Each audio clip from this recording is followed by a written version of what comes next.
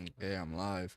I don't know why I be saying like I genuinely don't know why I be saying like an hour is gonna be like an hour live stream, but that shit don't be making sense. Cause like it's not for real. It's not gonna be like an hour live stream. Uh, I don't know. Let's get straight into it.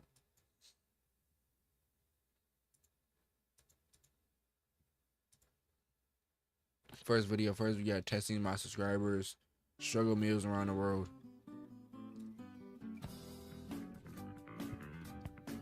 Tis the season again when we remind ourselves that you never know when life is gonna kick you in the crotch, give you a wedgie, and spit on your face. To prepare for our defeat, let's learn together and test out some more of the struggle meals you guys been sending Type me over the shit. past few months, cause tide might be high, but we're holding on.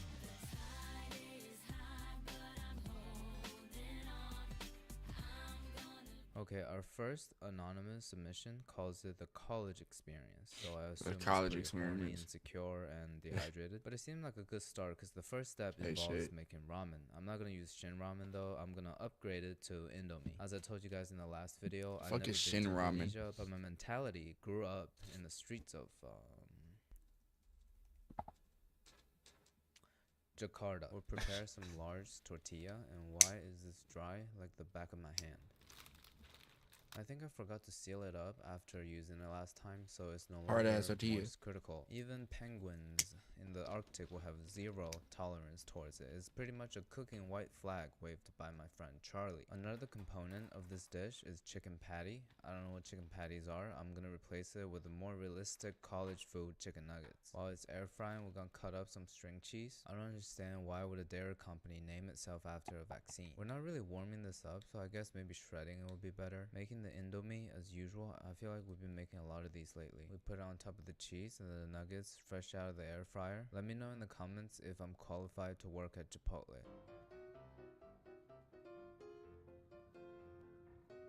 I don't know. I kind of feel like you gotta have money for that. Just gonna put a third piece on top, roll it up, and just sear it in the pan like that. It's a lot of tortilla. I'm pretty surprised that it held its shape. It looks like the inside of a caterpillar. So let's give it a taste. And Surprised the cheese didn't melt.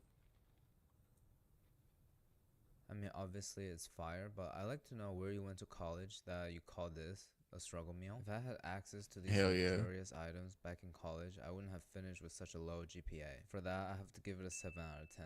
Sarah, from the sweet home of Alabama, told us that her recipe is just mine, but 10 times better.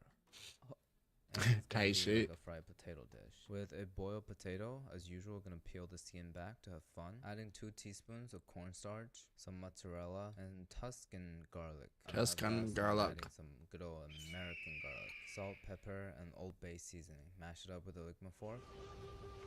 Taking the mixture, will be rolling. Got me stargazing. Coat everything into panko, and we're ready to fry it up.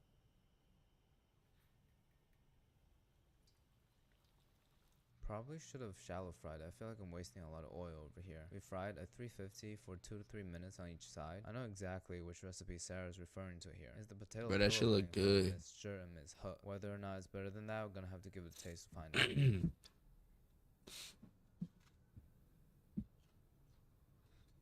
Alright. You win, Sarah. This is a little bit better than the potato pillow thing, because without Bro, that shit look real fucking good. Frying process, everything sticks to each other and the bottom of the pan. The breading not only prevents that, but also adds that additional layer of super crisp, like the image quality of my new camera. Yes, sir. Hello. Okay. Daddy canoe. The fuck? Never in my life have I needed something so much and never known until I received it. Well, Zachary from Minnesota wants to share a soup recipe. Whenever I see a soup recipe in a struggle meal category, I just know I'm about to throw a bunch of stuff in the pot and cover it with water. Starting in a large pot and goes some butter. Zachary wants me to stroke my sausage until it comes to a brown color. Then some diced onions, saute everything together, and we'll add a can of tomato soup. Well, you guys better call me Andy Warhol, because I too uses this soup for money and call it creativity. Using the can as a measurement, I'm gonna pour in 3.5 times of water. After grabbing them from my bedroom, I'm gonna put in 1 large carrot, and 1 large zucchini. Some parsley, The fuck? basil would just bring it to a simmer for 2 hours. That seems a little unnecessarily long. 15 minutes before we're supposed to add tortellinis, I have these lobster ravioli over here from the day I went insane at Costco. The expiration date is a month ago, so wish me luck. Alright, the soup is done a while ago, so we're just cooking the raviolis. Finally, topping it with some cheese. Is it me, or is this looking too aesthetic to be in a struggle meal video? Nah, I agree. The way I feel about this dish is how we took nice, fresh ingredients and presented them in the most struggle way possible. All of these ingredients, sausage, carrot, zucchini, I'll put in my body regularly in a non-struggle way. But here I just feel like we're making ourselves struggle on purpose. I want to introduce you guys to the radioactive Struggle chicken for no and the reason liquid equal meat. discipline. 2 levels of membership as a way to support this channel and me. You can hatch from an egg to a true radioactive. Jade is introducing us to her eggplant and ground pork recipe. Again, doesn't sound that struggle, but whatever. She made these measurements up because she doesn't measure, so I ain't gonna measure either. In terms of the Japanese and Chinese eggplant, there's none in my grocery store, so I'm gonna have to settle with goofy shoe-size eggplant. I guess we're just having a showdown of ingredients from my chicken salad and biscuits. Ingredients list, I suspect that this is gonna be a low-budget eggplant and garlic sauce. This is probably my favorite vegetable dish. Like a good start to any story, we're gonna oil up our eggplant just to give it some color, and there's also a lot of moisture in there we're gonna fry off. High heat the whole time. And in terms of the meat, I don't really eat pork that much, so I wouldn't know what to do with a pack of ground pork. So like any situations in which I'm uncertain, I'm just gonna keep stroking the sausage and hope for the best. We'll stir that in together and pour in the remaining liquid ingredients, which is some wine, soy sauce, dark soy sauce, and sugar. You already know what's up. We'll put on a lid and simmer till the eggplants are mushy. And as an ending remark, she said, "Oh, don't worry on the appearance. It should look like a pot of hot shit." Okay, Cece, no need to get graphic here. It totally does not, by the way, and it smells kind of good, so let's give it a taste and rate 1 through 10. I never expected eggplant and sausage to go hand in hand, surprisingly, but it's a great foundation to take on additional flavors. It might be a little bit too salty with the spicy Italian and soy sauces. Overall, the steps are pretty simple. I'll give it an 8 out of 10. You guys are getting a little fancy on me. To keep in theme of the video, the next recipe is going to involve straight up flour and beans. Lauren is American Puerto Rican, so basically American twice. With 2 part flour, 1 part water, we're going to form it into little dough logs and immediately drop it into boiling water. We're going to boil it for 20 minutes. In a separate pot, we're going to start sauteing some onion in butter, as well as some cilantro, Old Bay, and beans. We'll add back in the dough from earlier. You know, Lauren said if it looks disturbing, I'm doing it right. I'm just glad this dough is not brown. Once we saute everything together, it's thicken up a little bit. Oh boy, let's give it a taste and rate 1 through 10. I totally get where this dish is trying to go, but the dough is not cooked at all. Probably my fault though. This dish definitely is a true struggle meal because you're just trying to get flour into your system using minimal ingredients. Sauteed garlic, onion, definitely carrying, but the flour log is making me depressed, so 4 out of 10. Back at it again with the garlic, onion sauteed in butter, the secret foundation to flavor and aroma of this episode. So Riv from Flint, Michigan specified that we have to use the Randall's Great Northern beans in the liquid. At first I didn't know what it was, so I looked it up. The fuck is that? You shouldn't really research into your food. I'm gonna just use these white beans from Goya. The transparent, slimy liquid is kind of putting me off a little bit. Bring everything to a simmer. We'll drop in our cocktail weenies. Only in this situation, the bigger the better. Put on a lid and simmer for 10 minutes. Now, this is what I'm talking about. Looking like a proper struggle meal. Straight up hot dog and stewed bean together. Looking so awkward that it's kind of photogenic. I'm gonna first taste the bean. Subsequently, I'm gonna gobble the glizzy.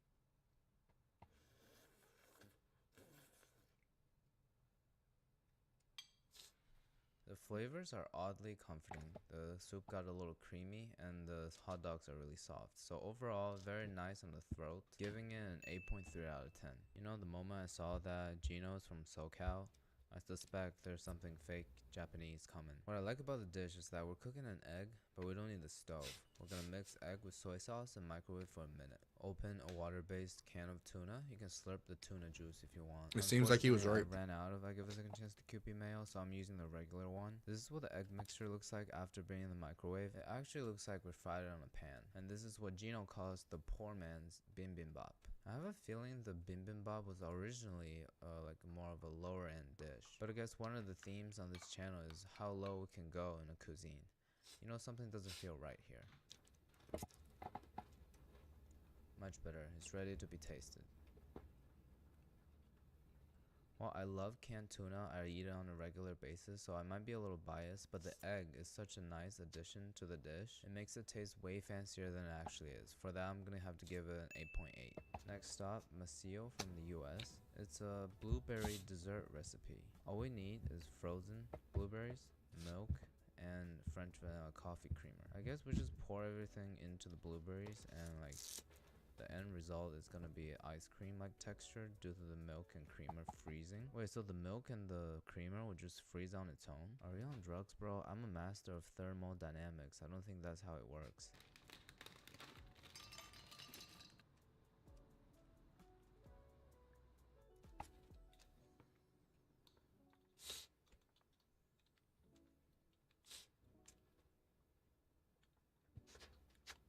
Is that boba? Bro, it happened in front Or of my blueberry? naked eye. This is some witchcraft voodoo magic going on here. I can't believe it actually turned into ice cream. Oh man, it tastes really good too. This is so mind-blowing, such a good summer hack. If you're home and have no ice cream in the freezer, you can just take your mom's frozen fruit and the milk that your dad never came back with and make an ice cream as a sign of your independence. You guys are actually so smart. I always assumed that most of you watching this channel are stupid because I'm super stupid, but I guess some of you are actual geniuses, so 9.3 out of 10. We're finally moving away from the USA and going all the way to Canada.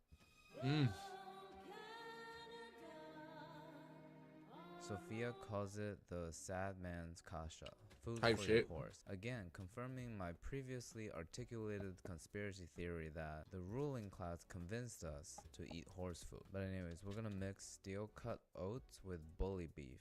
I don't know what bully beef is. I've had beef and been bullied a lot, but I have butter though. Cooking the oatmeal as usual, I'm using shredded spam instead of bully beef. Don't ask me why I have it, I'll explain later. Not so much beef, but they're bullied alright. And a couple tablespoons of butter. I don't think I'm gonna salt it because I feel like the spam is already carrying on the sodium front. Once it's all cooked, thick like this, we'll give it a taste. It's surprisingly nice. Tastes like a savory pork. That looks or disgusting. congee, I guess. 8.5. The next recipe, as you would have already guessed, is a sweet one. They call it the Canadian glizzy. Being the glizzy gobbling monster that I am, I have to check this recipe out. Plus, I'm extremely excited by these ingredients. These are pretty much 3 of my favorite sauces on the market right now. Actually, for the topping, we need to do peanut butter and jam, Nutella, honey are optional, and we can do all 3 if I'm evil. I don't think I'm evil, but I'm pretty insane, so I'll put a banana in a hot dog bun, squeeze up our peanut butter.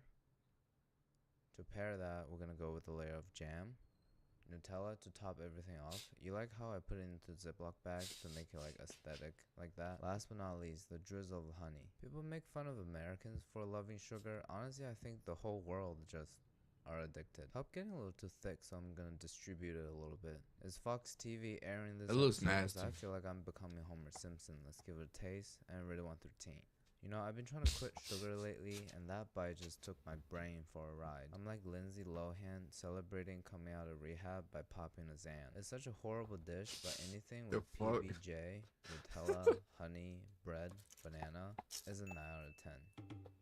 First in the UK category is from L, and I don't know where this is. Basically rice and peanut butter sauce. A 1-pot recipe where like boiling some sauce and cooking chicken in it. In a pan we'll spread 2 tablespoons of peanut butter, some water, some Maggi seasoning powder. I don't have that, but I heard it just sweetened up MSG. So I'm gonna replace it with chicken bouillon, paprika, and maple syrup. While the sauce is coming to a boil, we'll score the chicken to make it easier to cook and season it with salt and Old Bay. Lay directly into the sauce and cook for 6 minutes on each side. Ideally, the chicken is gonna be done done at the same time as the sauce. I'm gonna baste it a little bit because I just feel the urge to baste meat when it's in a saucy pan. Do you guys feel that? To serve it on top of a bed of rice, we'll just put the chicken and sauce, pour it all over. Topping it with crispy shallot, and this is actually smelling very nice. What's poppin'? Brand new whip, just hopped in. I got options. I can pass that like Stockton. The war is over. It tastes straight up like a restaurant quality Thai satay chicken and rice. I can't believe the sauce is just peanut butter, water, and some chicken bouillon. Very impressive. 9 out of 10. From County Durham, UK, Riley is introducing us to a campfire hash brown. Since when did grating spam become our weekly routine? So that's some cheese. Spam will also grate a potato.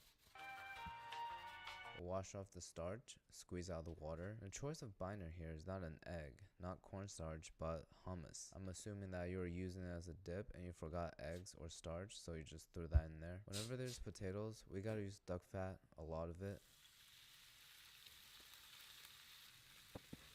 Alright, a couple minutes on each side. We're gonna attempt to do the impossible here. No worries, we'll just flip it manually and sear it on the other side for 3 minutes or so. And flipping it onto a plate is going to be much easier. Look.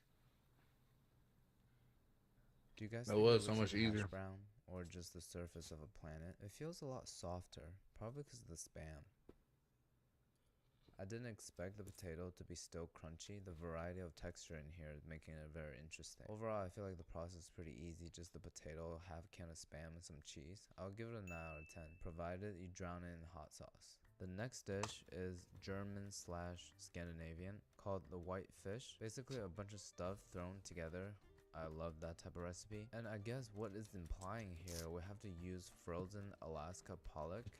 Like, is it raw or like do you boil it or something? But it seems like the recipe is asking to defrost and just straight up put it into the salad, which I'm definitely not gonna do. With my luck, I'm afraid that if I eat one piece of raw food, it's gonna be the contaminated piece. So about half a cup of heavy cream, we're gonna add a quarter cup of heavy cream and a can of tuna. That would be our raw white fish of the dish. Diced pickles, also half an apple, also diced up. You know what I just realized? Every German dish we've made on this channel had pickles in it. Finally, dill seasoned with salt and pepper. I only did pepper here. Mix everything together, and that's pretty much it. This is the original picture.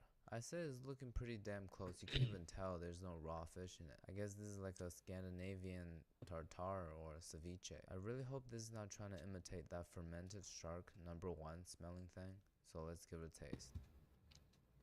It's alright. It's an average tuna salad. I love the sweetness from the apple, so 5 out of 10. Jesper from Gothenburg, Sweden. I think the only other Swedish dish we've made so far on this channel is from that really small gamer. Do you guys remember that? Jesper invented this dish in culinary school back in the 80s. You're kind of old. Well, all his friends were suspicious until they tasted it, and apparently it's really cheap. So starting off with a hot pan, actually a cold pan, because we need to render out the fat from the pancetta. Pre-diced pancetta feels nice. When you start hearing crackling like this and the 80% of the fat is out, we'll put in our aromatics. Onion, garlic, saute a little bit, and a bunch of shredded cabbage. This is the main character here. We're gonna put more than you expect because it's gonna wilt a lot. To season, we're using molasses. There's molasses and maple syrup, I checked, and a bunch of hot sauce. Sweet and spicy, you know, mix that all together, taking on some color. Finally, we'll put in cooked pasta, preferably macaroni, but I don't have rigatoni right now. I guess this could be either a warm pasta salad or a Swedish stir-fry lo mein. But regardless, the cooking process is very low maintenance.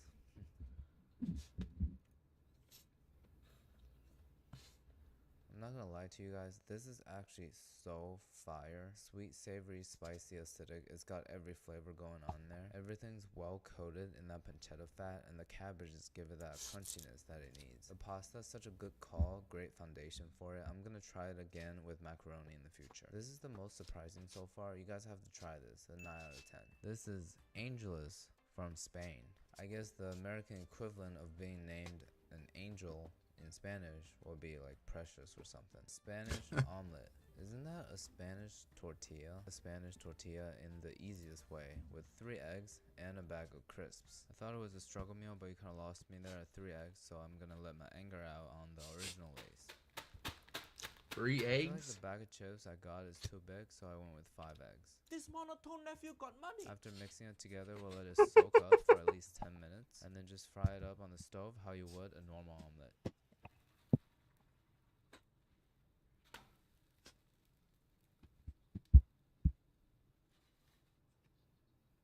I was wondering if you seen the video. To be fair, I never really liked Spanish tortilla. I prefer just straight up omelet or a hash brown. But this one's significantly easier to do, and you don't need to season it at all because the Lay's chips are super salty. I'm giving it a 6 out of 10, but I'm really biased. As usual, being my consistent top 4 geographies in my analytics, we have to make an Indian dish. This is an Indian comfort food, and it helps when you have the ingredients are basically rice, yogurt, oil, and a bunch of spices. Components wise, there's 2. We're gonna infuse the oil with curry leaves. I'm replacing with bay because as my subscriber, you are my bay. Cardamom, cumin, cashmere, and fenugreek. We're gonna put this on the stove and let it come up to almost smoking. The other component is basically just rice mixed into yogurt with a little bit of salt. When the oil is almost ready, we'll make a little hole in the center and pour it directly over. So you're telling me this is supposed to cure diarrhea. More like an imitation of it, but it smells incredible, so let's give it a taste. It tastes like a very aromatic fried rice, and the acidity from the yogurt cuts through the fat. Overall, pretty balanced surprisingly. I'm gonna give it an 8.4 out of 10. The next one is a really short message. So Jamal is from Africa, and he eats fried chicken, and just boil it and bake it. You know, Jamal, you could have phrased this a lot better, like giving some measurement or like a background story of the dish or something. But you know, the best dishes are Roll it always in the salt? simplest, so let's Cap. give it a try. So we'll salt the water, boil the chicken, egg, flour batter, no measurements at all. We'll coat the boiled chicken into the batter, put it on a baking sheet, and bake at 400 for 20 minutes.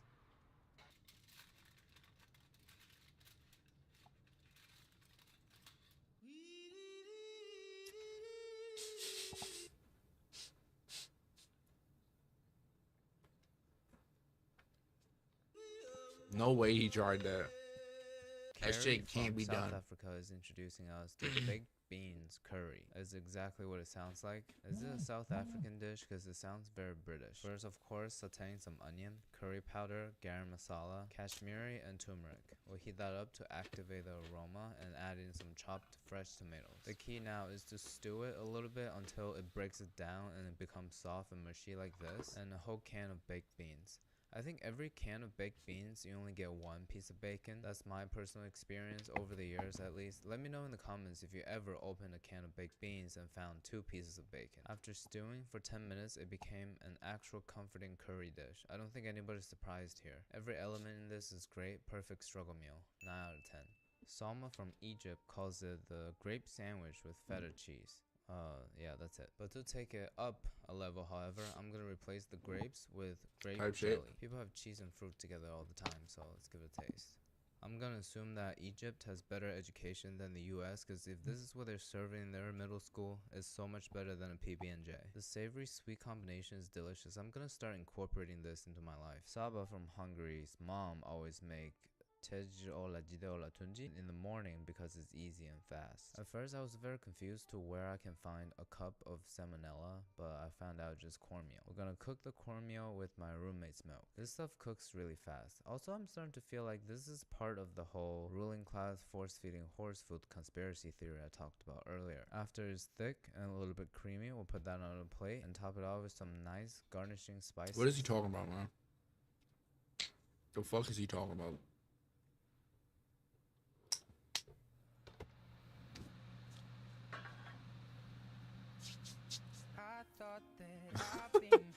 What the fuck happened, bro? Cocoa powder, mix that up. Wow. Fuck it. Provided I already love cornmeal, the cocoa powder and cinnamon does add a lot of flavor without the sweetness. But it has this weird smoky flavor for some reason, so 7 out of 10.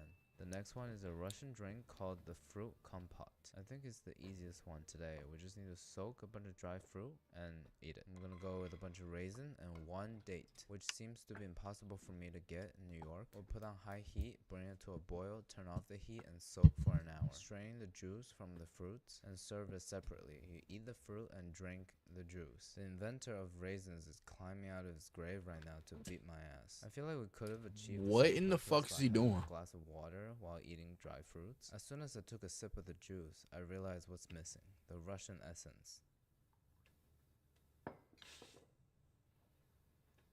Some lick. Here are some miscellaneous recipes with no statement of origin, like Nate is too lazy to make sticky rice, so to save time he just takes condensed milk and frozen fruit. And I have to eat it quickly without letting my roommate figure out what I'm doing.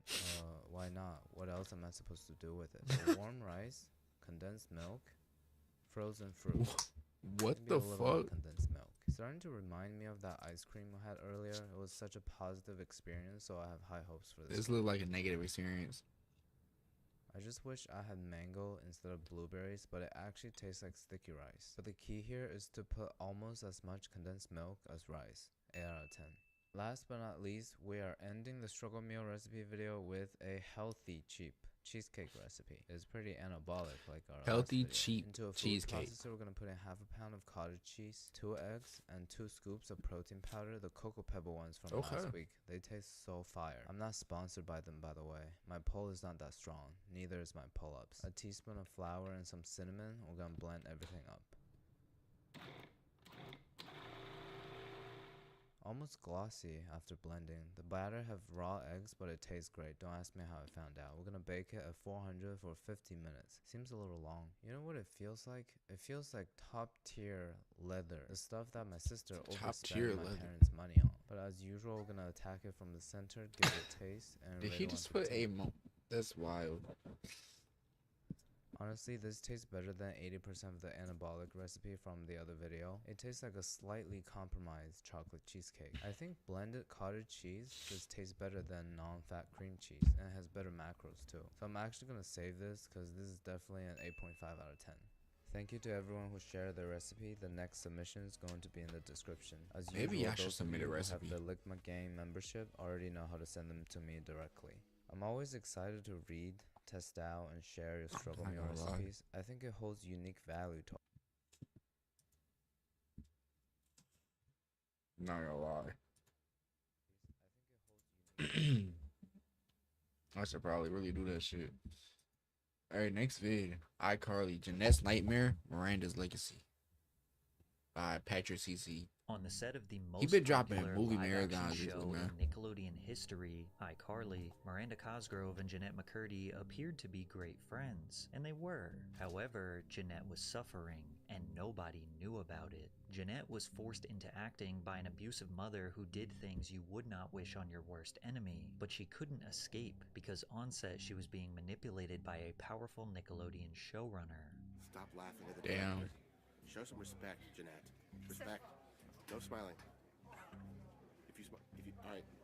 Take $100 off her check.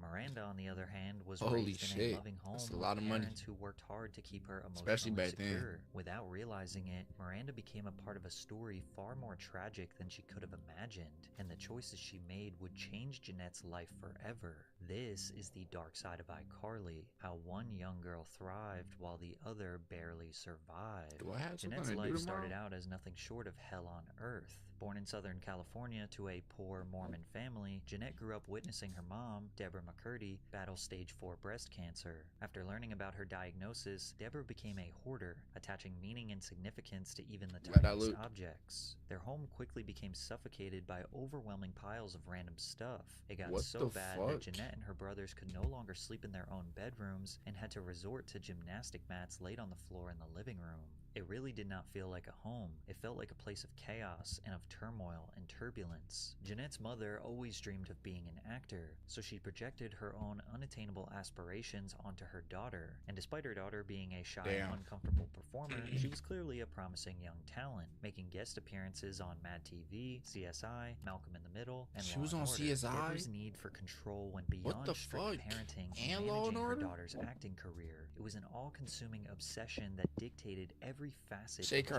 crazy. existence. She would shower Jeanette for her It's until crazy she as was fuck. 11, oftentimes putting Jeanette and her 16-year-old brother in the shower together. She shaved her What? legs for her and performed routine breast and vaginal exams on Jeanette to check her for cancer. Her mom even taught her how to restrict her calories in an attempt to delay puberty and appear younger to land more jobs, essentially encouraging Jeanette to become anorexic. So I asked if there was a way that I could stop the boobies from coming in, and she told me, well, there's a thing called calorie restriction. And it became our sort of secret and our code, and something that, as disturbing as it is, really bonded us. Right. It was our thing. Yep. No one else got this thing. Is that your name, McCurry now? I can look at you from across the room and know you got me and I got you. And we were just in the disease, in the sickness, but there was a connection that the sickness created. Why is, that I, of course, let's couldn't speak about see. the, why is all the Her bitches favorite bald? foods soon became sugar-free popsicles, applesauce, and What is that unsweetened about? iced tea, and her dinners often consisted of iceberg lettuce with dressing spray and ripped up pieces of low-calorie bologna. This also made for a confusing dynamic, as Jeanette's character on iCarly was obsessed with food, constantly indulging in binge eating, which to her almost felt like a mockery of her real life. But again, nobody knew what Jeanette's mother was doing to her. Not only was she a malnourished child, but she also dealt with the same stresses. She of probably all really was actors on fucking that set. food up. Good question. I remember I would cry on several occasions when it just felt like it really got to be too much, and I'd tell my mom, I don't want to do this anymore, but she would either say like, Nat, you don't mean that, or she'd say, well, we need this. So there were kind of two different sides of the arguments that she would hit me back with, and then I'd feel guilty, and would keep doing it. Which is why when she landed the role of Sam Puckett on iCarly at age 14, she thought it would be a breakthrough moment. Everything's going to be better. Mom will finally be happy. Her dream has come true. Unfortunately, iCarly was not going to be the saving grace that She was Jeanette had hoped 14? for. But the one bright spot was the close friendship That's she crazy. formed with her co-star, Miranda Cosgrove. Unlike Jeanette, Miranda's parents never intended to force their child into the entertainment industry. An agent discovered Cosgrove at a Los Angeles food festival with her parents. Her mother, Chris, inspected the business card but remained hesitant to put her child in front of the camera. So they started off slow, first getting her appearances in Burger King I remember commercials, this. and then occasionally auditioning for theater That was a and Burger King television commercial? roles. Maybe I don't remember that. However, Miranda's life drastically changed after securing her Yeah, film Horror debut in Rock. the comedy Yeah. School of Rock. This The shit was film good as stars fuck. Jack Black as Dewey Finn, a down-on-his-luck musician who poses as a substitute teacher at a prestigious prep school. He then discovers his students are musically talented and secretly turns them into a rock band to compete in the Battle of the Bands. Cosgrove plays the role of Summer Hathaway, the hilariously uptight and naive band manager. What's the matter? You want me to be a groupie? Well, groupie's an important job. I research groupies on the internet. They're sluts. They sleep with a band. School of Rock was unanimously loved by fans and critics. That is a great grossing fucking over movie. $131 million at the worldwide box Damn, office. them niggas performed made the some role money of off a that bossy shit. Yet charmingly smug What the child fuck? so well that it made her the obvious choice for the They role was of Megan unaware. Parker in the legendary Nickelodeon teen sitcom The fuck? Drake The and shirt Josh. just stabbed me. Miranda didn't even understand how massive this opportunity was. When I really understood I was acting, since I did it from the time I was so little, I never thought of it as a job, and I didn't realize that everybody did. Pre-ad about to come up. Miranda I could was just feel so it. innocent, not even knowing she was working, compared to Jeanette, who became painfully aware of her reality. Not even as knowing her she was mother taught her working? how to starve herself to secure more acting roles to pay the bills. It's shocking Damn. to learn of Miranda's innocence, considering her character on Drake and Josh was borderline evil. Drake and Josh aired on Nickelodeon from 2004 to 2007 and follows two teenage boys who become Was that stepbrothers little after bitch their was a parents menace? get Fuck is married. you The talking two about? boys Was could not be more borderline evil. opposite. However, they would bond in fear of their cunning and mischievous little sister, Megan. Megan takes great pleasure in tormenting her older brothers. What makes you think that I would have the baby? Because you're a devious, twisted little girl. Bitch, you a menace. Thank you, Drake. While she appears sweet and innocent to adults, she is secretly always plotting elaborate schemes to outsmart Drake and Josh. No way. You just hustled me. No, I didn't. I just pretended to be bad so that you'd bet me, and then I stopped being bad and I took your money. Exactly. That's hustling. There's a word for it? Cool. Miranda's devious charm helped solidify Drake and Josh as the most beloved and influential There's a live-action word for it? sitcom on Nickelodeon at the time, drawing in millions of viewers per episode, Great show. peaking at 5.8 million viewers for its highest-rated special. Miranda's parents were wary of the impact that fame could have on their daughter, so they did everything they could to maintain a normal lifestyle, such as choosing to still live in the house where Miranda was born, and her father continuing to work every day at his dry cleaning business. Her parents also tried to keep Miranda in public school. In elementary school, I just remember thinking, wow, I'm popular. All of a sudden, I don't think I was thinking about it too much.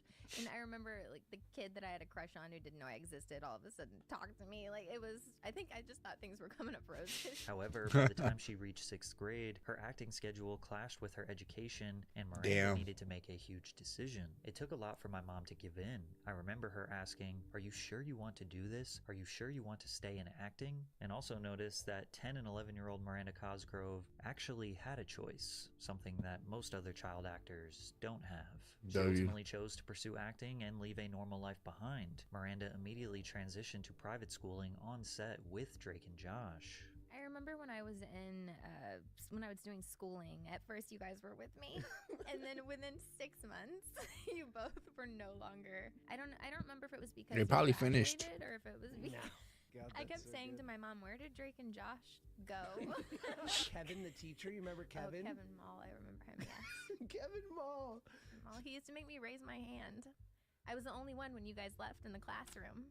They made you raise your hand and you were the only one in the classroom? Yes, he said he was That's preparing fucked me up. if I ever had to go back to regular school. Most child actors in Miranda's position, like Jeanette, feel extremely isolated, missing out on normal childhood experiences while they spend long hours on set under the intense pressure to perform. Their social circles are typically limited to co-stars, adults, and industry professionals, which never gives them a break from essentially this made-up fantasy world they live in. But Miranda's parents made key decisions that set her on a much different path than Jeanette. The California Labor Code, Section 1308.5, requires that a parent or legal guardian be present at all times What when that a mean? minor is working in the entertainment industry. Since I'm not gonna Miranda's know what mom this was means, a but like she got a worker job or and some around shit, like set, another she kept job. her in check. In one instance, Miranda W. unintentionally ignored someone leaving her dressing room, and her mother made sure she acknowledged their presence and said goodbye. "Miranda," Chris said sharply, "someone said goodbye to you." Cosgrove stopped short and turned around. "Oh, I'm so sorry," she said earnestly. "Goodbye. It was nice to meet you." It may seem small, but enforcing W. normal social rules and instilling discipline into a child who could have easily turned into a diva is likely what helped Miranda become so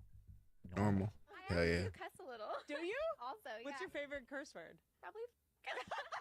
Drake and Josh ended when Miranda was just 14 years old. With plenty of years ahead of her and obvious star power as a child actor, Nickelodeon had no choice but to build That's a new crazy. show around Miranda. That show would bring together two young girls who were living drastically different lives behind the scenes. Dan Schneider, who was the head producer, writer, and creator at Lock that Nickelodeon, nigga up for originally good. planned to create a show where Miranda plays a normal girl who gets cast to star in her favorite TV show called Starstruck. You like you could However, just he see it would in his ultimately face scrap now. the Now that idea like and everything begin came the out, you could just development see that for shit. iCarly, a show about a group of teenagers running their own online web show, long before YouTubers and social media influencers became household names. Damn, they was really us before us. Spaghetti tacos, hell yeah. Whose real name is Letitia McPeanuts. iCarly was way ahead of its time because it predicted the That's rise Tisha of online McPeanuts. entertainment and showed how young people could build an audience outside of traditional media platforms. iCarly also had a real website where they asked fans to submit content and participate in challenges. The show's humor, quirky characters, and fast-paced storytelling feels like you're That little watching baby a was like the best kids-oriented kid, I YouTube feel like. channel or a Twitch show, except with an unreasonable amount of foot jokes. And this week we found the biggest weirdo yet. There he is, peeling a banana while he waits for the bus. Now, you think he's gonna eat the banana, right? Well, think again. Yep. The there fuck goes, is he the field. doing? What a freak. And that's why the new champion of Who's That Weirdo in My Neighborhood is Crazy Fruit Dude. Miranda portrayed a character that was similar to her real-life personality. Sweet, Bro is wholesome, eating the and silly. fucker Jeanette's banana character, peel. Sam, almost hit a little too close to home. Locked Sam up. Puckett was known for her tough, no-nonsense attitude, sarcastic humor, and rebellious spirit. I got kicked out of the cafeteria for slapping Gibby with a piece of pizza. Why did you slap Gibby with a piece of pizza? I found it on the floor. I wasn't gonna Said eat fuck it. the shit. However, the writers included a darker side to Sam, making her one of the most complex characters on the show. She can definitely be seen as problematic and borderline toxic at times, frequently resorting to physical violence, which could make her seem like a straight-up bully. I don't see a car. All I hear is a lot of prattle. And I... Me. Oh. She can also be manipulative, Thought she was pressuring gonna hit him. Harley into decisions that could get her friend in trouble. But looking beneath that layer, you can also see Sam as a victim of self-destructive behavior, especially considering her on-screen relationship with her mom, which again, I should remind you that nobody knew her struggles with her real mother. Her iCarly mom, Pam, was irresponsible and often absent. Sam was constantly locked out of her house, finding her own food, and was clearly lacking guidance, which may have forced Sam to develop a tough exterior. Mom? I know who I am. I love you. Mother. What, you think I don't love you? You never say it. Well, it's not easy to say I love you to a daughter who thinks I'm, you know, scummy. I don't think you're scummy. All the time. Really? Yeah, really. iCarly is considered by many to be the greatest Nickelodeon live-action show in history, and the numbers Live would action? agree. The series averaged over 6 million viewers at its peak, and the most-watched I remember all them episode, I Saved Your episodes. Life, aired to 11.2 million viewers, which is the second most viewed telecast in Damn. Nickelodeon history. You would think Miranda and Jeanette were on top of the world, but a decade later, we would find out the horrors going on behind the scenes. In Jeanette's memoir that was released in 2022, she describes the grim experience working with the creator, which many have interpreted to be Dan Schneider. McCurdy wrote that the creator was mean-spirited, controlling, and terrifying, firing children over basic mistakes and making grown men and women cry with his insults and degradation. You can see a glimpse of this alleged behavior as Dan often walked around the set with his own personal camera, filming behind-the-scenes content to share on his personal blog, danwarp.com. Stop laughing at the director. Show some respect, Jeanette. Respect. No smiling. All right. Take $100 off her check.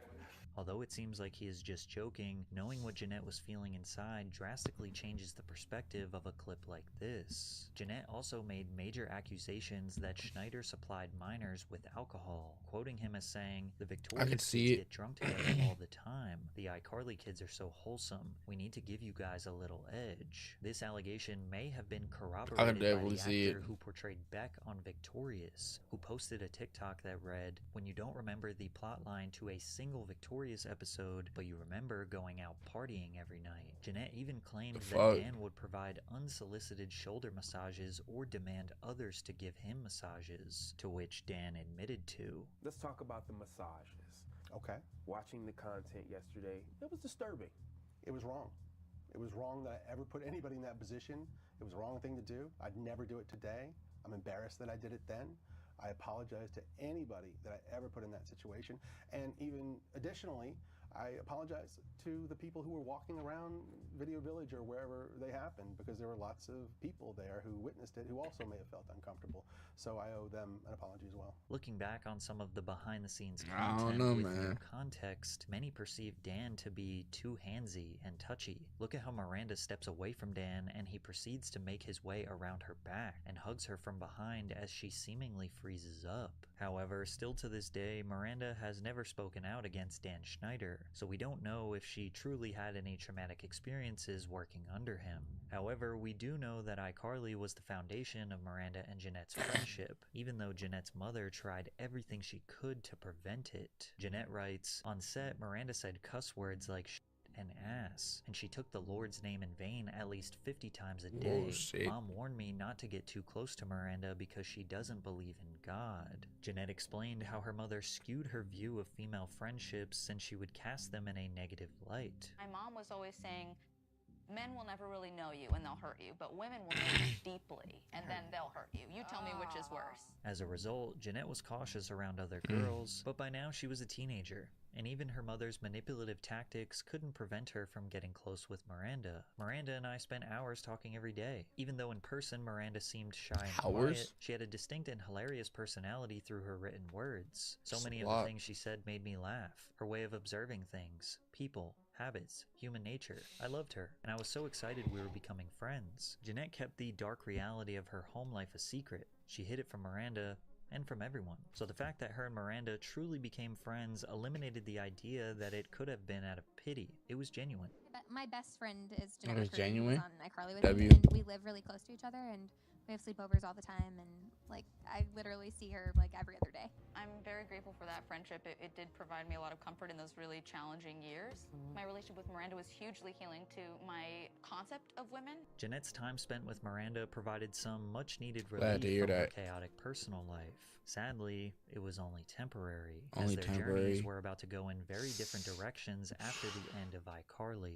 The atmosphere literally couldn't be better. It's like one huge family. We all get along great. I can't think of any group of people that I'd rather get to see every day. And even though I'll see them all the time, knowing that I won't see everybody every day anymore is awful. At the height of her fame, Miranda earned $180,000 per episode of iCarly, 180K? and she was going to use that money to fund her next venture. Jeanette, on the other What hand, the doesn't fuck? know what happened to the money. As a Did you get to kid. keep this money, or did I'm curious about like the dynamic of how that worked. Well, there's a thing called the Coogan account that actually takes, or is supposed to take 15% of your money off the top and kind of put it into the child's account so that they can have at least 15% of their money by the time they're 18, and the rest of the money is kind of up for grabs. Got these papers that were saying that like the Coogan account information was never properly filed. I got that in my 20s, so that was kind of a little bit of a shock because I really have no idea kind of what was happening, and my mom was in control of everything.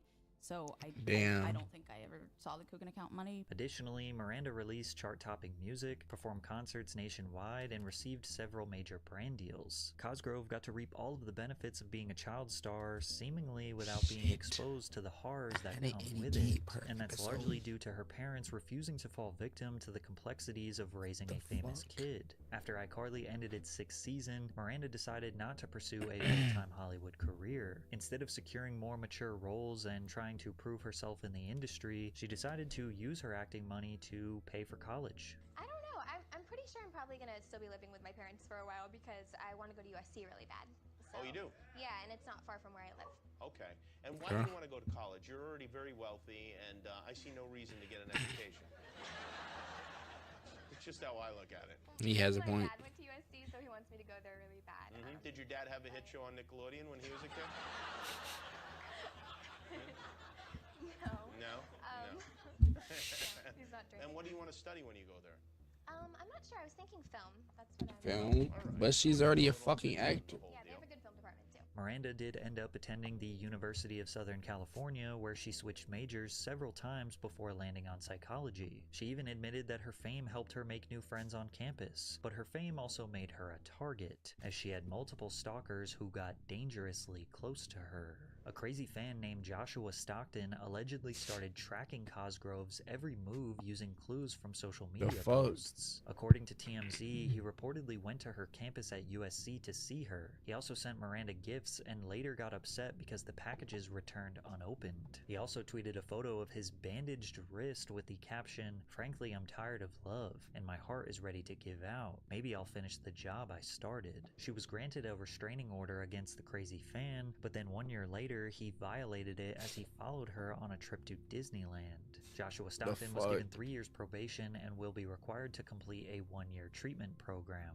including extensive psychiatric counseling. As if this wasn't scary enough, Miranda had a close call with another stalker who nearly took her life. Oh, I just saw Some this. movie, and then afterwards I it was think- raining, and it never hardly ever rains in LA. So I was kind of like, I don't want to go back to my place, even though my place is pretty close to Arclight. Anyway, I went to my parents' house, and then I got a call at like 3 in the morning that somebody had like died at my house, and it was the weirdest thing ever because they had like caution tape up, and it was right in my front yard. And basically, I guess a guy came and he was like burying things in my backyard for like 3 days. He buried a lunchbox with like a milk chocolate inside of it in my backyard. And then he buried like knives and like a rope and like a bunch of random stuff. I found out later that like all that stuff was there and that he had been like pacing in my backyard with a gun. He also looked like crazy. Like, I he was wearing, did like, see this this long shit. trench coat. But yeah, he was just like pacing in my backyard, I guess. And because I have like security cameras, so later when we looked, we figured out he was back there for like 6 hours or something, like waiting. And then somebody drove up that had a similar car, like that kind of looked like my car, and I guess he got confused and he thought that maybe it was me driving up. It's just like bad luck. And he like shot at this person like 6 times and he missed because she was in a car. She drove away. And then he set himself on fire and he shot himself simultaneously. And then later, so I got a call at like 3 or 4 in the morning. This happened probably at like 1 in the morning. I got a call at like 3 or 4 in the morning saying like, where are you? Like, can you come like to your house because someone like themselves there. And they were trying to just like put it all together, and they still haven't really put it all together, why it happened or like what the person was doing. And then it was crazy too, they found like his car like a few blocks away and there was like blood and like hair in the trunk, and they were like, oh, he's probably a serial killer. But they never figured out exactly like the story. Although this experience would probably lead to lifelong trauma from others, Miranda was more upset that he prevented her from meeting new friends. But so a couple days before the incident with the guy that came to my house, I had never met the guy before, but he came to my house and this was years ago. Oh, this is what I seen right here. I thought you said the day that he came to her house. That happened, The friends I had came a study over. group at my house. And the whole time I was inside trying to get these girls to think I was cool and like me and want me to be in the group, this guy was actually in my backyard. Is that a Carmen de Garçon hoodie? Gun, pacing back and forth in my backyard the entire time. Oh my God. God. And All the girls were there? Yes, with me and all the girls studying. And me bringing food in and trying How did to you win find them out? over. Because later, when everything happened and the police came, they checked the security footage. And so 2 days before, he had already been there. While you were first trying to like have friends, there was a man with a gun in your backyard. And then the police had to call all of the girls because for a split second they didn't know who he was. So they were trying to figure out his identity. So they called all the girls thinking maybe it was one of their ex-boyfriends or somehow related to them. And You're like, all please of don't call my friends. Please don't call my friends. I was like, please just leave them out of this. They don't have to know. They don't have to be a part of this. I don't really know them anymore. Well, how do you think? They're like, we went to our house once and we almost died. With the exception of the stalkers, Cosgrove regained a sense of normalcy in the real world, while McCurdy stayed The trapped fuck? inside the Nickelodeon hellscape. Hey, Dan Schneider. I know you're watching my Vine. Do you like my Vine? Vine. Look what you've done to me. In August of 2012, Schneider took a fan favorite from iCarly, Sam Puckett, and a fan favorite from Victorious, Kat Valentine, and created a teen sitcom titled I Sam remember Cat. this. The pilot debuted on Nickelodeon. It was, to like, 4.2 mid, I feel million like. viewers and was surprisingly popular. But it only lasted 1 season and was canceled following controversy behind the scenes. You see, Jeanette says that Schneider originally promised a show centered around her Sam Puckett character. So are you excited to have your own show? The creator asks. Sure, that's it? No, of course I'm excited. I'm so excited. Good. Because I could give a new show to anyone, you know? But I didn't choose anyone. I chose you. But Dan's promises were empty, as the solo show turned into a sort of buddy comedy alongside Ariana Grande. Jeanette and Ariana just barely tolerated each other, mostly because of Schneider's manipulative tactics and the obvious favoritism towards Ariana. My co-star Ariana Grande is a burgeoning pop star who misses work regularly to go sing at award shows, record new songs, and do press for her upcoming album, while I stay back and angrily hold down the fort. I understand on a surface level why she has to miss work, but at the same time, I don't understand why she's allowed to. I booked 2 features during iCarly that I had to turn down because the iCarly team wouldn't write me out of episodes to go shoot them. Then this week happened. The week where I was told Ariana would not be here at all, and that they would write around her absence this episode by having her character be locked in a box.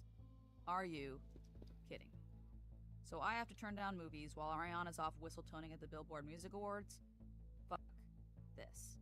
Ariana misses work in pursuit of her music career, while I act with a box. If I wasn't such a good sport, I wouldn't be in this predicament in the first place.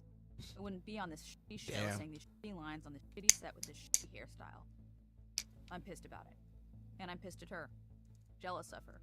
It's easy to see how Jeanette built up resentment towards her co-star. Every time something exciting happens to her, I feel like she robbed me of having that experience myself.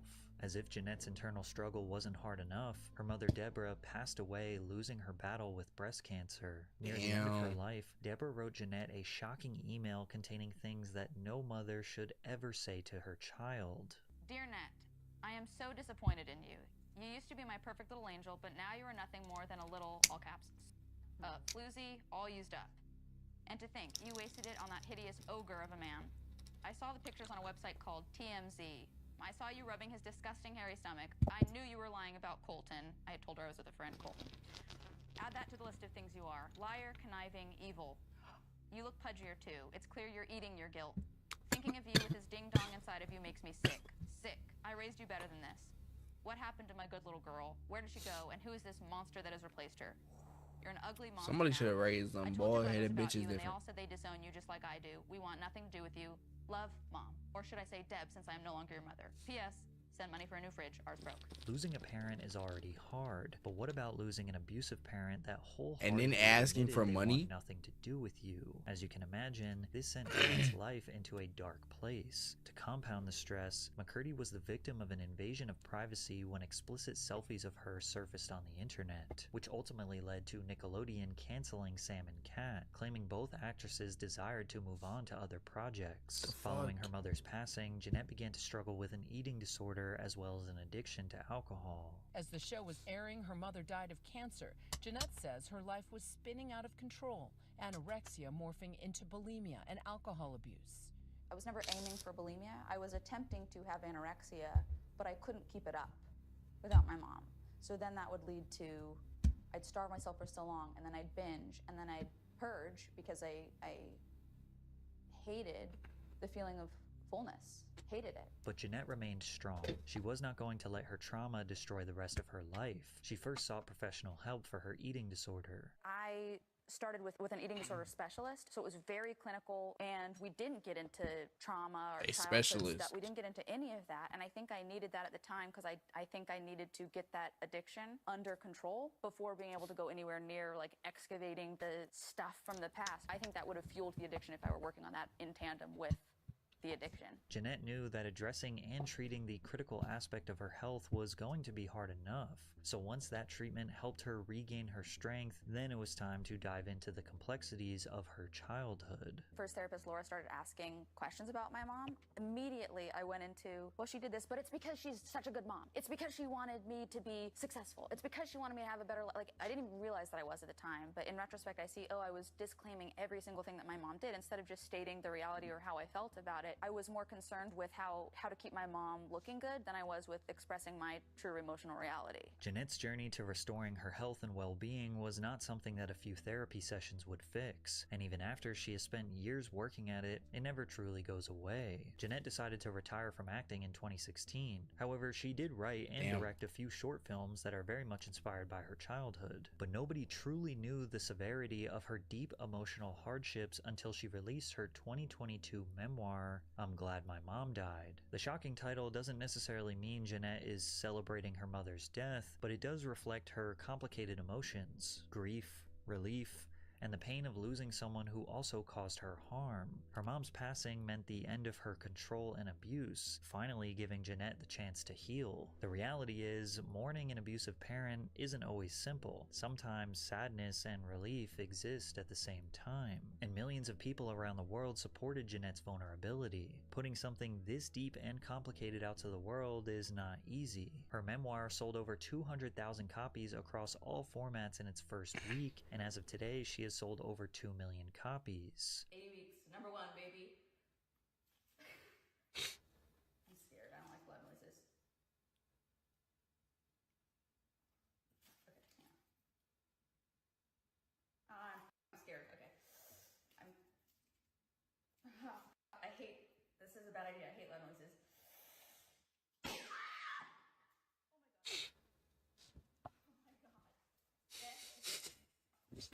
Around the same time, Paramount Plus She also screams announced so the plan fucking to loud. make a reboot of iCarly, but many were disappointed to learn that Jeanette would not be reprising her role as Sam Puckett. I just want to make things again. You don't need a partner to do that. Yeah, I don't need a partner. I need Sam. But she's off following her bliss with that biker gang. The Obliterators. Hope she's okay. It's Sam. I hope they're okay. When Jeanette said she was done with acting definitively and the baggage that came with it, she meant it, but her castmates respected her decision. And we all really wanted Jeanette to be a part of the show in real life, but she's just doing other things, and we're really happy for her. But yeah, we're definitely going to touch on that in the show. Is the elevator door still open that if Jeanette wanted to come back as Sam for an episode, could that happen? Anytime. I mean, that elevator door is always open. It never closed. But again, we want to be respectful of her and the decisions that we made. So obviously, no pressure, of course, but whatever she wants to do. We love her. That's all she can do. That's crazy. Not only Everybody did really Jeanette looked the not return same to for the show real. that made fans around the world love her. She said she wouldn't even watch it because of the demons it might bring back. And Wouldn't although it's even watch it. heartbreaking that the thing that fans around Damn. the world fell in love with her for That's is the crazy. exact same thing that caused her so much pain and suffering, it is comforting to know that she does still cherish one part about her time as a child actor, and that is her friendship that she made with Miranda Cosgrove. Oh my god, I love Miranda to pieces. I always will. She has such a special place in my heart. She helped me grow as a person and heal as a person. And I Wait. hope I did the same for her, and I just love her so much. That's crazy. I ain't know they had a little exclusive with her. Alright. Y'all already know what time it is. Finna sit here. Maybe finna play this weak ass game until I manage to become decent. Cause right now it's not going too well. It's not going too well at all.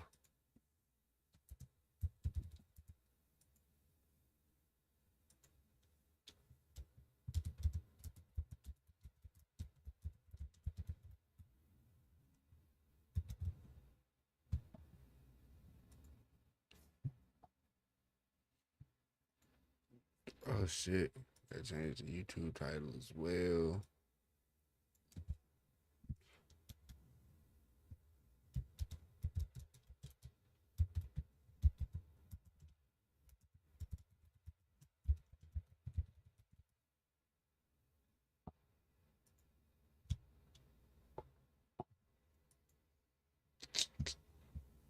It should take forever to load up. God damn. I'm finna go grab something to drink right quick. Drink, use the bathroom. I'll be right back. EA Sports. It's in the game.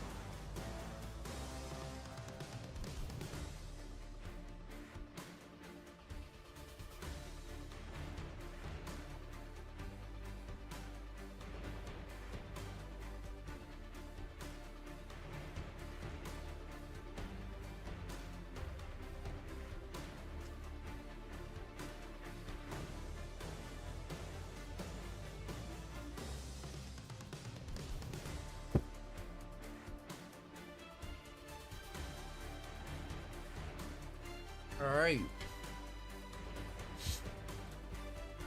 That's but I just know this game finna stress me the fuck out.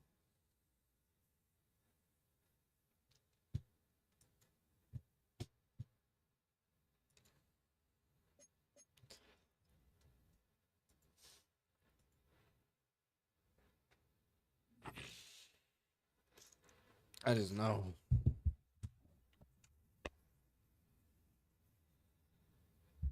First thing first, you know, I got a training camp and shit.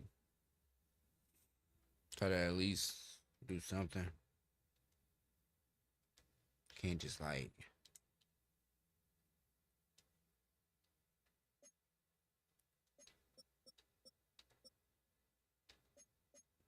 skills trainer. My controller got 2 bars left, so we decent for the night.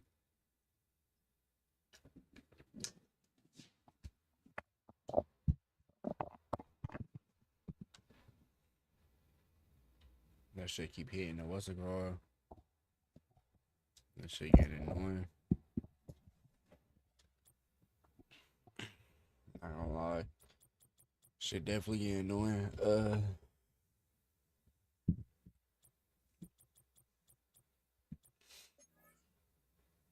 Rams.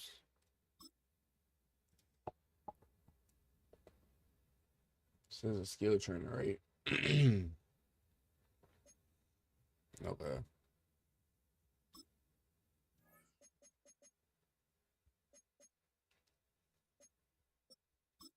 We need to work on our defense.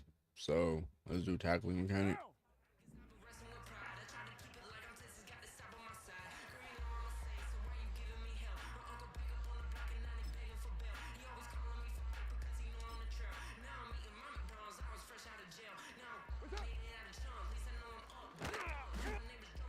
Okay, we got the aggressive.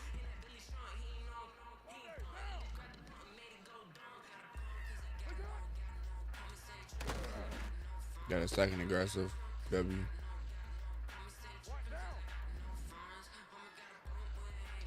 A is the breakdown tackle of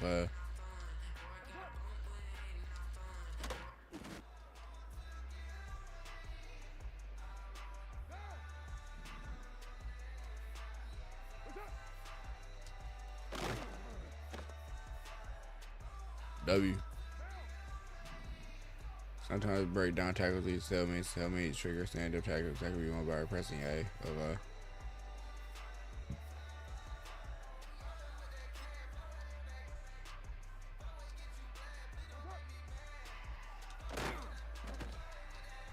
Got that, that's easy. Come on now, he ain't getting past me. 1v1, come on now.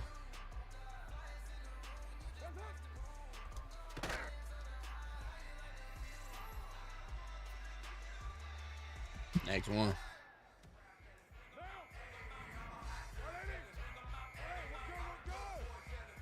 Breakdown tackle, just A button. That's the chance. Alright. Let's see, we got this, right?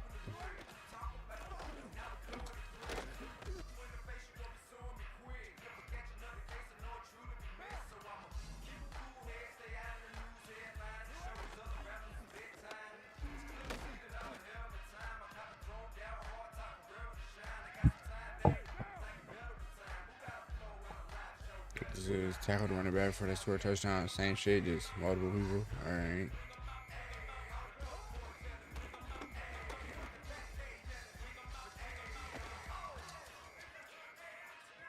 Fuck. Started.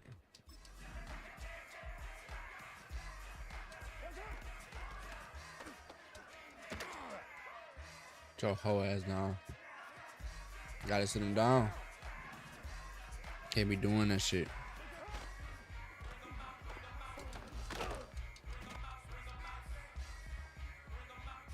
Really trying to run right through there. Not gonna work.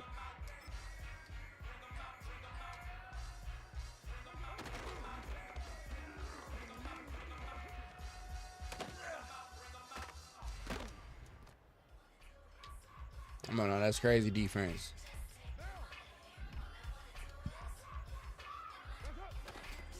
I'm on the ball and everything.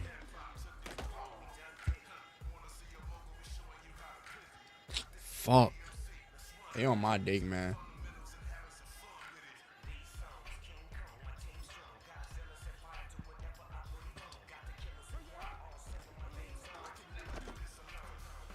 Fuck up out of here. Going down.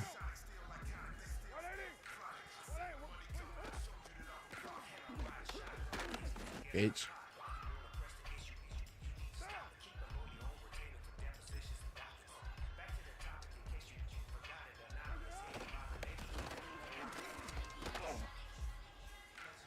Where's that line of scrimmage?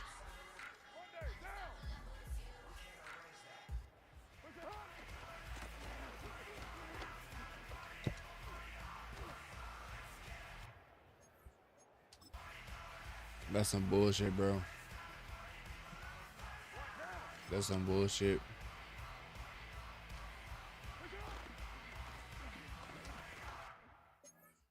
Okay, apparently RT is a type of tackle that we don't know about yet.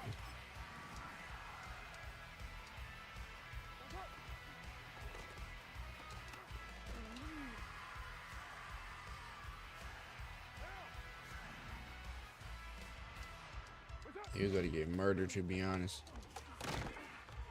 Look at that.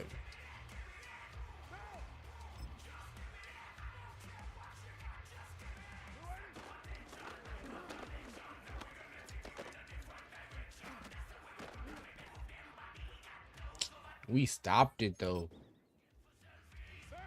I didn't think that since I didn't press A, it would use the A. Show bitch ass down. Come on now.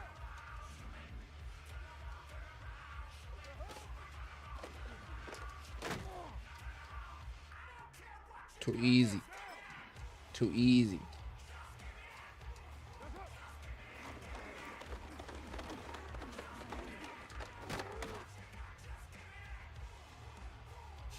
You might need to go to the hospital after that one.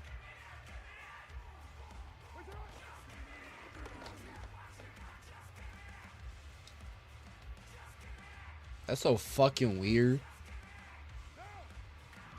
Nah, come here. We about to assault this quarterback. One of these plays where he's getting like fucked up, I promise you.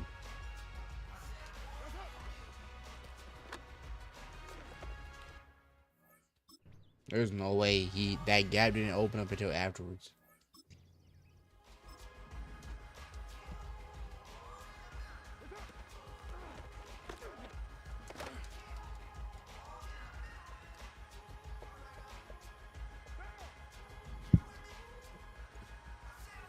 I need to work on my A's.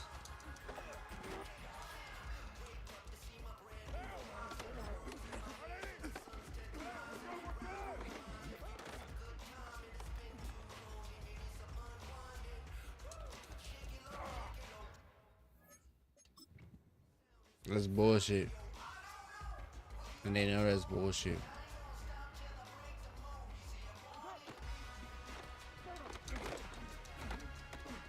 Get up.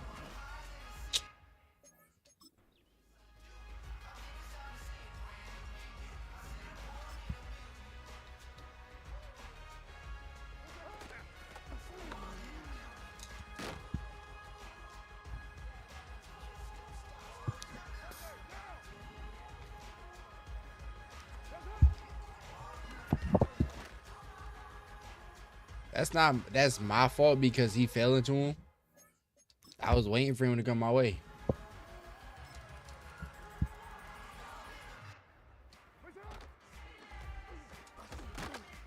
Sit the fuck down.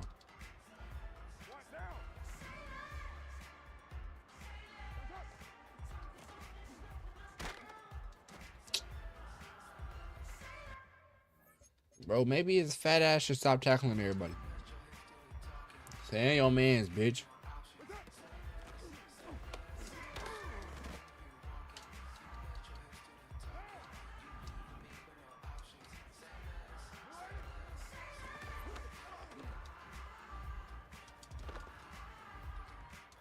He did break my ankles, I'm not gonna lie.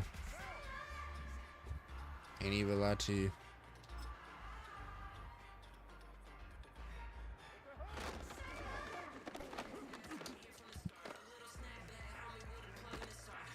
The fuck up out of here.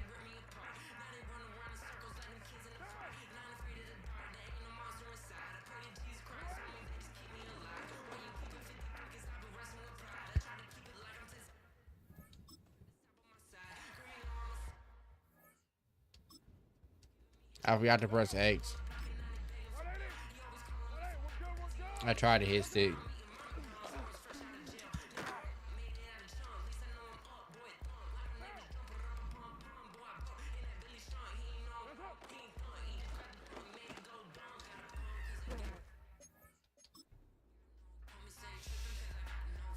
Ain't that's some bullshit. That's genuine bullshit.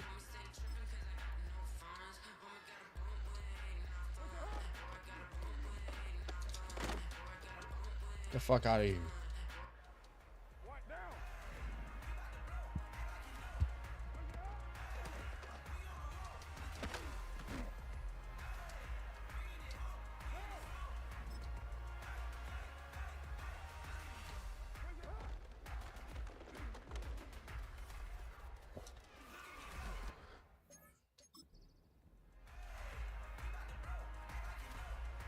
I don't understand why this game is so fucking hard.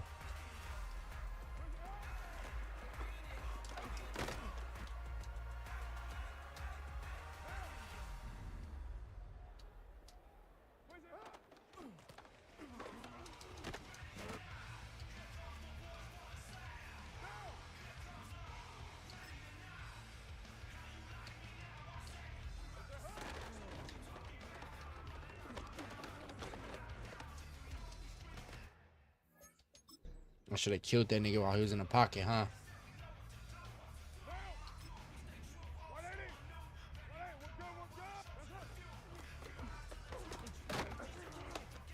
Show bitch ass on.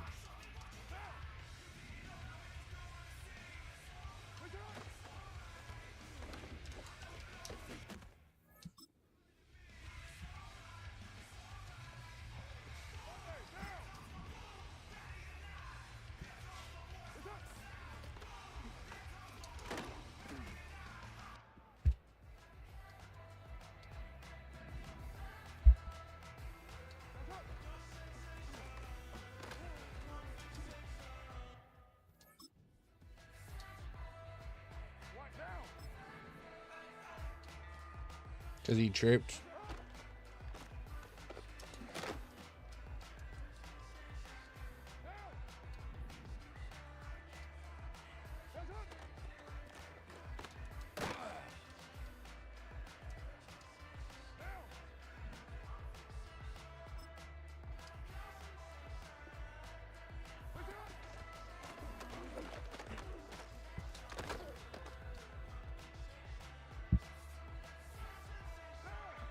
I need to fix my posture.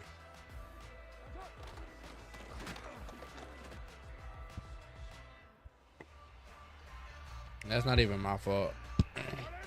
Oh, when they tackle by somebody else, they reset it. I wish I fucking knew that.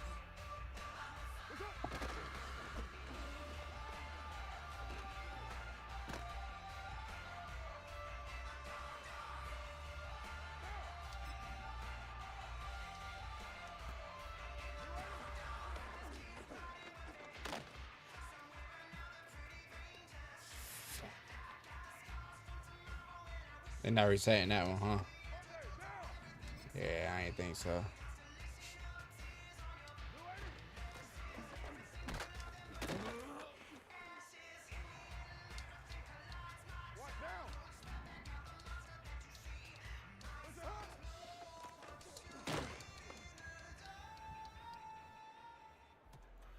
What did I do? Why is that a 5-8? What the fuck? I got that one. I got the tackle.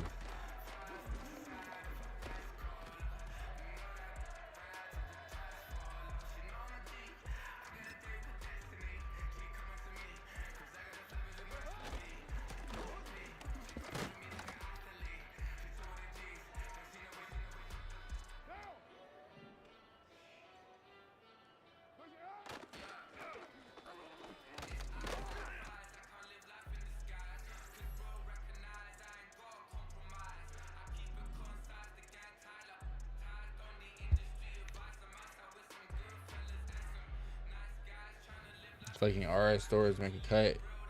Or fucking the stick downwards. Wait. And make a hit stick by flicking the RS over, or make a cut by flicking the stick downward. Alright, bet.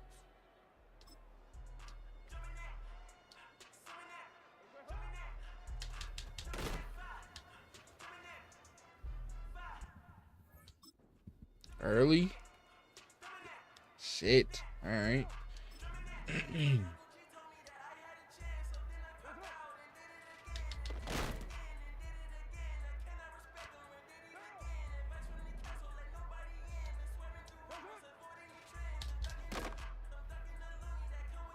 Went low.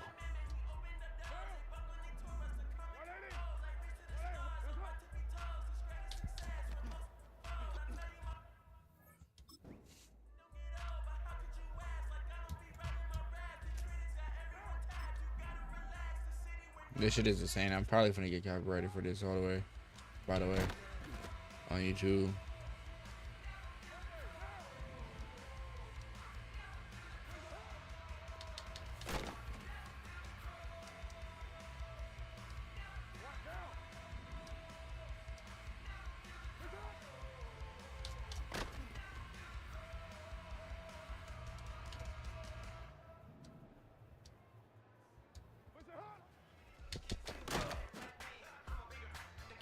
Ideal timing. Okay.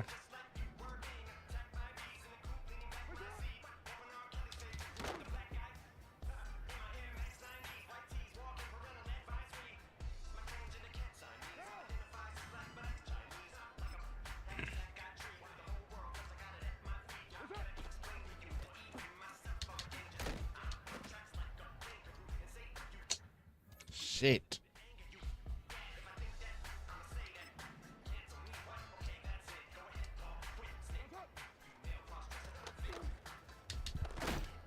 Oh ass nigga, sit the fuck down.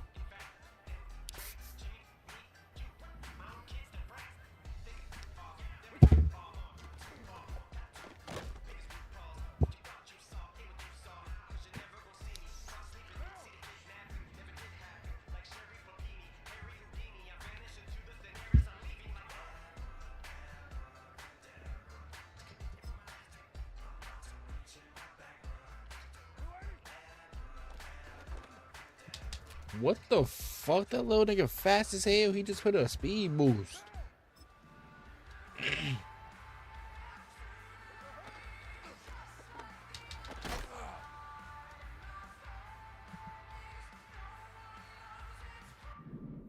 Alright, that shit glitching. There's no way that didn't count. And I'm not dealing with that glitching shit again. I'm not gonna lie.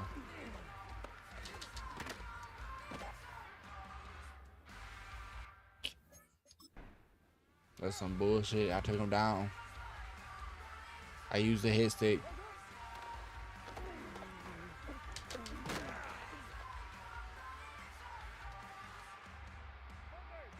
How the fuck is that my fault? No, fuck it. Fuck it. I know what the fuck I'm doing. I'm getting tackled anyways. It don't matter.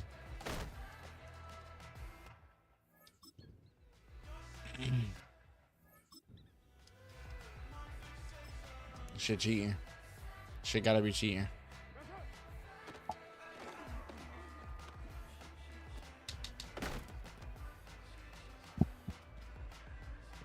Nigga just broke my ankles. Okay. I just broke my fucking ankles. That is goddamn lovely. I love that shit. My ankles said goodbye. Alright.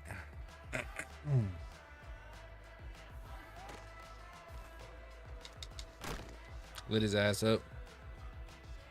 Out of here.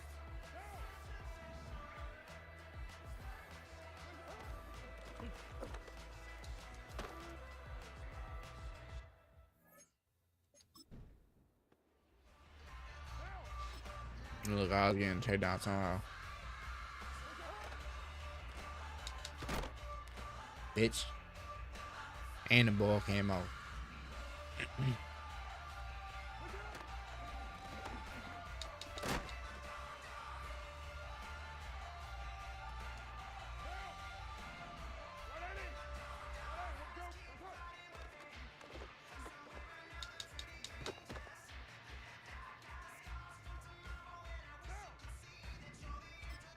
That probably wasn't his stick because he wasn't running or some shit, but fuck out of here. Not finna do that shit to me.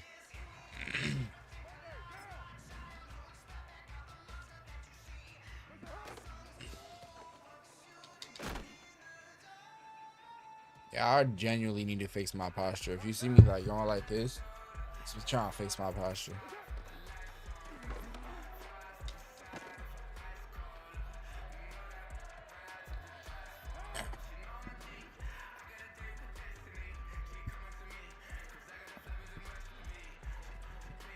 Sit further back in my chair.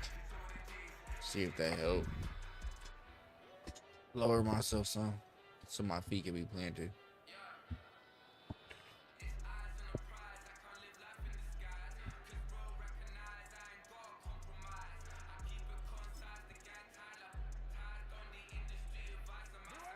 But I feel like this is helping. Very early.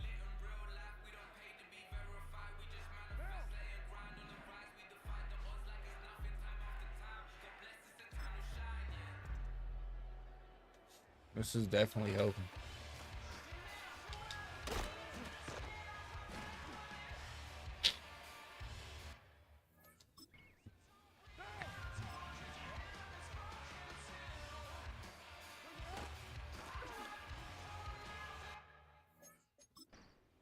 He ran around me. And it's not like I could have used another type of tackle.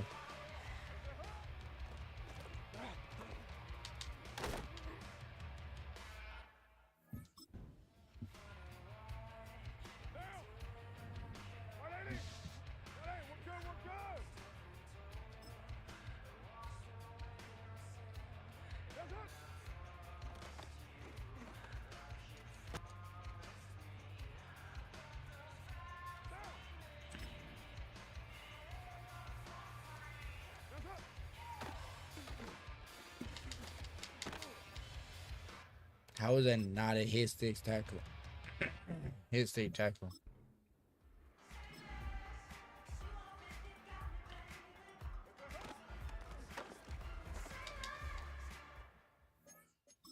Why the fuck do we have so much speed?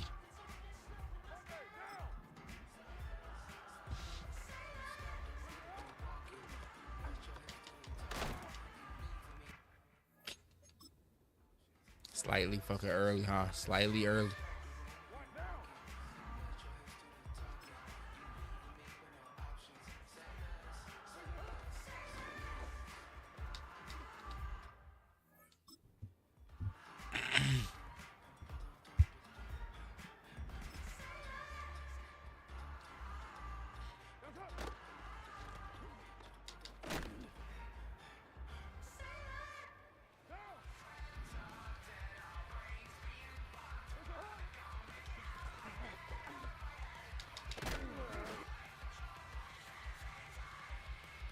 How is that not one? Oh, to prevent a first down.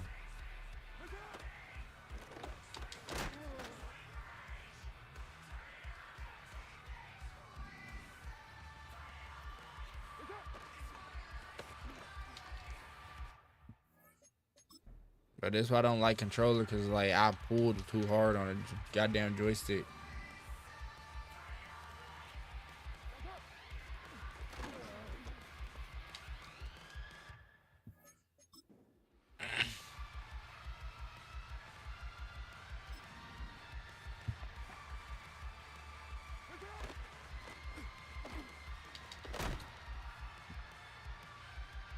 Whole ass nigga.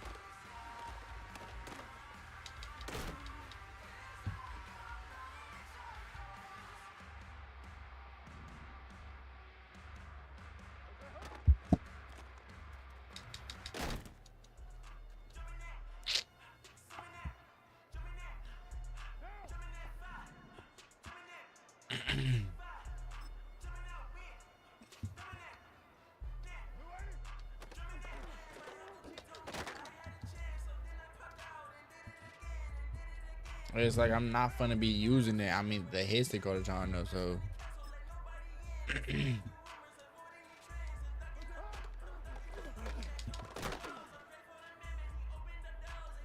Like, how the fuck did that not count?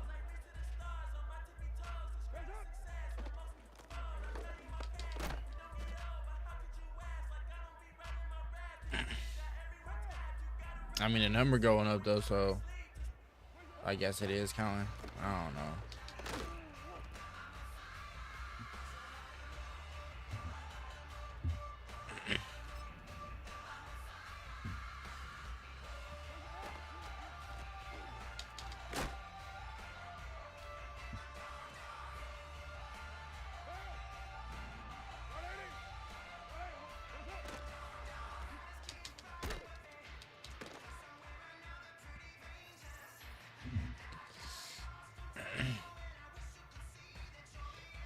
6 successful, 4 failed, the majority of.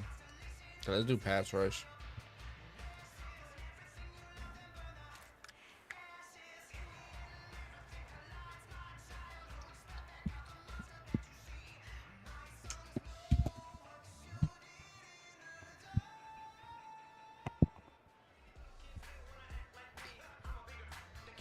Press R to perform a speed rush and sack the quarterback.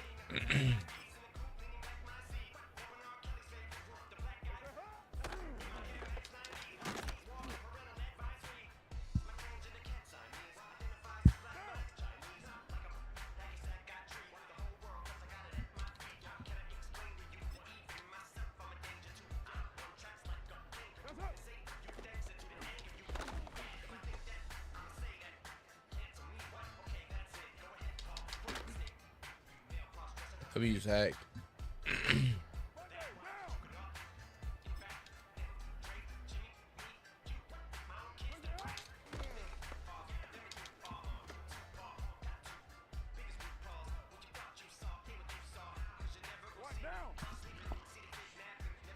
Flick RS and use LS interaction to use trigger a rep move.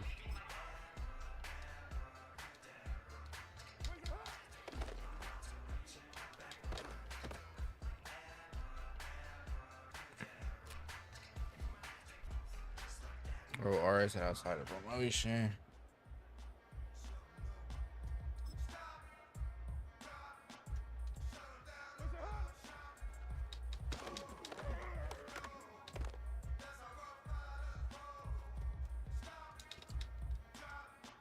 Fucking bitch.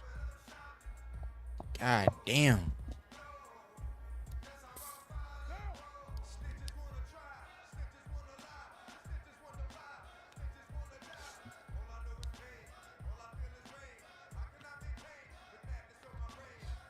Sack the QB before he passes the ball. Okay, let's see if we can do this.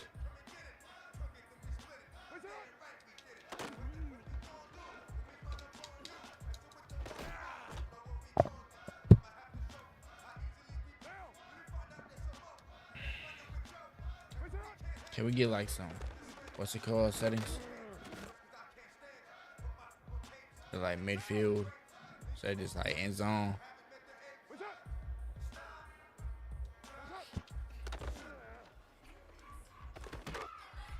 They got it. That's good.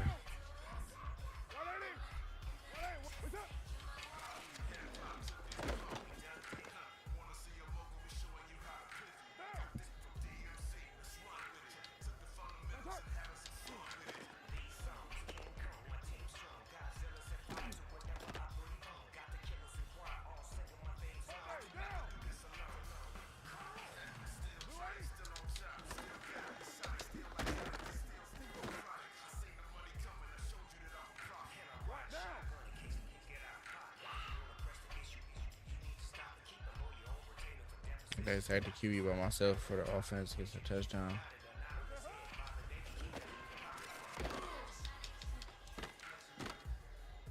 Oh, ass nigga, don't take my sack.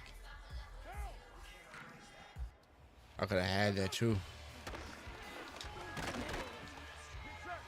There you go. Red zone defense. Ball be spotted on your 20, prevent a first down with your red zone defense.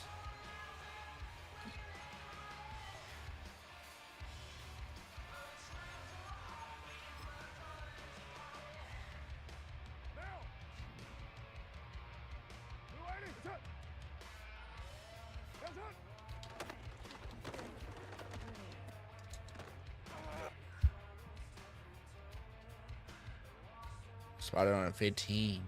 Shit. Okay. It's gonna be a little harder. Let's go under smoke.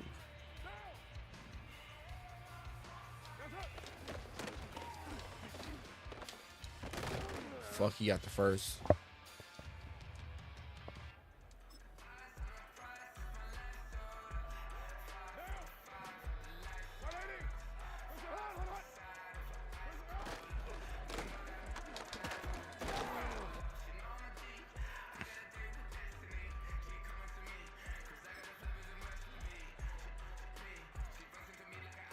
Two out of 5. I don't like them being this close, man. I'm not gonna lie.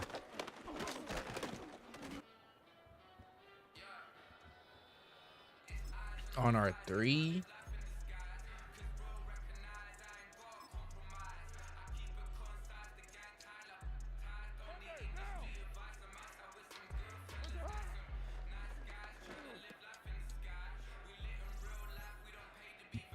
Fuck. We could have did better than that. We gonna do better than that.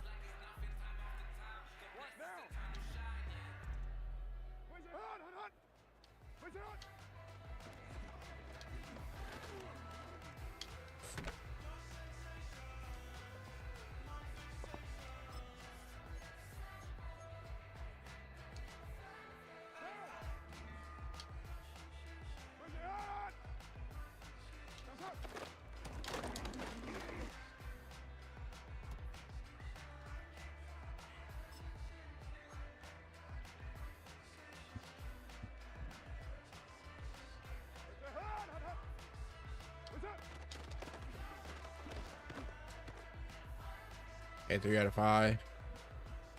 You just need to get 2 more.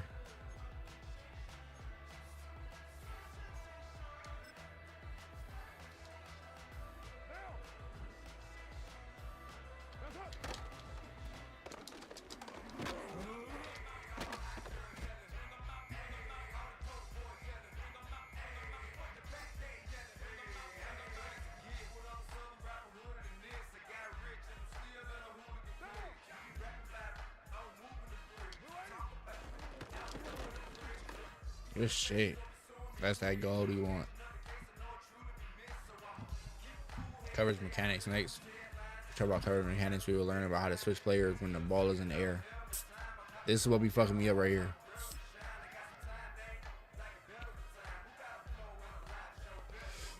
Switch to pass defender is closest to intended receiver by pressing B on the button while the ball is in the air. I be doing this, but it be switching late.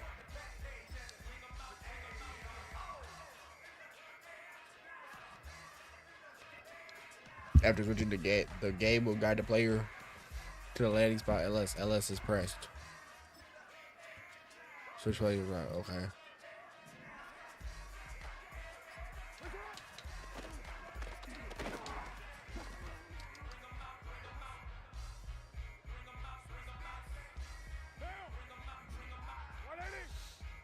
Play receiver, play ball, swap ball. That user can decide to use that.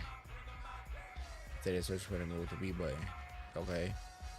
Press A. Press the A button while the ball is in the air. The player will try to secure the tackle. Secure tackles are good situations where you need to make tackles such as receivers for the first down. B button. Switch. Okay, but it did tell me to secure a tackle.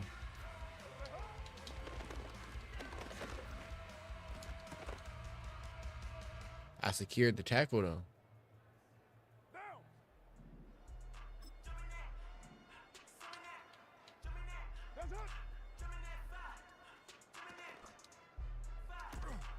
That was not bad.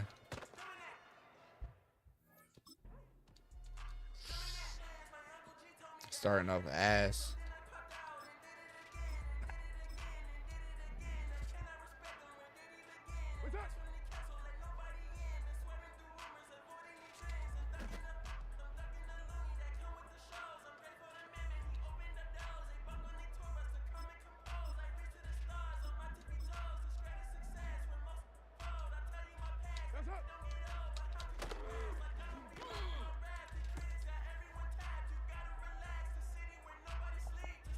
Bro, I pressed A to security tackle and what happened?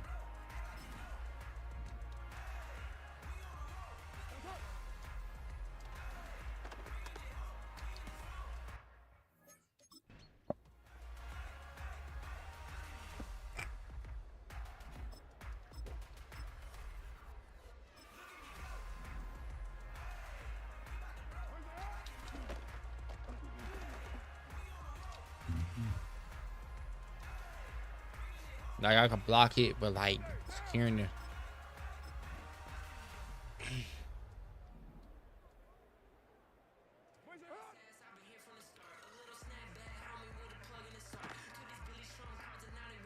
That's what I did last time.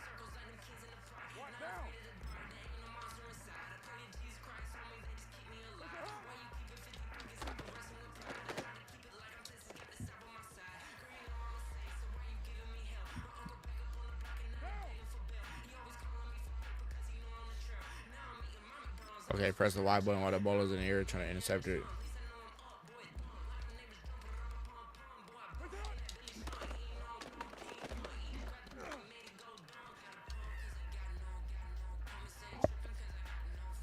I don't get it.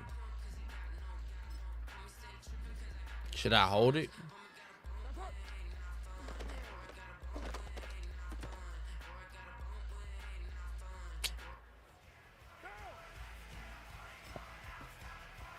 X is SWAT, Y is go for the tackle, and I mean X and no, X is SWAT, A is go for the tackle, and Y is intercept.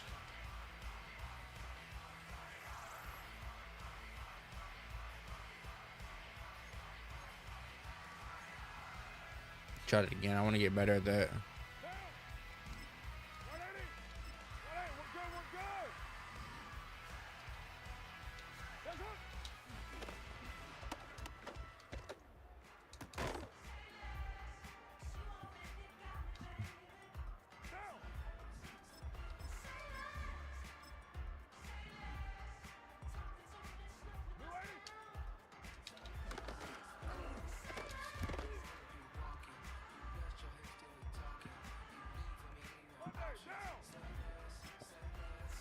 How is that not what they wanted?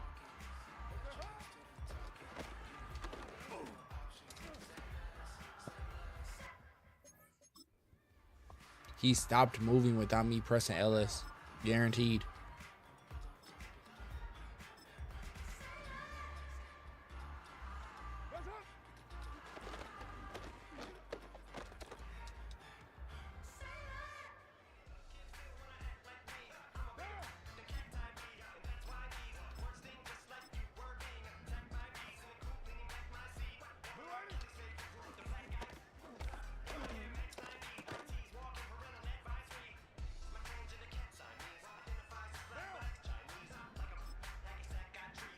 I got the first one. I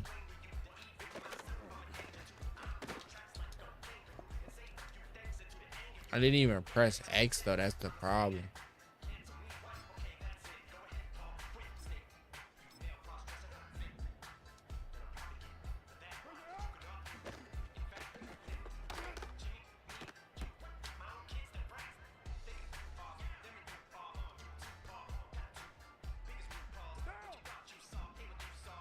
I literally did what they want.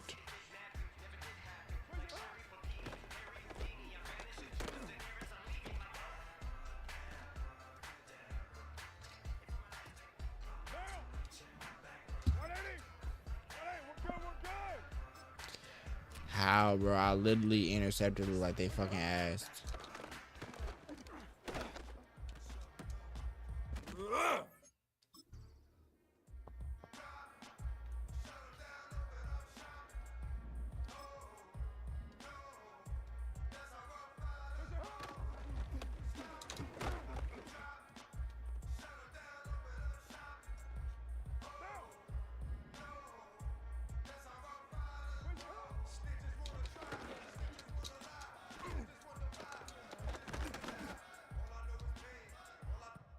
Is that really my fault though?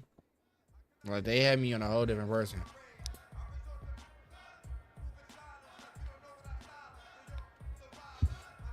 It is. I should have switched. Is what they say. Type shit.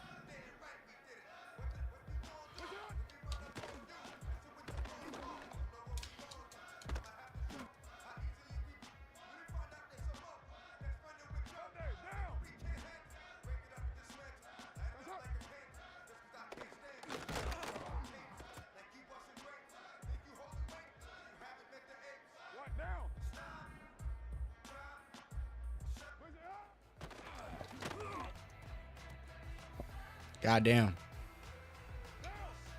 Them sneezes just fucked me. I just know that.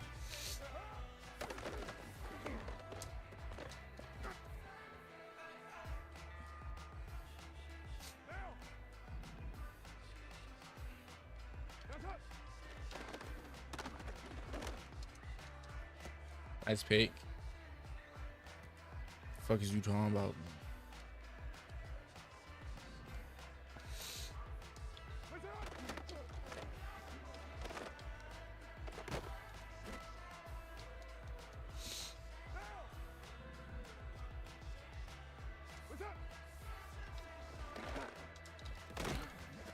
No way.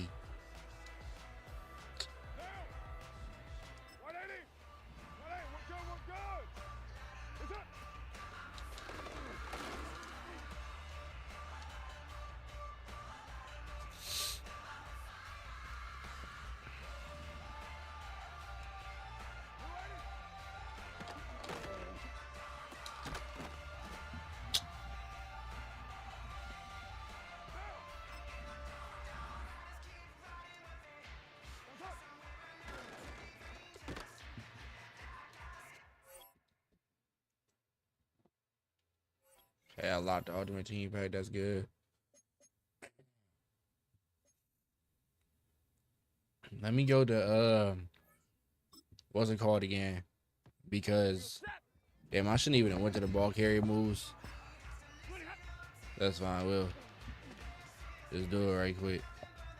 But because you know I switched my throwing style recently, so I gotta understand like the new like throws, like the it's hard to explain the bars and shit. What's I supposed to be doing here?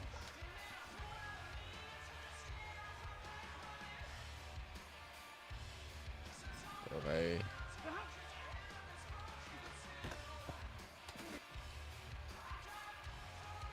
Tight shit, fuck you.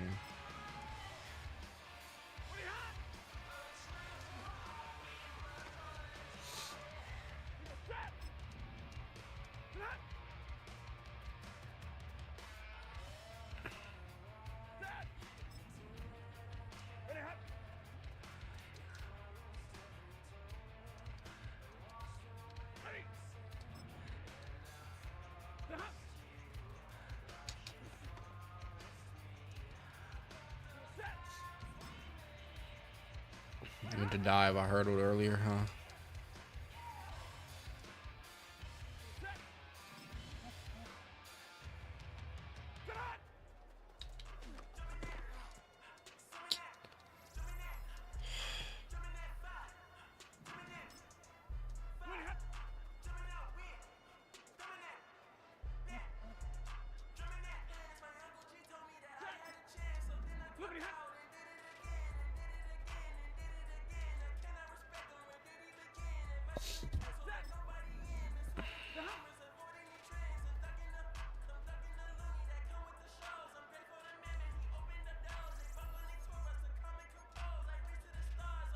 Get this pass mechanics done.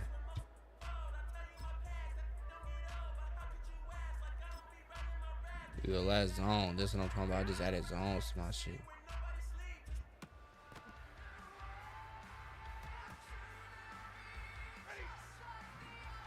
I thought I added zones to my shit. I did not add zones to my shit. I had it and then I quit. It must have not saved.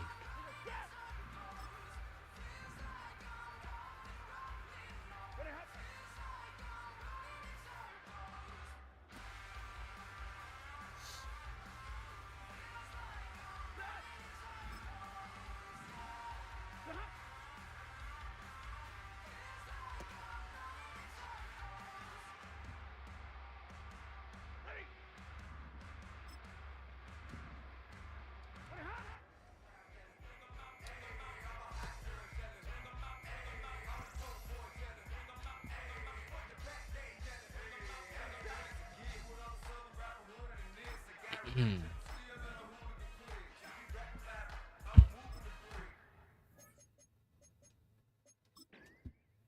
let me put the what's it called on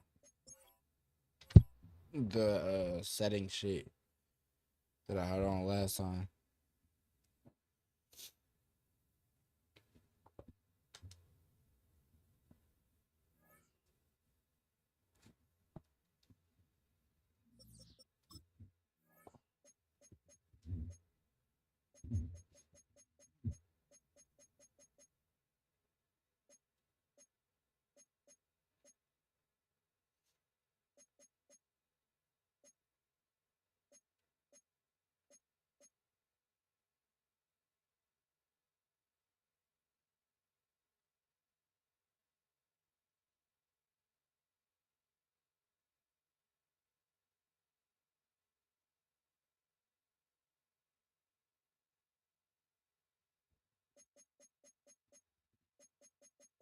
Maybe I'm tripping there.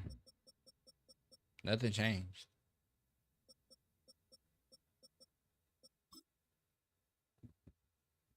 I didn't mean to click mini games.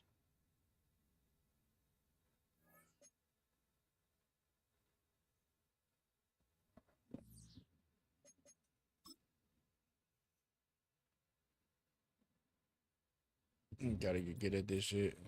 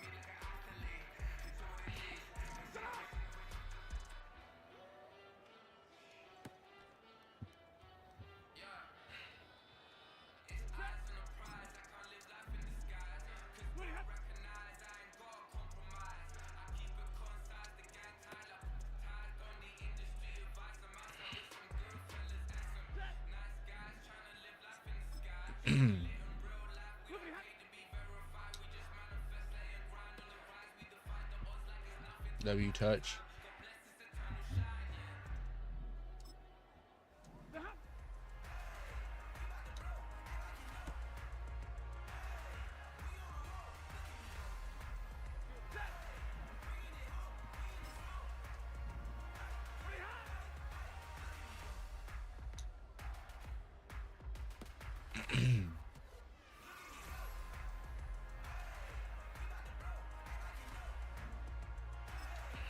I'm gonna use each one. Okay, but we're gonna throw a bullet here then. When it's out.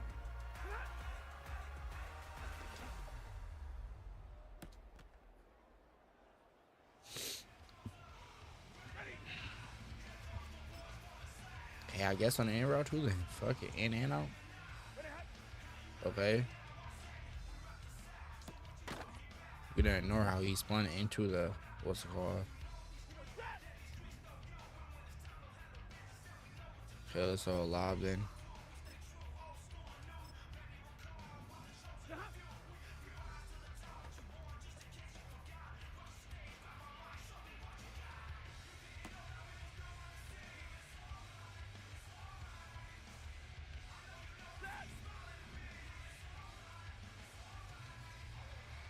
Okay, throw a lob with a post. Okay.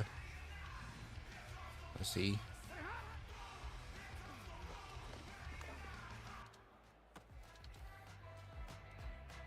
That wasn't a lob? Damn, okay, I guess not then.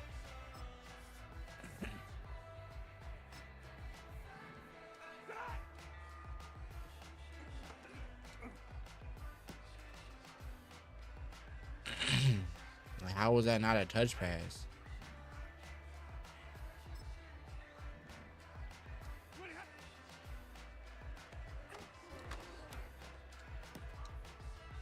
Okay, I guess I held it too long the first time, so it was like a bullet to them. However, pass put the most arc on the ball on effect on your receiver has a height or agility advantage. Okay.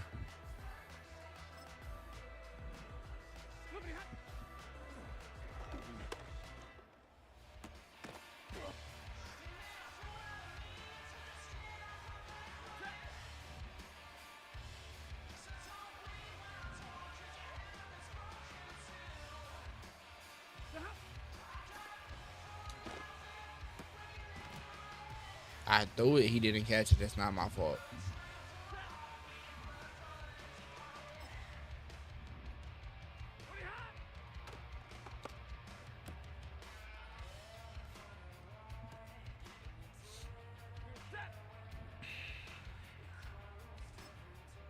All these high passes. Goddamn.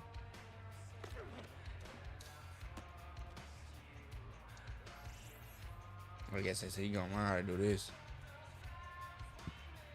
No choice.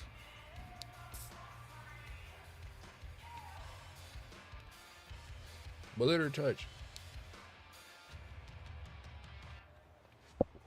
We'll see. We'll see, but it's by discretion.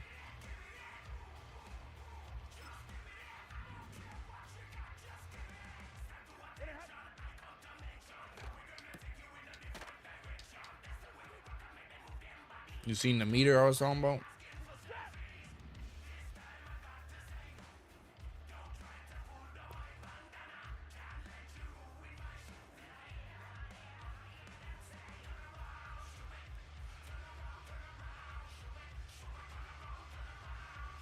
Shit.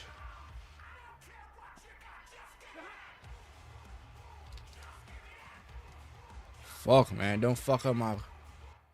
Fucked up my pass.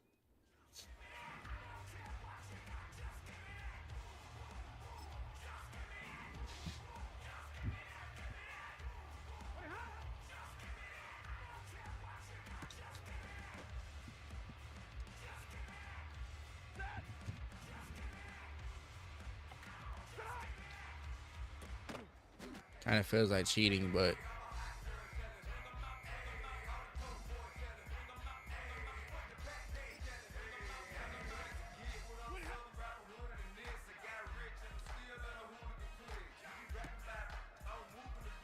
Nigga, cash that shit next time. Fuck, nigga.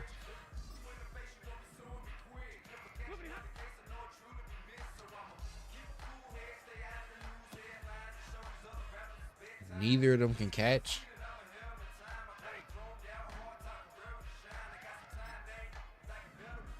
They pissing me off, I'm not gonna lie.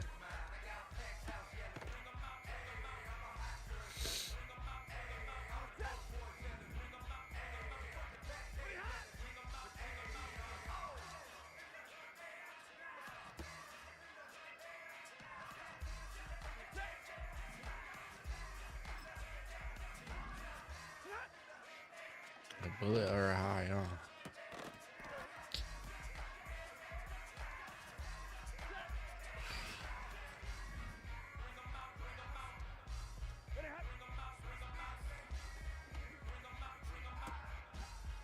This shit. Nigga, I gave you redemption.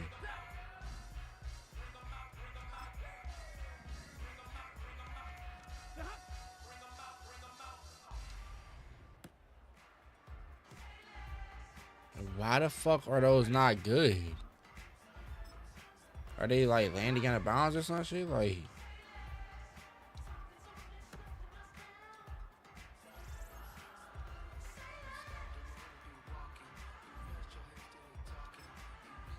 we're running that back because that's bullshit.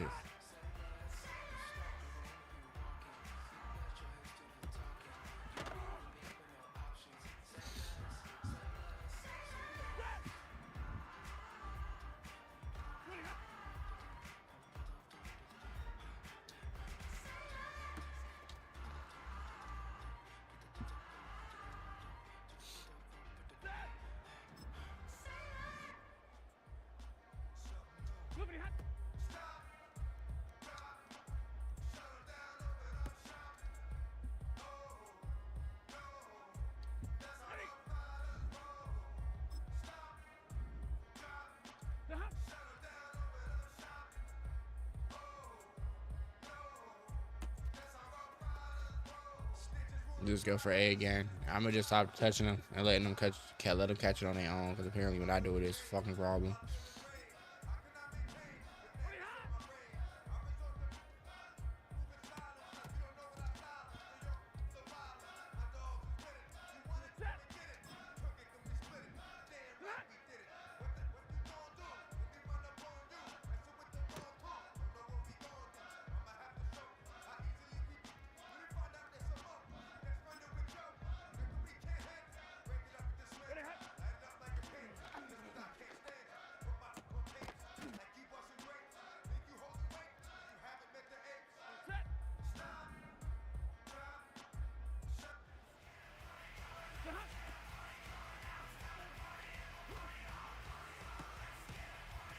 catch it.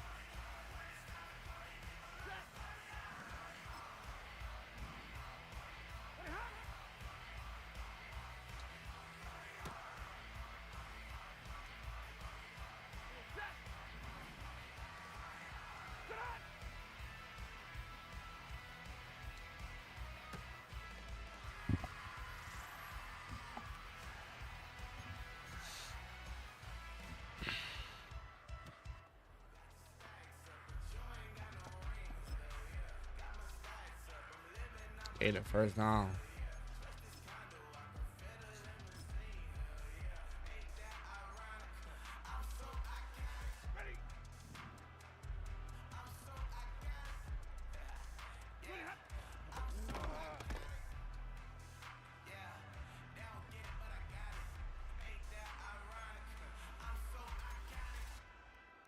Why the fuck did my line just let them go straight through?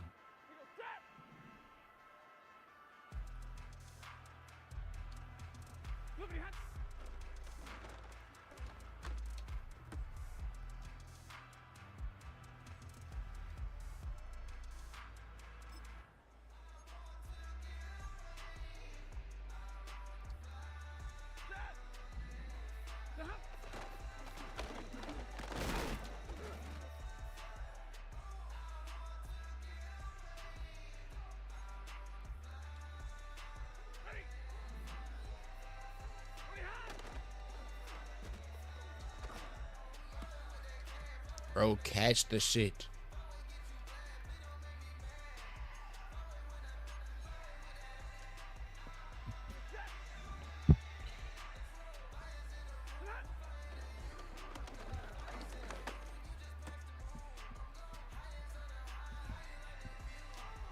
Man, I'm trying. This shit pissing me off. I'm not gonna lie. I went through all the defense. Now I'm going back through all the offense just to make sure I know everything. I'm gonna hop in the NPC game. I really just ran out of bounds. That's fucking insane. It's because of Matthew Stafford.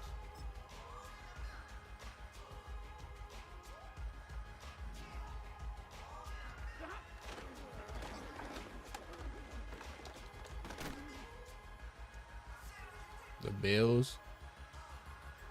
Nah, I'm not learning a whole new playbook again.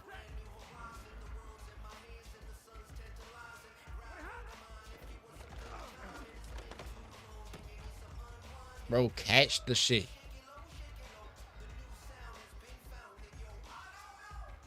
Here, run and throw. Soak him, Matt Stafford.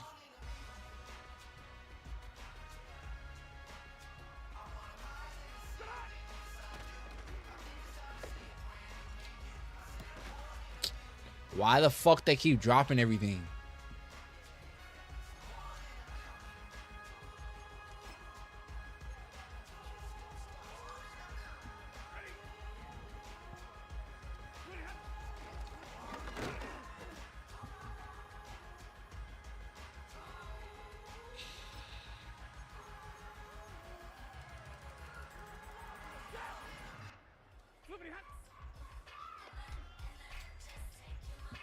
And I stepped out again.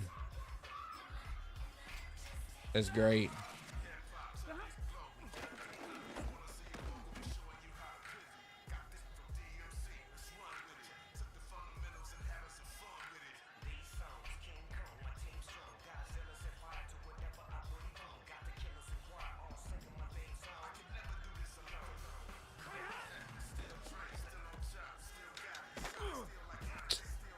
Damn, I should have dived in there.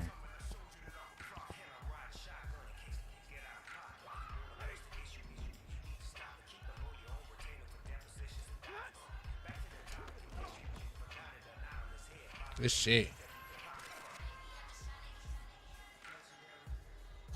They wanted me to get a first down on every play? What the fuck?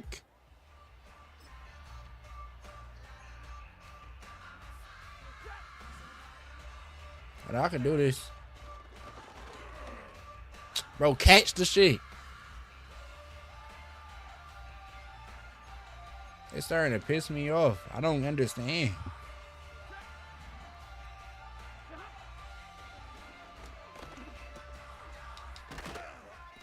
How hard is it to be a fucking football player?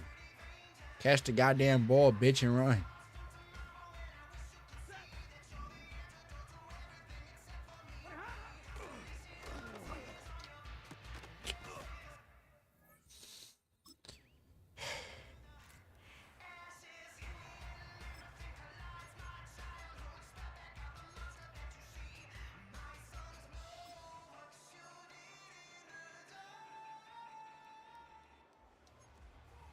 Go medium pass.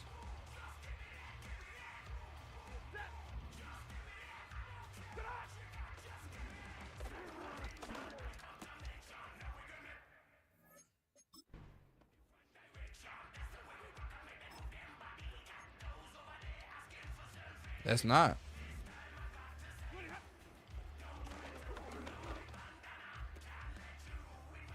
Good shit. He caught it anyways. Tipped it right into his hand.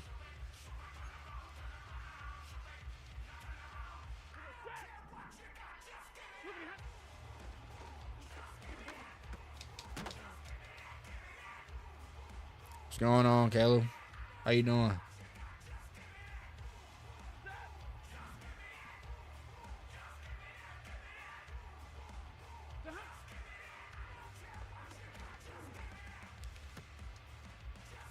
Should have threw a high pass.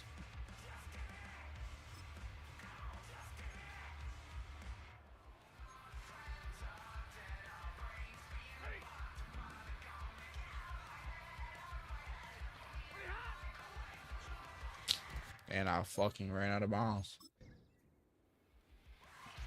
That's great. Big grinding. Tight shit.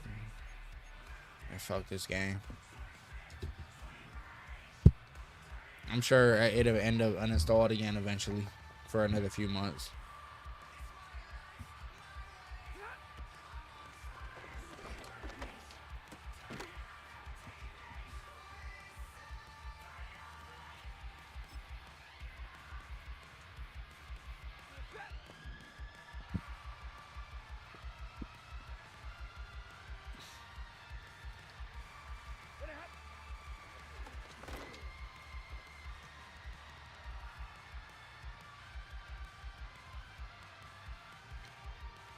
I think I might be ready for a real game. Not gonna lie, I might be ready for a real game.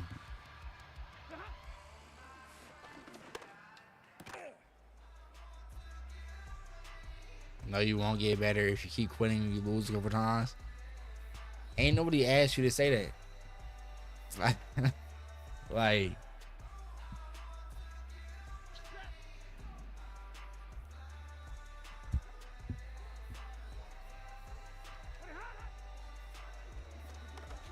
grab that. Damn, I low-key threw to the wrong person. I'm not gonna lie. I meant to throw the X. Oh, by the way, I smoked my last bowl earlier. This is all I got left for, like, THC wise, and then I'm done smoking for a while, like I said yesterday.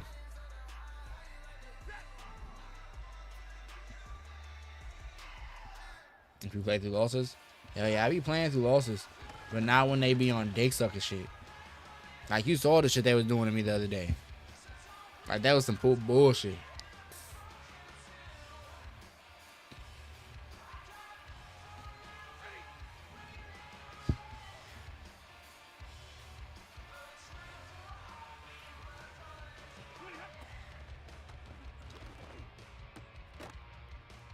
Like, if I would have dropped it right there, I would have said bullshit. Still, I feel it.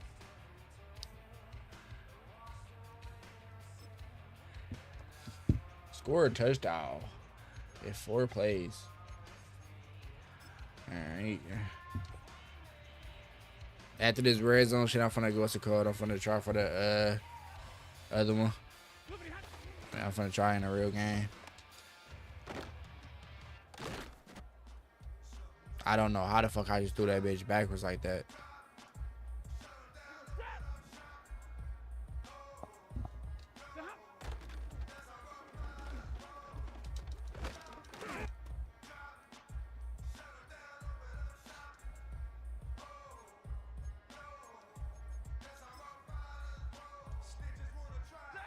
Play online.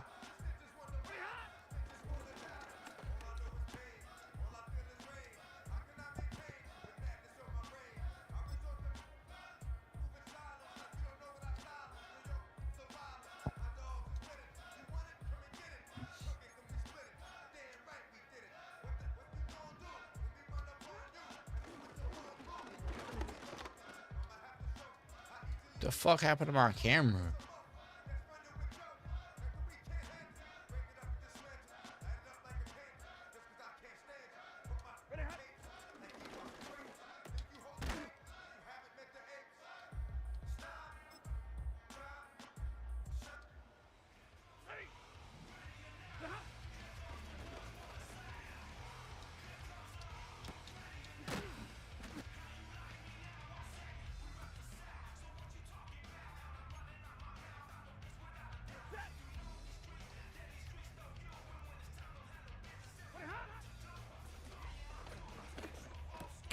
I should have threw it high.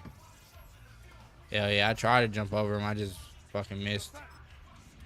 I just went to like the whole defensive shit.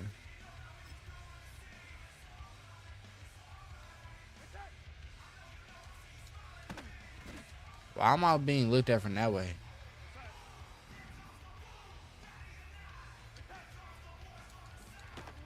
Wait, this is have me doing the defensive shit. I already know this. This is the defensive tutorial I just did.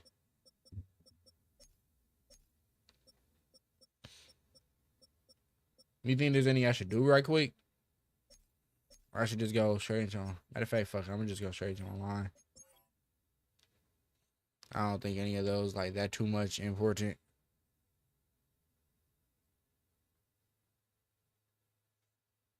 One thing I do gotta do is mute my mic right here.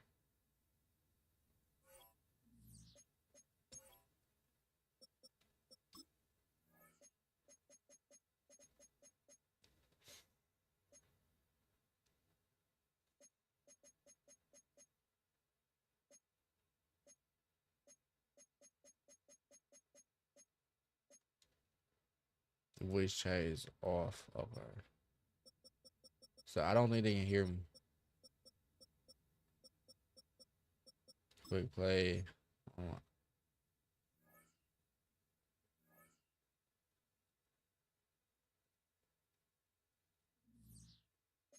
Online head to head. No, I did not see that. I did not see DK Metcalf was on the Steelers. Metcalf.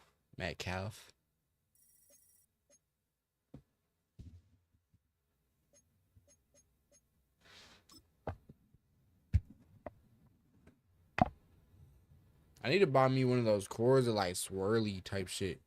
You know what I mean? Cause like this cord moving on trying to get on my goddamn nerves.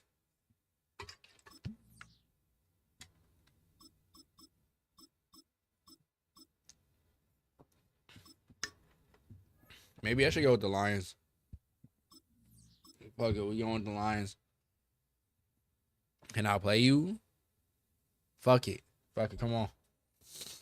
I'm ass at this shit. Like I'm dog shit.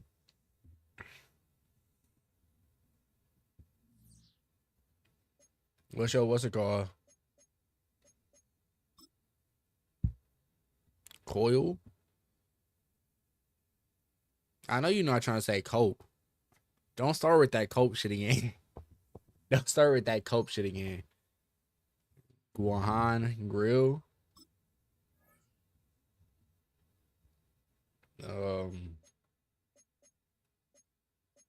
So turn that sale shit off. I guess it's on automatically.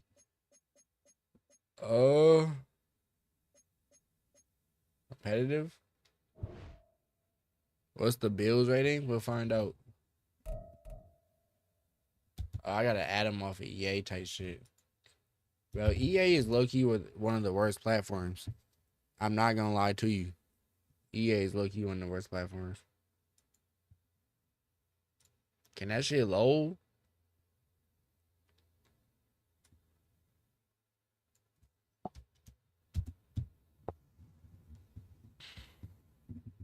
Shit is taking. You would say they're at 94.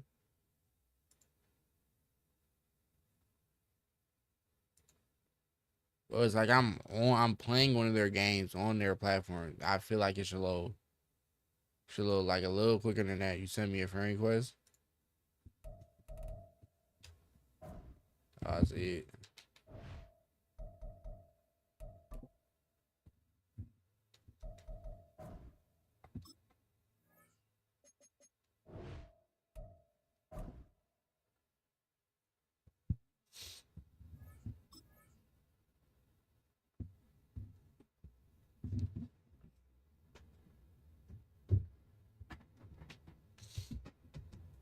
I just know I'm about to get my ass brushed. I just feel like you will sweat. Are you going for the Chargers? I don't know.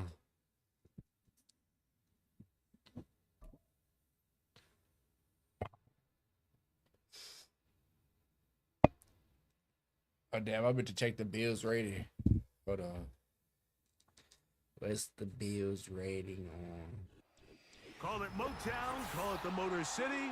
To Lions fans, this is home. Ford Field in downtown Detroit.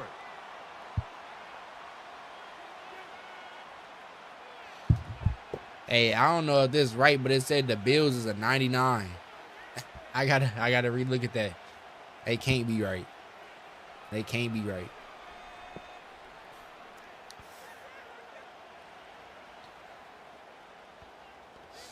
Easy ass game. I don't know about that. Here's the kicker, Jake Bates, ready to get this one underway. And off we go from Ford Field. Here's Darius Davis to return it. And he'll get this up past the 20, and that's where they'll set up shop.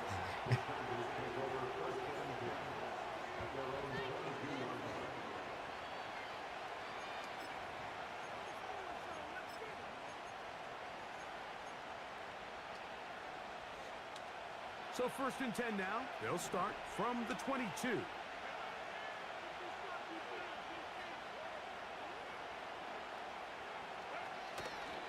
Opening carry of the game, it's J.K. Dobbins. Chargers like a high 70, low 80. Terrific push defensively. They came out of the locker room ready to go. Well, right, Lions is a 91. Here early on this drive, Mike, and they're just going to have to do a better job up front. There's really nowhere for this ball carrier to go. You never want to lose yards on 1st down, but that's exactly the case here. Pass to the tight end, Hurst. We'll get maybe 3 out of that one, and it's going to set up 3rd down.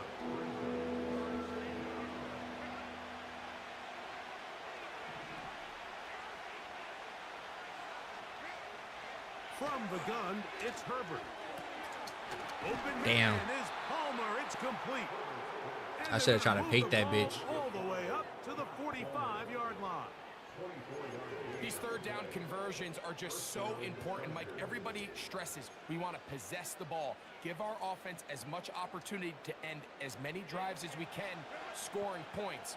So if you want to stay on the field, you better be good on 3rd down. They'll run it with Gus Edwards. And that one shut down pretty quickly. He'll get back to the line of scrimmage. Nothing more. Coming off that edge, Mike, you have to quickly determine, is this a pass or is it a run? And once he realized it was a run, he's able to shed his blocker, make the play, no gain. So try again. It's 2nd and 10. A run with Dobbins.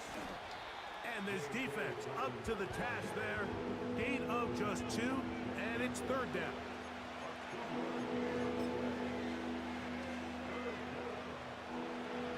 Man, I love these zone blitz. You probably gonna run it again, though. I'm not gonna lie. Shotgun now for Herbert. Grab that motherfucker. That's over the middle and intercepted. Good shit, Campbell. It's the linebacker, Jack Campbell.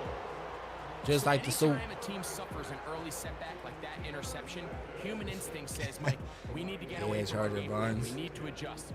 I don't think that's the case. There's a lot of game left, a lot That of nigga threw chances that bitch right to me. play and still connect downfield on some of these passes.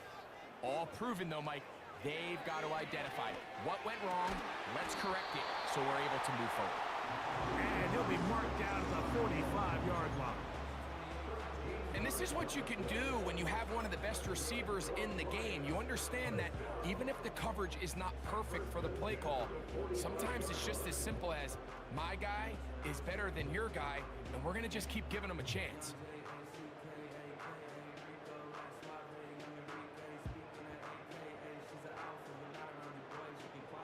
Who's looking at A2? What that mean? Oh, tight shit, tight shit. 1st and 10.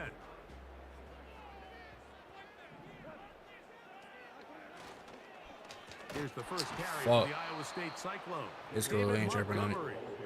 And that one is closed down in the backfield. What a defensive play. Knifing in, dropping him for the loss. Great job by that linebacker timing his blitz. He didn't give any indication to the offense that he was coming, and he's able to get through that hole and take the ball carrier down for a loss.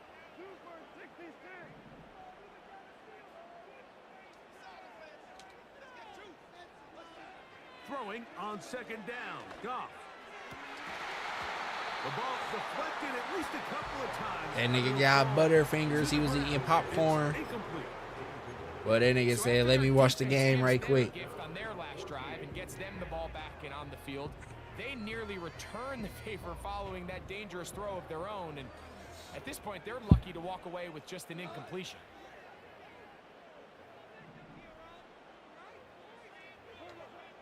Out of the shotgun, it's Goff. Damn, again. It's cool. You ain't tripping on it. Sit your ass down right quick. And the Chargers will take over possession here at the 44. Well, we're getting a little test here early, Mike, to see For just real. how easy is this team to rattle. Didn't look like they were able to get through that opening script that they had worked on all week. So I'm going to be curious on this next drive. Do they stick to the plan? Do they pick up where they left off? Or is there a little bit of a reaction, or dare I say panic, to come out and make some adjustments in response to that early interception? Damn. I should have switched and tried to grab that bitch. The pressure got to him that time, and it'll set up 2nd down. The whole idea of the play-action pass, Mike, is that you can slow the pass rush down enough that it allows longer, slower developing pass concepts to open up downfield. But in this case, they were on him so fast that by the time he got Nice draw. that ball needed to come out. There was no time. You gonna be a dad now? That's crazy as fuck. We got high standards for offensive players, but in this case, Mike, I think I'm giving all the credit to the defense. We really growing up, He man. timed that one up Shit, wow. perfectly, and what could have been an easy play ends up as an incomplete. And that is incomplete. This offense has to find a way to be better on 1st and 2nd down, Mike. Living Well, he goes for it on 3rd down. I mean, on 4th down. is not a recipe Okay. that their offensive coordinator wants to operate in. Early big play. Why look he feel like he finna run it? On 4th down. They do go for it. It's Herbert. What? That fuck out of here. That's wild as fuck. First down. They just stood back and let him catch it. Come up with the play they need. They surrender a gain of 17 on 4th down.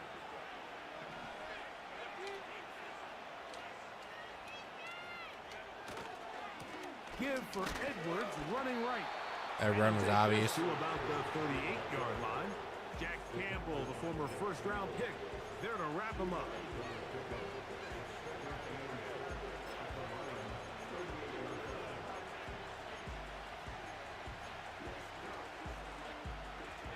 They'll come up on a 2nd down and 8.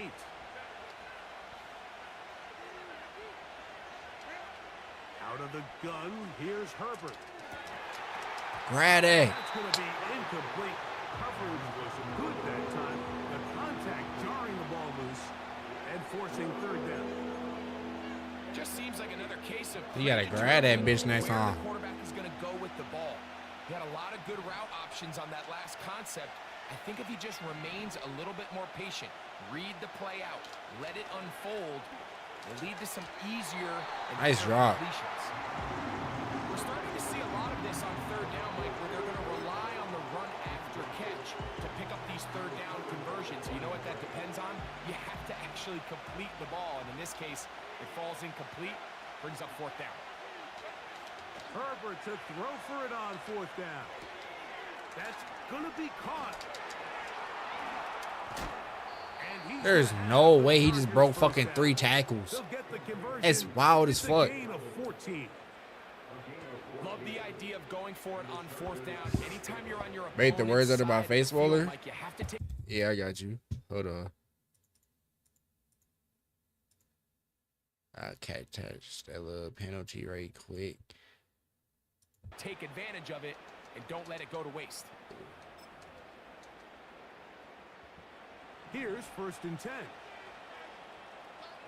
I have no idea. Now a play fake. Herbert.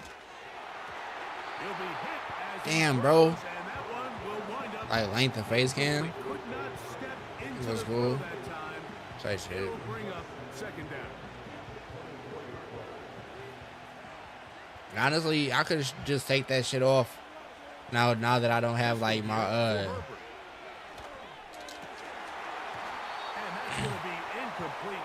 now that I don't have like my rotating pictures of like the YouTube, Twitch, Twitter, all that shit. I could probably just take the words off.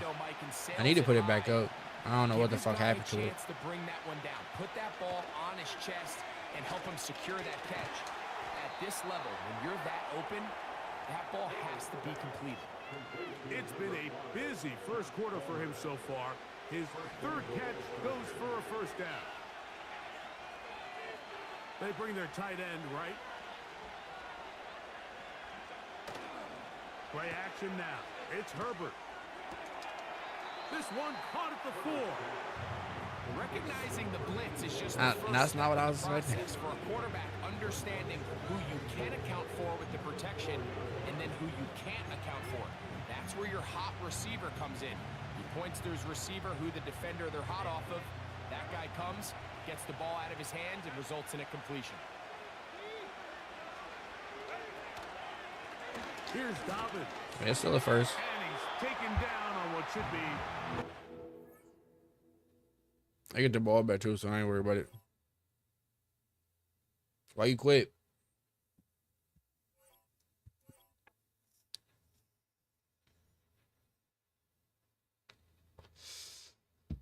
Maybe his internet with GG's or some shit.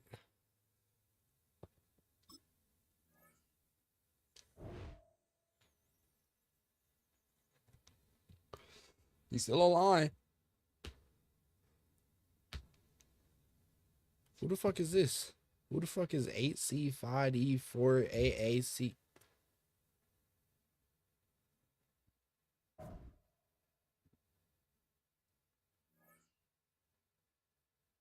If bills weren't 99, they surprised you. I think it said it was 99.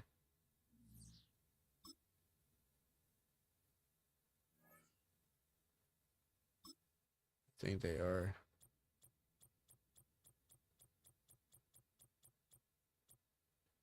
$88? The fuck?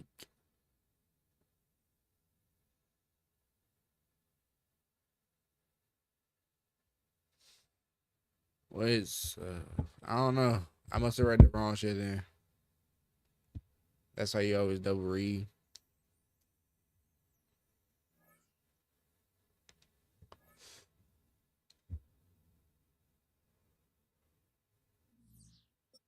Let me go play some online people though.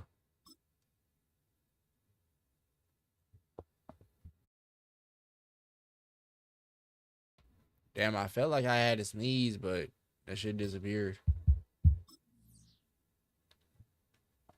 Do you think I should play the Lions or the Rams?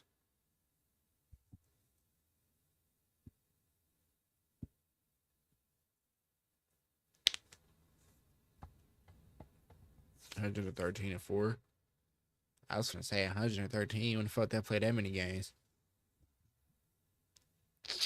They might have a lot of injured people now though, or like people left, because you know Madden they be updating their rosters. Bills, I'm not playing the Bills. I don't know their playbook.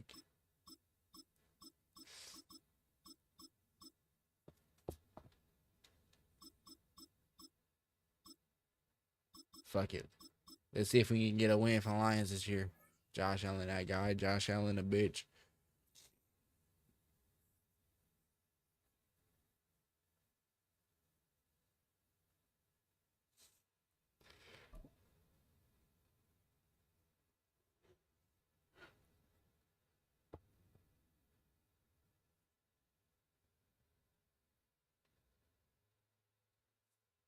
Holy shit. It's a city home to one of the most loyal and passionate fan bases in football. And all the noise they're Packers making is versus being Green Bay. captured by the I dome mean, here at Ford wow. Field in Detroit.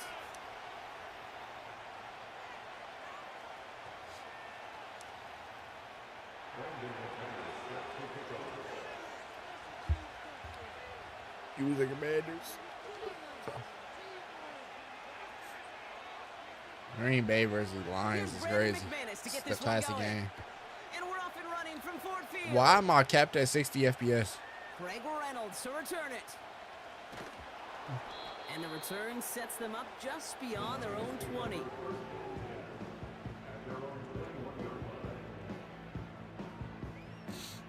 So their offense out now to get this game started. It's 1st and 10. Goff taking it right to the air. St. Brown's got it. Complete. And they're on him after about a 2-yard gain. In for the tackle, that's Lucas Van Ness. You know, I'm really not sure if that was an intentionally brave play to challenge double coverage or just simply not seeing the two defenders. Either way, what a tremendous throw and catch. It's not even what I do with you. Running it with David Montgomery. They get an even 10 on that play. Scores game usually don't go above 60 FPS. That's some bullshit. Oh, that vision he has when he gets into space like a chess master. Seeing multiple moves ahead of time. He knows who's going to attack and at what angles, and he maneuvers his way through before someone could finally get to him. Ball at the 33 for 1st down. From the gun, Goff. Pass is caught. That's Tim Patrick. And he's going to get this up to the 45 before he's brought down. They'll move the chains after that pickup of 12. That is what elite offenses are all about. Why worry about 3 downs when you need only 1? Move the chains in one play and keep driving that defense backwards. Oh my God, I'm a fucking idiot. It's incomplete. I threw a fucking high pass instead of a bullet pass. Try to get aggressive down the field. I'm the worst fucking Madden player in the world. They're not open very long, and it only takes a little bit for a throw to be thrown off. Goff trying again on 2nd and 10. And then he drops the shit. Right as the ball does, and the hit knocks it free. Incomplete. Yeah, this game, you just can't make it harder than it needs to be. Just get the catch first. Guarantee your yards, and then worry about escaping defenders after the catch. A toss play, Montgomery. What the fuck is that? To end that one. Offense in the hurry up here. They'll go for it, Goff. And oh, someone stepped in. It's intercepted. Picked off by Jair Alexander. And the Packers have an early opportunity after the interception on the game's first series. So the first drive of the game ends not in points, Brock, but in an INT. And I get it. That's fine. They got a whole long way to go. End up with points or a touchdown. Good thing, though, there's a lot of opportunities left to make up for that miscue and go get yourself back in rhythm and back on script. They're out and set. 1st and 10. Love throwing to start us off. That's going to be an incomplete pass on the throw to the right. Target that time, Jake. Ah, that nigga scared. And we'll see what they do here on 2nd I got him scared. I think if you look up in phase in the defensive encyclopedia, that is a picture-perfect form of it. He was all over him in coverage, really forcing the incompletion. A 2nd down throw here for Love. This is on target to Christian Watson. And he'll get it out to the 34 before he's tracked down. Thrown on 1st down, Love. Too much lead on that throw, and that falls incomplete. Did he think that what's the call was gonna make me bitch up? So it's 2nd down coming up. There's the importance of staying in phase as a defender. He was all over him in coverage, and that really did help force the incompletion.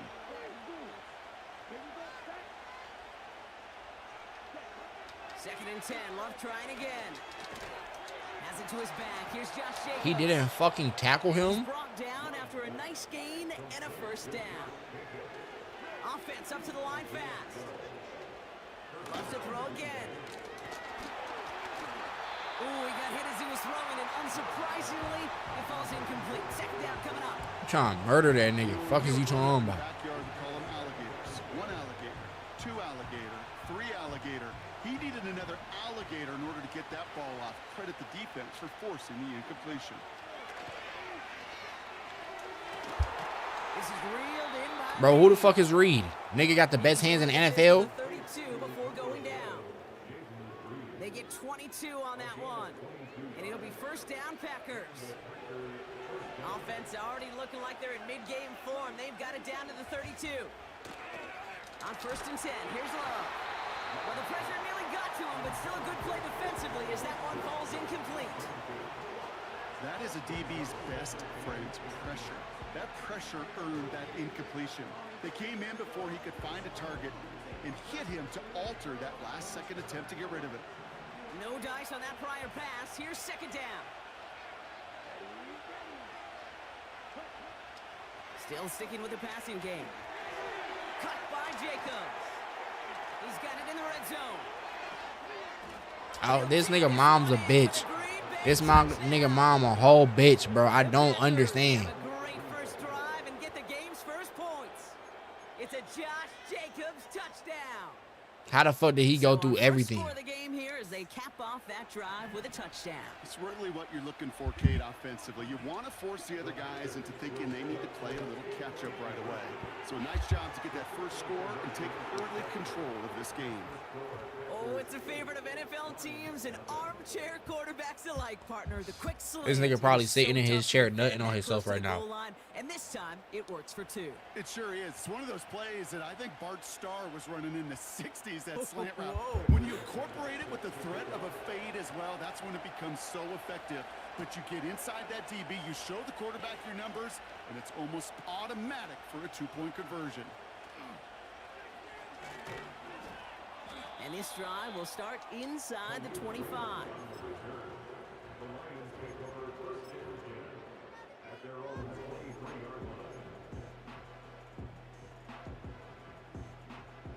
They'll get this drive started. First and 10. Interception last drive doesn't deter them. They're going right back to the air. Laporta with the grab. They drop it with a big hit. At least he's able to hold on for the gain. But boy, Brock, what a shot. Where's Gibbs? No idea. These two NFC North teams have played one so far. I need to run with Gibbs. Separating much so far. We're back to Ford Field right after this.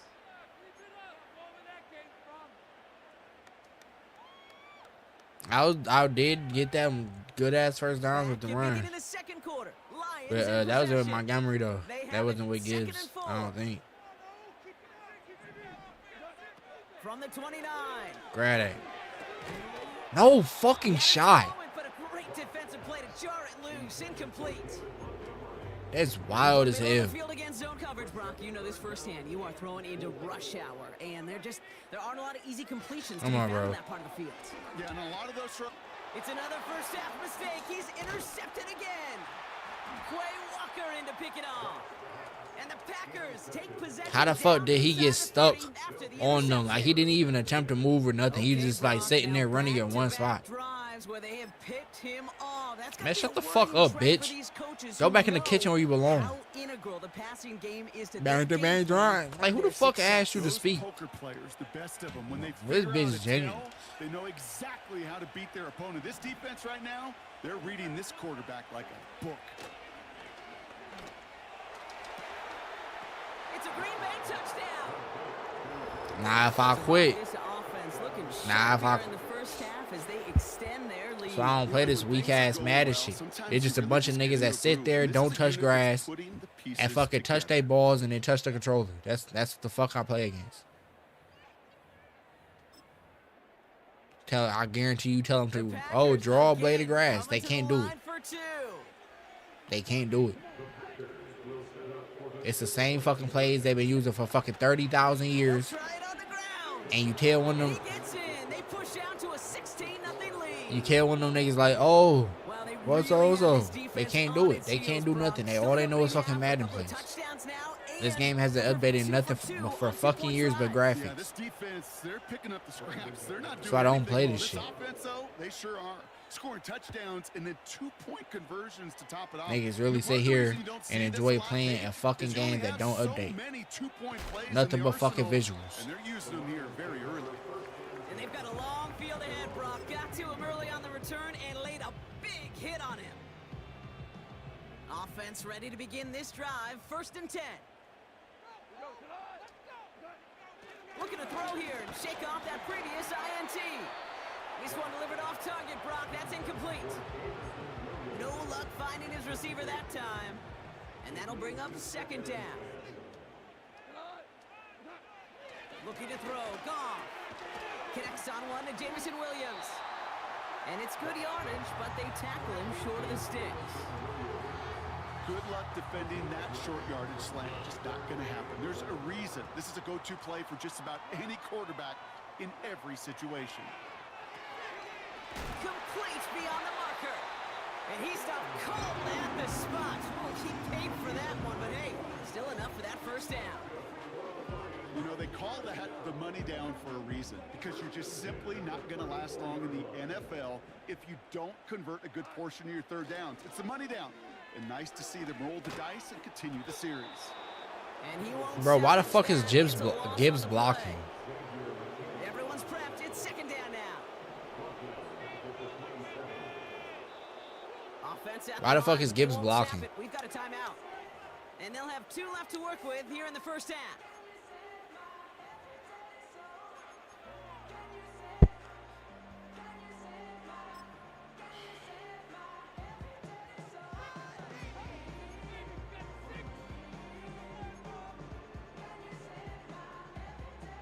To the line they go. It's 2nd down.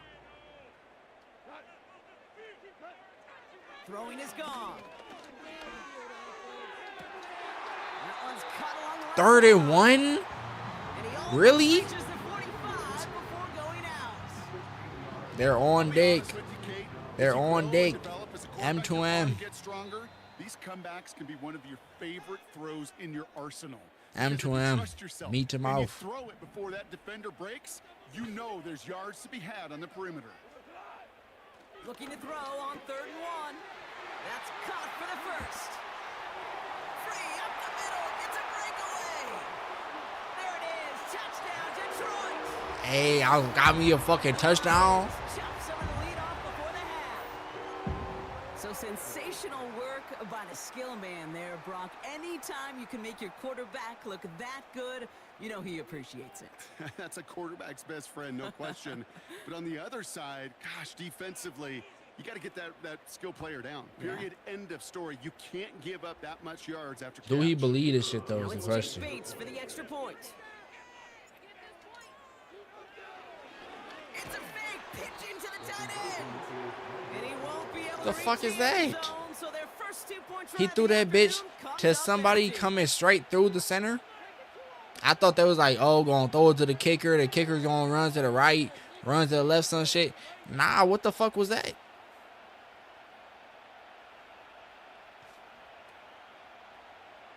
That's genuine bullshit.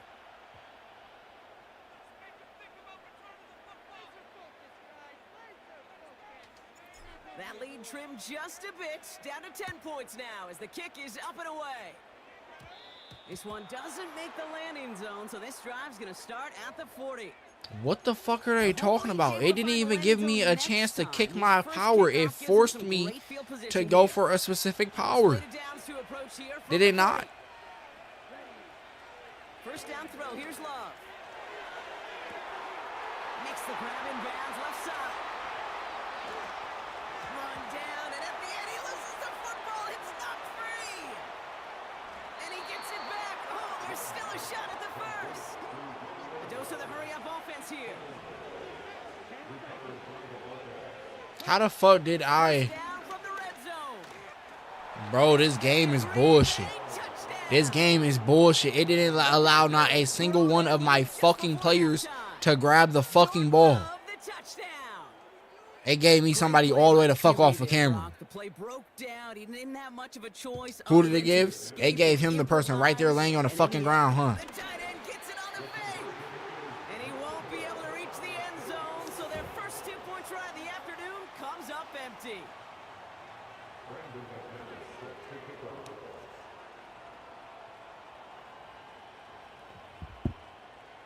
On now is McManus to kick this away. And that one bounces through the end zone for a touchback.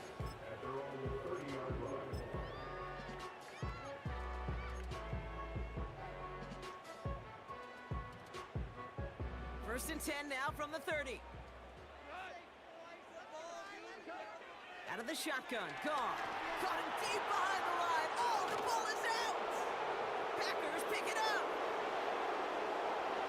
And he's going to have the touchdown. We'll see if he gets to keep this, though, Brock. We've got some laundry on the field. So march it forward after they accept the penalty.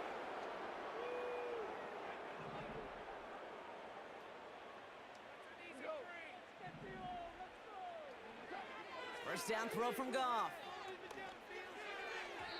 Oh, he got way too much under that one. Too high, that's incomplete. Can't cover it much better than that. Really well covered, Kate, on that play. There just simply was not a window for him to sneak that throw in. To throw again here, 2nd and 10, it's Goff. Oh no, they get him yet again. Picked off by Jair Alexander. How? Serious self-scouting going on right now. What is this quarterback not seeing that has led to these 3 interceptions in just this game? And then overall, what is this offense doing that has this defense clued in coverage-wise to every route combination they're trying to throw?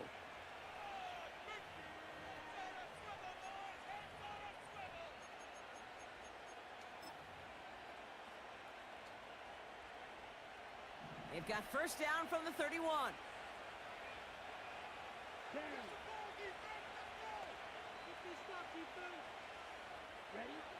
Love out of the shotgun. He throws a bullet deep to the right. That's complete inside the 35. And it goes the distance. Touchdown, Green Bay. Bro, now they're switching me to wide receivers. I've never played a fucking wide receiver. I always play as a fucking line. I always play as the fucking line. And you'd think on the other side defensively they'd be ready for this, but this is truly a breakdown in the I always play on the fucking line, bro. Play on the ball in the air. Wow, his first real mistake. That's intercepted. That's Carlton Davis. And the Lions come up big with an end zone interception and a nice return too. That's to their own 20.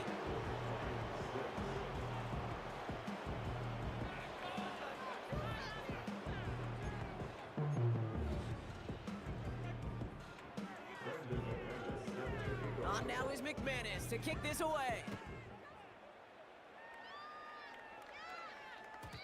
And it bounces out of the end zone, so they'll set up shop at the 30.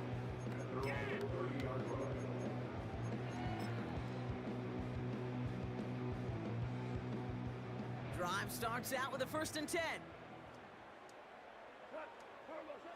Trying to shake off the interception. He's looking to throw. Oh, brother, it's another interception. Picked off by Xavier McKinney. And the Packers are going to take over after the interception. Why do I play this shit? To play as a defender, but gosh, he looked good, didn't he? Running it back, he looked like a receiver navigating on that return. The way he saw the field, he baited obstacles and he chewed up yardage in the open space. That would make those offensive coaches and teammates proud. We've seen defensive players get touches on occasion. I think he just gave himself maybe a look on that side of the ball down the road. Touchdown, Green Bay. And now, Brock, I know you're keeping track, but just in case. Bro, I hope this nigga walk in to his family getting fucking killed, execution style. That's what I hope. That's what I hope. I genuinely hope that shit. In GTA though, Twitch and YouTube and GTA. And now, once again, here come the Packers trying for 2. This game is genuinely fucking weird. This game is genuinely fucking weird.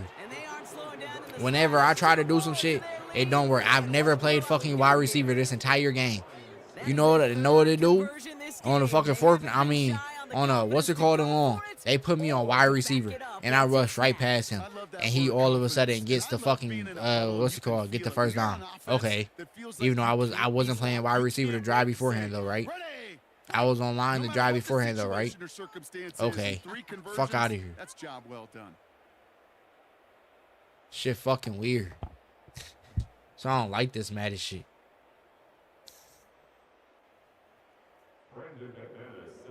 On now is McManus to kick this away.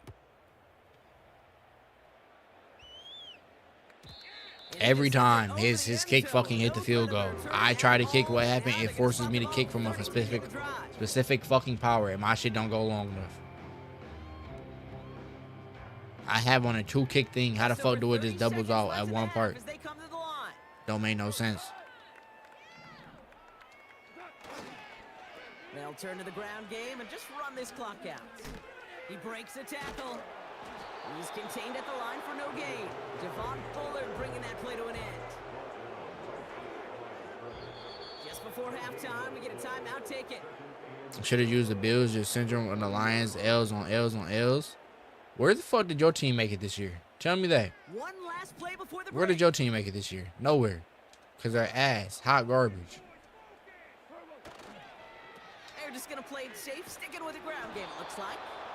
And he could not break beyond the line. So that's how our half's going to end. That's halftime. And he getting the ball back. We'll join both teams in taking a short break. More of the NFL on EA Sports. Look at this. Let's see if I can kick off normally or if it just forcing me to kick off from one spot. You see that? I pressed once, and what happened? It forced me to kick off. But it's fucking... What the fuck is wrong with that? Why is it forcing me to kick off from right there? That same power every time. The same from the last time. Same from this time. Bro, this shit is weird. I'm done playing this broken-ass fucking game. This shit is fucking weird. I'll try it back. With clearly this shit is not broken, right? Because at first, at the beginning of the game, it allowed me to click from a specific power. And now, it's not letting me do it no more. It's making me kick from right there every fucking time. It's not going to work. What the fuck would you do if it clearly is glitched out? What the fuck would you do? Would you stay in that game? I can't even kick the ball off without getting a fucking penalty. It don't make no sense.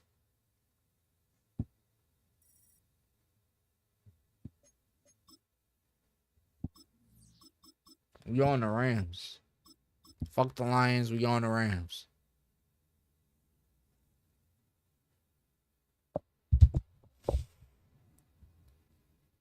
Best team in the NFL is the Lions, though.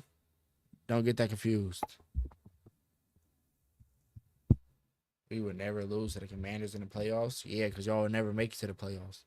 Y'all had y'all a few little good years that you keep holding on to, but that was in the past. Y'all niggas will never be nothing again. Like, look who the fuck y'all have as a kicker. Y'all had Moody as a kicker. Y'all, don't you think a team with motion could have had somebody better? But y'all fell off, buddy. Y'all fell the fuck off. Music made on the field here in the decade since it opened back in 1998. Welcome everyone to M&T Bank Stadium in Baltimore. Last year, it's not this year. It's not this year.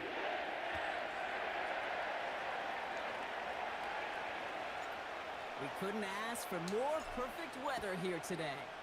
And we're off from Baltimore. Fielded at the 7. He's got a lane up past the 30. This return makes it up to the 37. Didn't know the best team in the NFL could be ringless. It don't matter. We don't want the rings. Niggas be materialistic nowadays. We just give them away. We just get there, show that we can, and say, nah, we don't want it no more.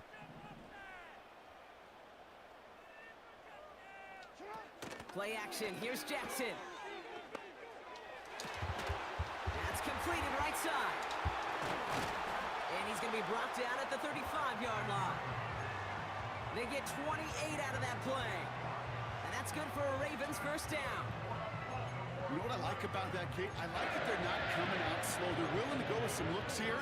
It will yield big yardage down the field instead of just settling for dinking and dunking the ball. They'll empty the Like I backfield said, and we motion allowed, out. we gave them the ring. First down. The Here's Commanders didn't Lamar. even win. Like I said, we just gave it to homeless niggas.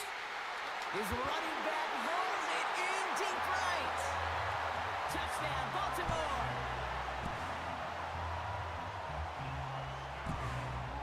Justin Tucker to try the point after.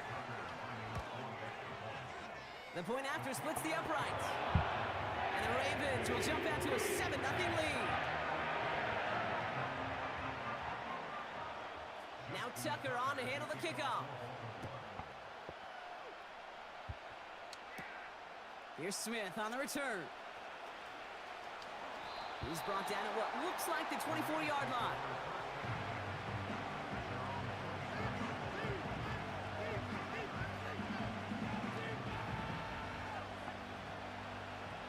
And the drive will start out with a 1st and 10.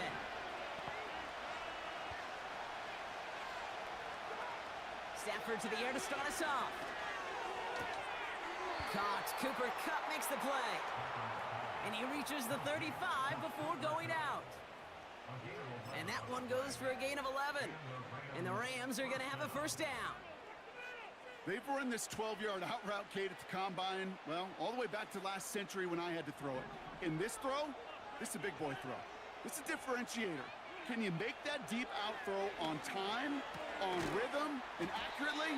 Well, that was teaching tape right there. And they'll manage to contain him after about a 6-yard pickup. That's Odafe Owe with a stop. After a good pickup, they've got 2nd and 4. Shotgun snap to Stafford. Throw finds DeMarcus Robinson. And he made a bid for midfield there, but stopped on his own side at the 49. 1st and 10 from a yard shy of midfield. Now Stafford again. And this throw's knocked away, incomplete. And you ask a lot of your defenders on that. But it's a good thing I threw that bitch up Easy some. to play defense in today's NFL. Not only stay in their assignment's hip pocket, but to make plays on the ball as it arrives. He was challenged with an intermediate throw, and he swatted it away with ease. A lot of guys there, and it's intercepted. Roquan Smith with the pick. And the Ravens take over after forcing the first turnover of this ball game. Already in an early hole on the scoreboard. That is not what they needed in response, Brock. Giving away possession with the pick. You know, we got a lot of game left, obviously. Nowhere close to them putting it away. But you can see things starting to unravel a little bit, even after just 2 possessions. A touchdown here could really continue that momentum towards an early runaway. Here's Derrick Henry getting it on the ground. And he's across midfield into Rams territory. Halfway there on 1st down. That brings up 2nd and 5.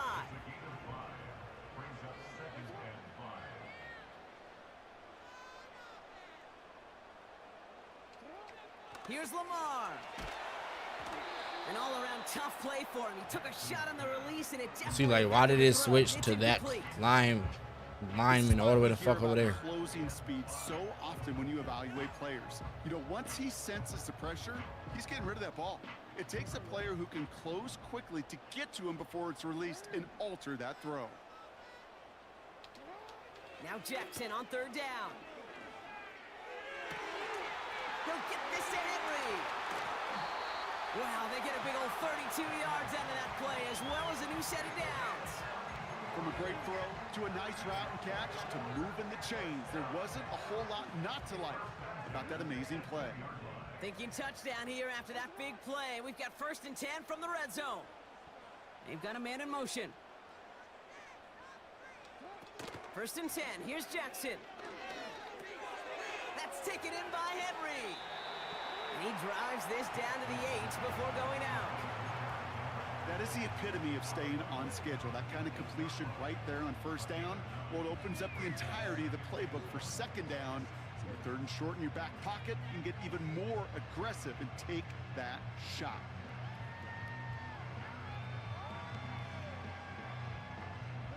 Nice spot here for the offense. It's 2nd and 1. Again, it's Jackson to the air. He's got it. Touchdown!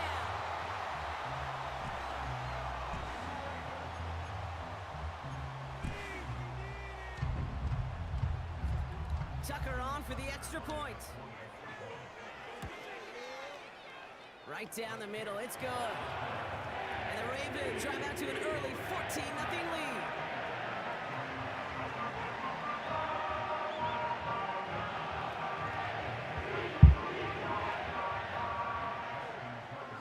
Now Tucker on to handle the kickoff. Return starts at the 9. Coverage team gets him down at the 26-yard line.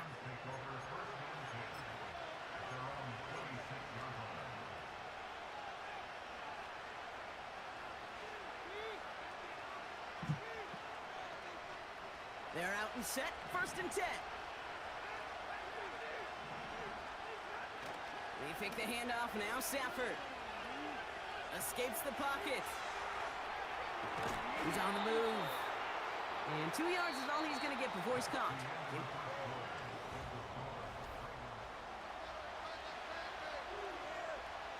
Time for the second quarter of play. It's Rams football. They'll have it 2nd and 8. The first carry now for Kyron Williams. And they've got him behind the line for a big loss.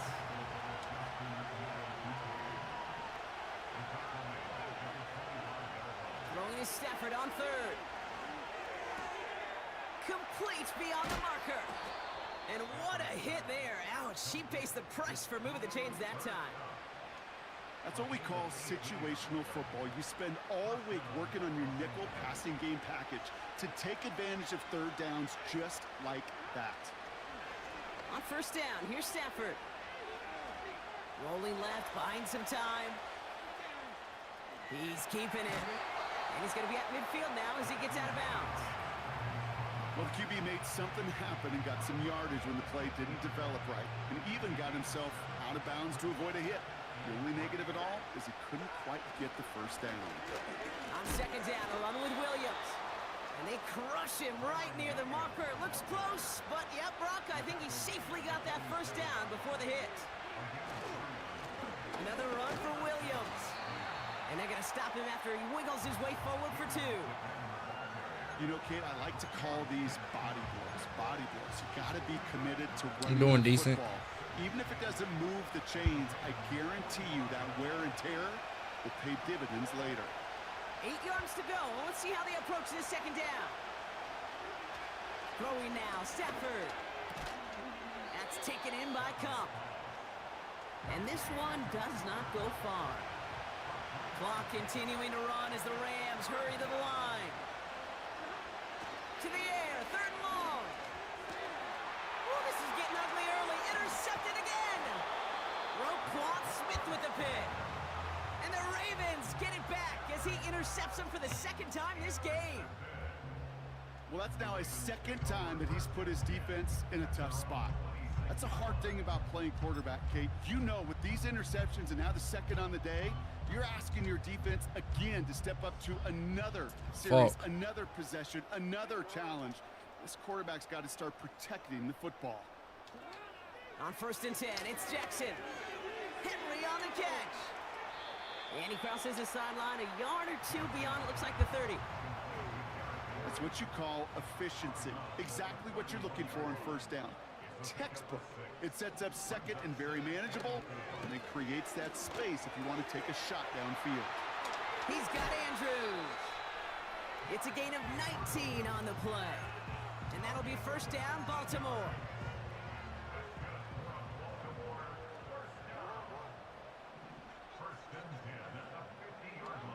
Lamar now from the gun.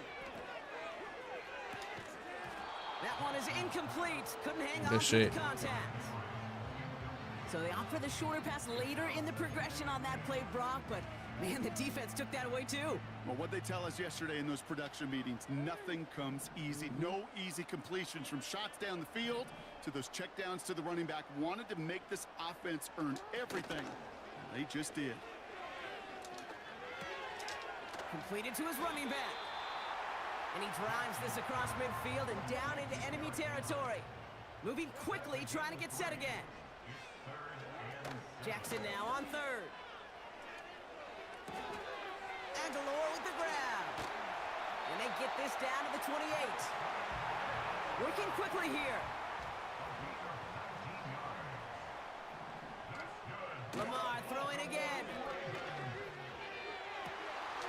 Cut near the goal line. Touchdown, Baltimore.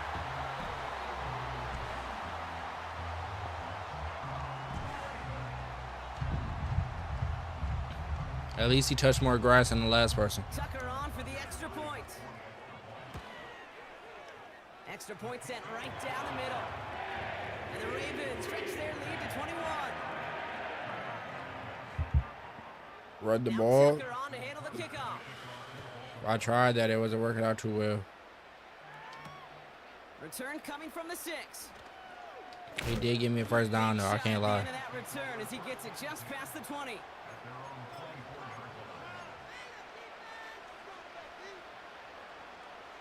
They've got first down here, but just 18 seconds to work with. Trying to shake off the interception. He's looking to throw.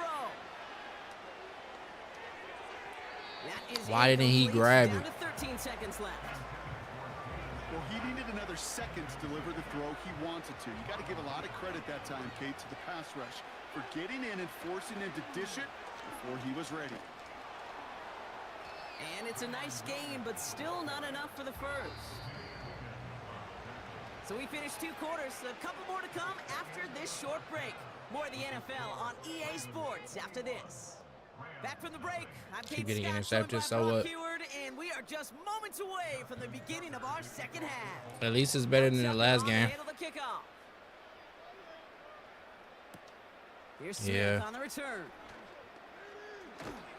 And the return sets them Don't forget, I got that one play where I ran from goal to goal off a kick return.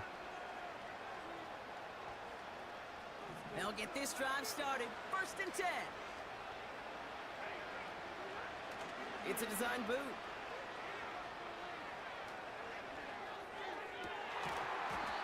And that's incomplete. Wanted to dial up the aggressiveness there like that, but couldn't connect. 2nd down. Well covered on that play. Really not a large window for him to sneak that throw in.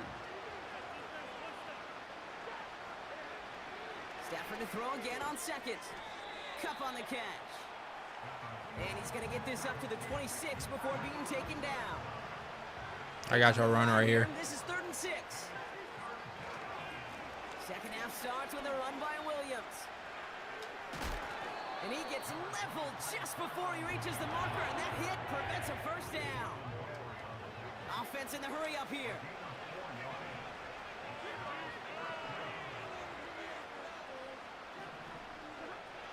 Stafford gonna go on 4th. He finds him beyond the marker. Still going inside the 35. Touchdown, Los Angeles. The Rams cut into the lead. I can't believe I got that shit. Cooper Kupp the touchdown. The fuck? That is a touchdown to one of their prime receiving targets. This is really what you pay your skill guys for. You know, I had an old coordinator say it's my job to I forgot that if you kick it all the way to the top, that it, what's it called, that it fucking goes left and right. The Rams kicking team is ready, and they're going to send this one away. Deontay Hardy to return. And look at this return. Oh, well, I scored once, I can score again. As he gets it out past the 35. The Ravens take over 1st and 10 at their own 37-yard line. The Ravens in very good field position as they come up 1st and 10. Out of the gun, here's Jackson. And the first down pass sent away by a defender, incomplete. He was looking for Mark Andrews. Makes it up for sure. 2nd down.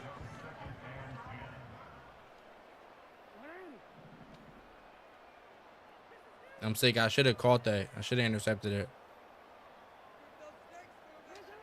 Throwing again is Lamar. And it looks great flying through the air, Brock, but problems on the business end as it falls to the ground. 3rd down coming up. They don't complete a high percentage of these, but even the incomplete deep shots serve a purpose. It keeps the defense honest, knowing if they overcommit close, they could get burned. So after that prior incompletion, we've got third down. Shit. Motioning one of the tight ends. Third and long for him here. That's caught for the first. And they finally bring him Some down, bullshit. That is a big gain and a new set of downs. He love to do fucking what's it called, man. First down, here's Lamar. And this time they're going to get there, and they drop him. Offense up to the line fast. Trying again, following the sack. Into the hands of Likely. And they get this down roughly to the 34-yard line. You know I love those chunk completions. They're so critical. Those chunk plays, they lead statistically so often to scoring. And then when you get it to a tight end and play action, it's just a little icing on the cake. He ain't dropped that shit. Fuck out of here. With the first down yardage. You're not gonna Damn, last and then I long in called the the wrong National play. Football League if you don't convert a good chunk of your third downs. Nice find there to continue the series. Lamar off the play fake. He'll check this one down, complete to the fullback. And they bring him down. Looks like he got it to the 27. A dose of the hurry-up offense here. This is Henry on second. And that's good yardage with a new set of downs. Just 1 quarter remaining.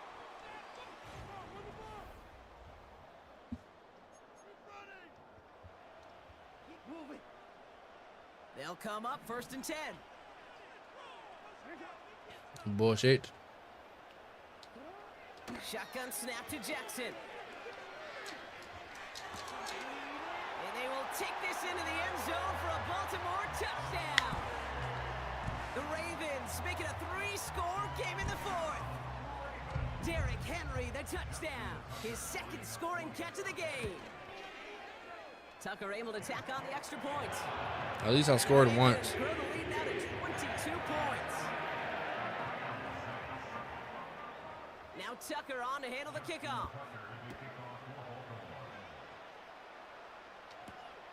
Brings in the kick at the 9. And he's brought down just inside the 25 on the return.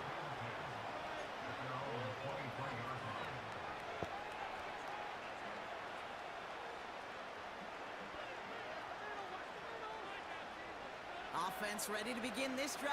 First and 10. If I had a better rated team, I'd be closer. To throw, Stafford. He'll get this to Cup. And he'll take it up to the 30 before being brought down. I don't know. That is a textbook first down completion.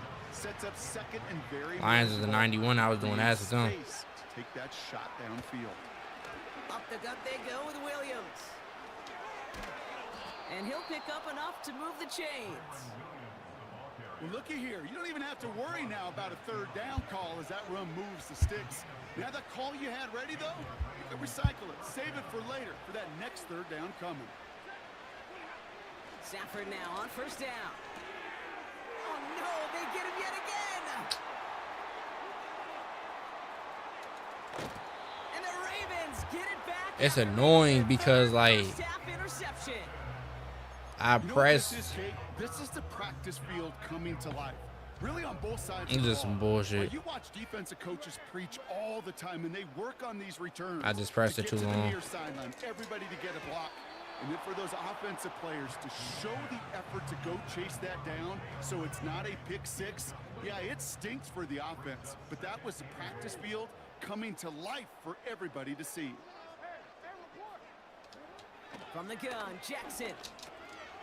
And he finds him in the end zone for a Baltimore touchdown. The Ravens put up even more points in a win. Derrick Henry, the touchdown.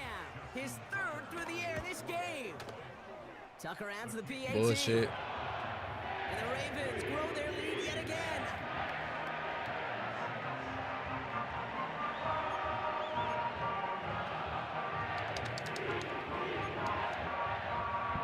I'm like, why is it not letting me choose? Now Tucker on to handle the kickoff. Here's Smith on the return. And he gets up beyond the 20, but they plant him a few inches into the ground to end that return. Drive starts out with a 1st and 10. They pick the handoff now, Stafford. Oh, brother, it's another interception. And the Ravens will be down inside the opposing 35. But it don't make sense. I threw a high pass, and then they still managed to fucking catch it. Not all been his fault, but it isn't any easier to stomach. For the sake of his mental game, I think it's about time to limit things to short, easy passes, or simply take him off this field altogether. And a man is there to knock that away. I got it next game. That one firmly denied by the man in coverage. So 2nd down coming up. That's just simply great positioning to swat the ball away. He stayed in a spot where he could disrupt the throw before the target could make a play on it. Here's Henry on the option. And the hit stops him cold. Wow, he maybe got back to the line. Moving quickly, trying to get set again. Here he is on 3rd and long. Pocket isn't holding up. They're able to drop him.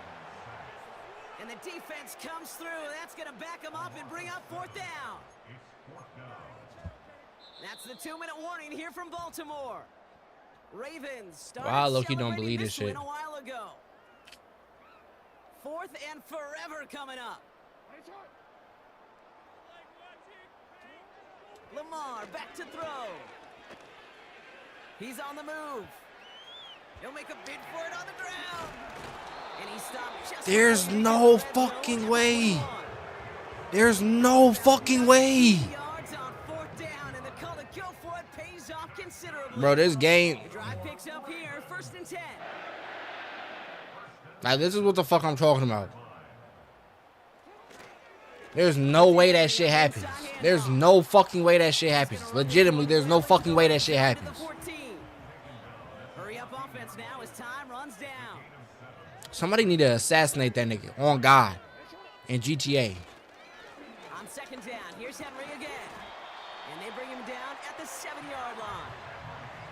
Keeping that pace going as the clock continues to run. Oh, look at this. He's setting up to throw. Ooh, he got hit as he was throwing, and unsurprisingly, it falls incomplete. 2nd down coming up. And this is why scouts talk about a player's closing speed, Kate. You know, once he senses the pressure, he's getting rid of that ball. It takes a player who can close quickly to get to him before it's released. And that sure altered the throw. Wow, they're going to pass it here. And we shouldn't be surprised as they connect in the end zone for yet another touchdown. The Ravens keep running away with this. And then he want to go for this shit too. The touchdown. A 4th Nigga don't want to just end it. and one more ties the record. And that one's caught. Add a couple more on to this massive, some might say insurmountable lead here in the 4th.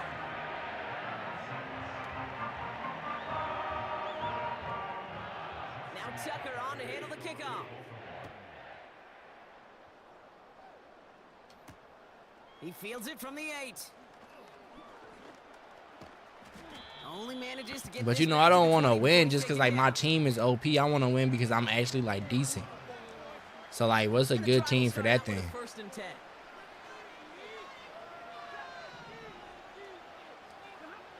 Off the play fake, it's Stafford. And that's going to fall incomplete. We're down to 9 seconds left. Cooper caught the intended receiver. And now they face 2nd down.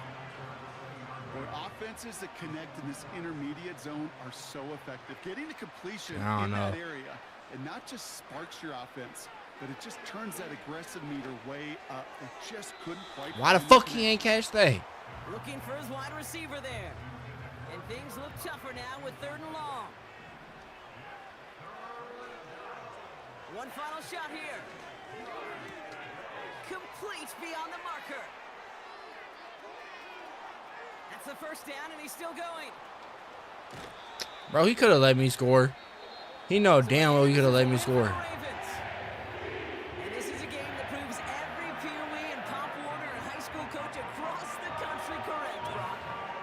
who make fewer mistakes and turnovers gonna win a lot of football games. They kept the football, they forced a couple of turnovers, and that was a big part of the difference in this one. So for my partner Brock Heward and our entire crew, I'm Kate Scott saying this has been the NFL on Why won't they skip this Sports. shit? So long, everybody. The Ravens are your winners as we say so long from Baltimore.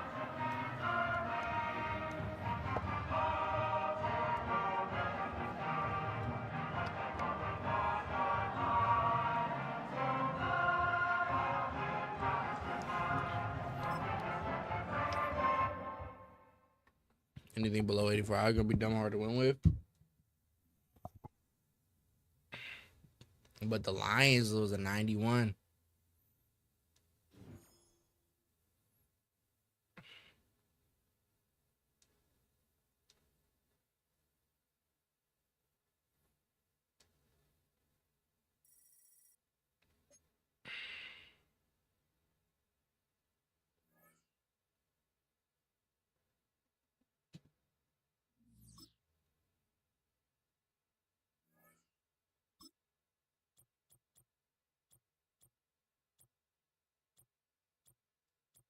Damn, he was a 93.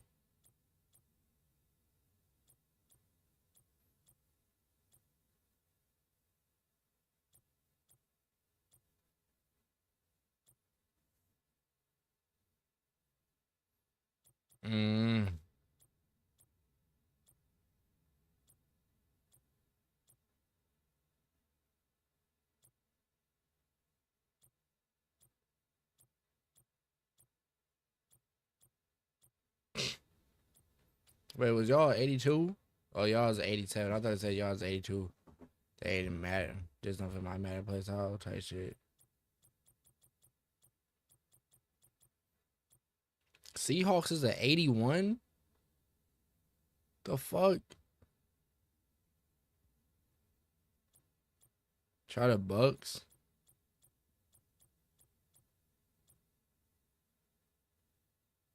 I don't know. I was thinking more like a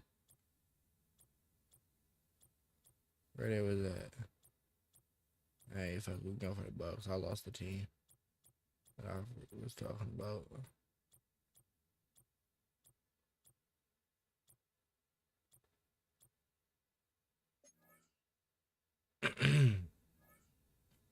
Let me grab something and drink right quick. I'll be right back. We got a solid QB.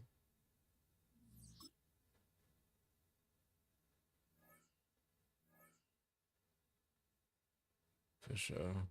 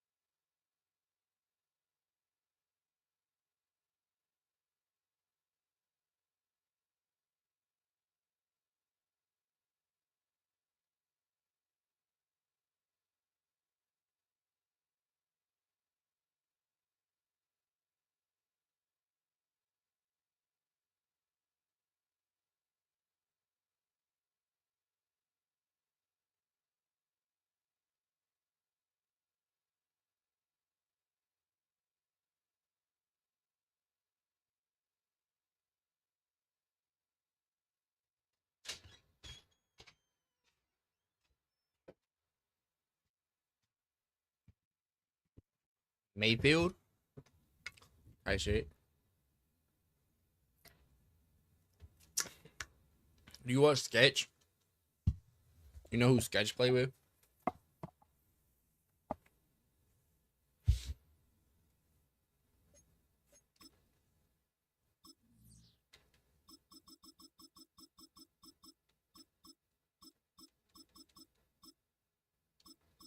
You don't watch him.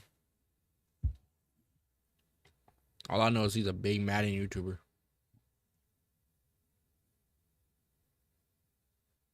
I mean, streamer.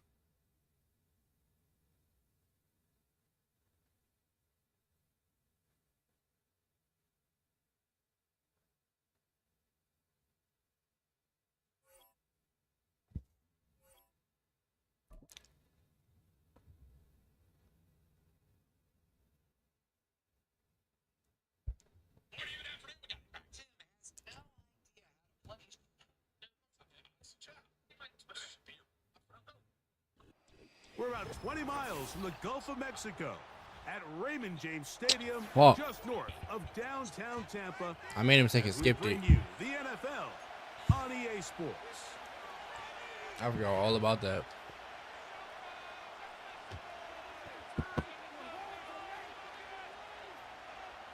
I never watched him to begin with. Actually, I just watched him and Agent play Don't Break the Glass, but I watched it on Agent channel.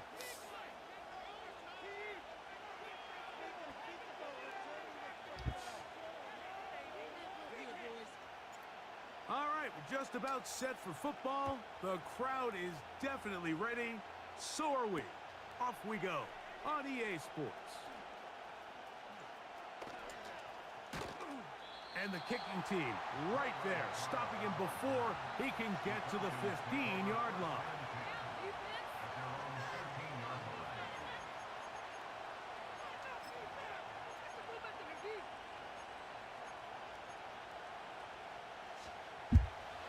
They'll break the huddle. Coming up now for 1st and 10. See, you don't know their playbook. Let's see how it go. It's the first run of the game for Bijan Robinson. Bust that with a nice logo. Hell yeah, I do agree. That's a nice logo. Damn, how can I speak? Another run here for Robinson. It's right there where stop smoking. We'll get back to the line of scrimmage, nothing more. We have an early 3rd down coming up. Clearly the plan on offense was to establish the run a little bit on this drive, Mike, but the defense is having none of it. 1st and 2nd down stop, no gain. Now it brings up a 3rd and long. We'll see if they try something else. Yeah. I hope that nigga mom get molested 14 on the in GTA. 1st down, Atlanta. Like, what the fuck is that? Who the fuck do they have that they can just like outrun anybody? And why is he trying to run every fucking play? And this time they are ready for him. He'll be thrown for a loss. No big gain that carry. It's 2nd down. From the gun, it's Penix. True. He fires downfield for Pitts. That is hard. And he's going to be brought down inside the 15. I fucked up right there, bro. I'm not gonna lie. I fully missed when I got past him. They work 1st and 10. Yeah, I know. I'm saying I fucked up right there. I fucked up the sack. I ran right past him. You good? You ain't distract me. That's my bad. I shouldn't even look. They run over center with Robinson. And a good run there. Finds the lane. Gets forward. He ain't doing nothing with it though, so we good. Much more manageable. I can stop it. They'll try to run for it with Robinson. And he's going to go backwards. Taken down at the 6. This is one of those down and distances where the offense really could either run or pass, but give credit to the defense. They sold out to stop the run, and boy, were they right. They take them down for a loss. They're going on 4th down. It's Penix. This one into Hell yeah, his bucks like that for real. I ain't gonna lie, you right. there. They force the incompletion, and they'll take the ball over on downs. They'll start this one with a 3 tight end look.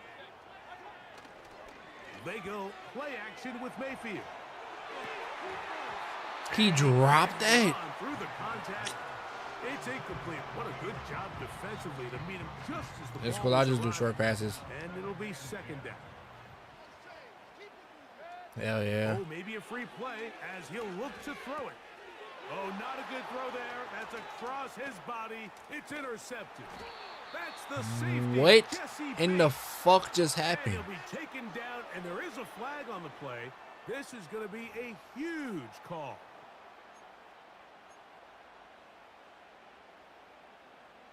That was the craziest shit. At least we got the flag, though.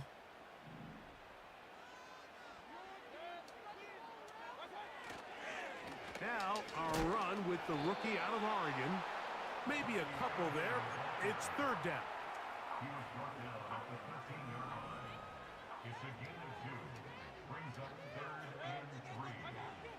Now, Mayfield. Little short pass here. There's no fucking way. And he looks to be a bit short of the line. And that is going to bring up fourth down.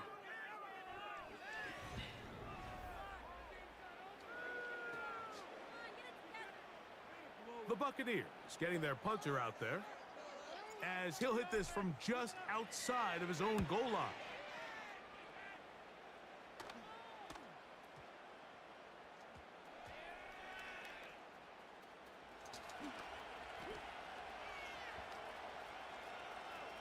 I'm sorry. Who the fuck is this?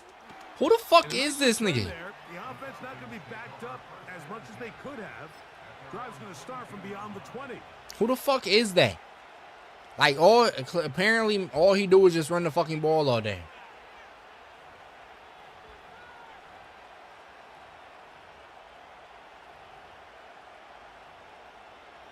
Oh my god, and now my shit is being fucking laggy. Why is my shit lagging? It is first down and 10. I knew he was gonna do a run, and guess what? It fucking lagged, bro. You saw how that shit was lagging back and forth, jumping the entire time? It's a first down. This is already a little better than the first time they had the ball, Mike. Remember, opening possession, 3 and out. Showing some signs of life here now. Nice pick up there by the back to pick up the first down. Line of scrimmage is the 37-yard line for first and 10. That bullshit the fuck up out of here. Throws there. It's going to wind up incomplete. The pressure got to him that time, and it'll set up second down. They got there in a hurry, didn't they, Mike? I mean, luckily for him, he saw that free rusher coming, and at the very least was able to get that ball out to prevent the sack. On the give, it's Robinson. And he'll get back to the line of scrimmage at best. Might have even lost a yard there. On third down, it's Robinson. And he's going to go backwards again. The defense coming up big, forcing fourth down. With how fast they were all over that play, you almost wonder, Mike, was there a pre-snap tell? Did they know that play was coming? Because I'll tell you, I don't believe him. was on it from the start. So on fourth down, the Falcons bring on Bradley Pinion to punt. Oh, and now look at this. It's a fake. And this is going to be incomplete. So I know he's mad. No, I know he's mad. He was open too. Doesn't matter. They've turned it over on down. Relying on your kicker to throw the ball in an actual NFL game is certainly one choice, and that play from the jump just didn't seem like it had much of a chance. I mean, next time your kicker comes out there, just let him do his job and kick it. This pass is caught by Cade Otton. Fighting for the goal line. He lost the football. It's out. It's scooped up by the Falcons. You see what the fuck I'm talking about? They didn't let my team grab the ball. They didn't let, like, at all. They didn't grab it. Why would I do what? I pressed the wrong button. I tried to cut back. I tried to cut back. Closer to the end zone, his mind is on nothing but trying to score. Sometimes they forget to protect the ball. That's exactly what happened here. Fumble, defense recovers it, and they lose out on a prime scoring opportunity. I didn't even jump. I mean, like, it jumped, but it's because, like, he was trying to do, like, a little fucking celebration. searching for our first points of the half. And then we both know that's bullshit. After a timeout. On the handoff. Nigga, did you just let? Robinson, first down and more. He just let them run past him, bro. But not before he takes this to the Falcons' 31-yard line. He just allowed that shit. He said, "Oh, you want to run? Okay, here you go. Have your fucking play." And he'll take this forward for about 3. It's second down. What you gonna do? Run left this time? We'll go play action now with Penix. That'll be caught. It's Tyler Algier. And they really gave me a nigga all the way down the backfield, huh? Inside the 20-yard line. Play action. It's Penix.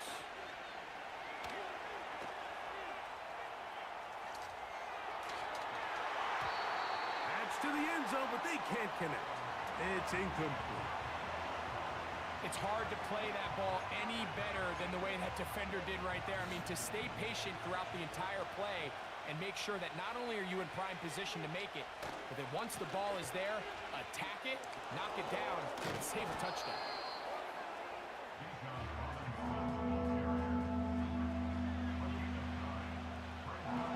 Looking to keep a promising drive alive. It is 3rd and a yard. A give, and here comes Robinson. Trying to drive his way forward. I think he is short, and he is. That means 4th down coming up. Now a timeout, Atlanta. That's their first. Nigga called our timeout with 1 fucking second left like a bitch.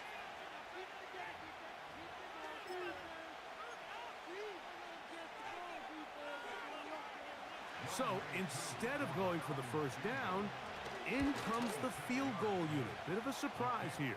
I can't even say what I want to happen to him because it's TOS. 3-0 is our score. And we get you across the state to Orlando. And check in with the coach. Jonathan Coachman has our EA Sports halftime report. Coach, thanks. This one's still anyone's game.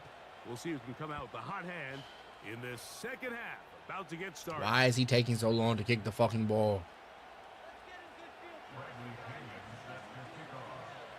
Just one score, one lone field goal. All these two teams could muster in half number 1. What awaits us here in the second half? And he'll work this one past the 25 to right about the 28-yard line. I got you. So they come to the line for first down and 10. On play action, Mayfield. My person didn't even fucking jump. And intercepted. Picked off by Justin Simmons. And the Falcons are going to take over here on the INT at their own 5-yard line. My person didn't even fucking jump for the ball. I clicked and I clashed. I clicked aggressive clap. Bro, why the fuck is it so hard to speak? I clicked aggressive catch. And what happened? He didn't even fucking jump. Nigga just sat there and fucking walked the entire time.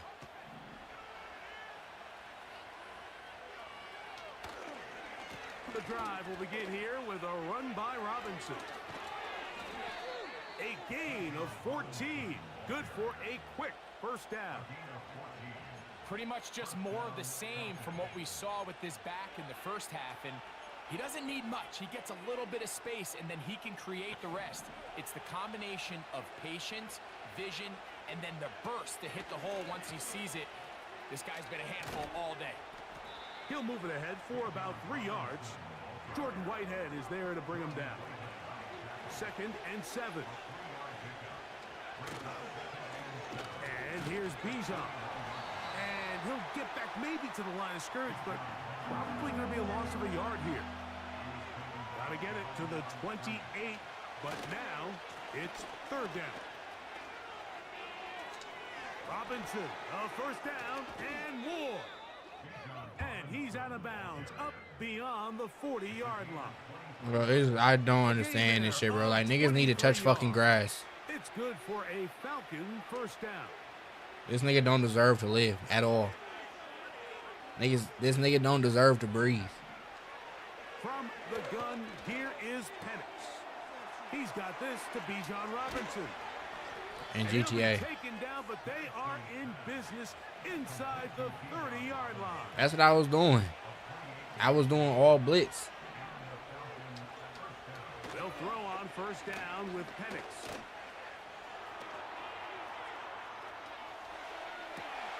He'll get rid of it. Like, you see what the fuck I'm talking about? If it's supposed to switch to the person closest to the ball, why did it switch to a random fucking wide receiver? On first and 10, it's Penix. Escaping the danger, throwing and completing. It don't make sense. Falcons are gonna be looking at It's supposed to stop the person. It goes, oh, closer to the ball. Let me switch to a random wide receiver all the way to fuck downfield and get him off his fucking mans. So when now that he got off his fucking mans, what happened? Oh, I'm gonna throw the ball all the way down the fucking field to him. Right? That's some fucking bullshit.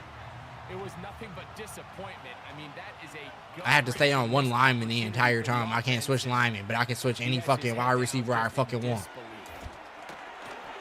hard running close to the goal line, but they're gonna mark him just short.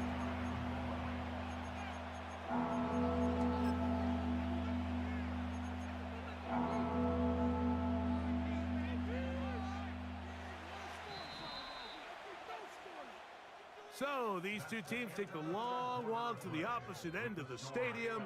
We've come to the end of the third quarter. You're watching the NFL on EA Sports. Score is still low. That shit don't matter. This game cheating. Pure dicks up. Now, as we get to third down, they'll try and See, look at that. Didn't even try to fucking touch him. Ran right past him, right? zone. That might be the knockout punch. Tyler Algier, touchdown Falcons. Everything you want to do right there, Greg, in the fourth quarter, get the ball with the lead and extend it to a two-score advantage. Yeah, and I think this just might end up being too much to overcome. You said it. Once you get a two-score lead this late in the fourth quarter, there's just not enough possessions to be had to claw yourself back in it. And this ball is not going to get to the 20, so that's whistled dead, and the ball gets placed at the 40-yard line. 10-0 versus 643. Ends in the game to This start nigga been the doing drive. all run plays though, pretty much, but true, I guess. Off the play fake, it's Mayfield. That's Otten, open downfield. And he's taken down inside the opponent's 35.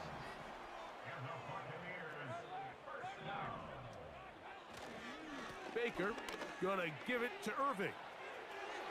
Space to run inside the 20. And he will score. Hey, I can't believe I scored right there. Bucky Irving. Touchdown Tampa. On is Chase McLaughlin for the extra point. The kick. W extra point. Important extra point. The difference is just 3, a field goal here in the fourth quarter.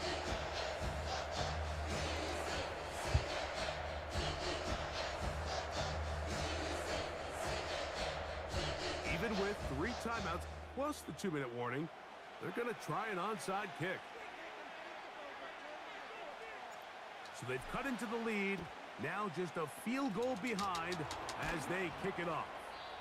Late in the game, this is where you see teams really start Hell taking yeah, some get that ball chances. And back. boy, this was a big one, but it's not going to work out. They'll come up here, 1st and 10. Here's Penix.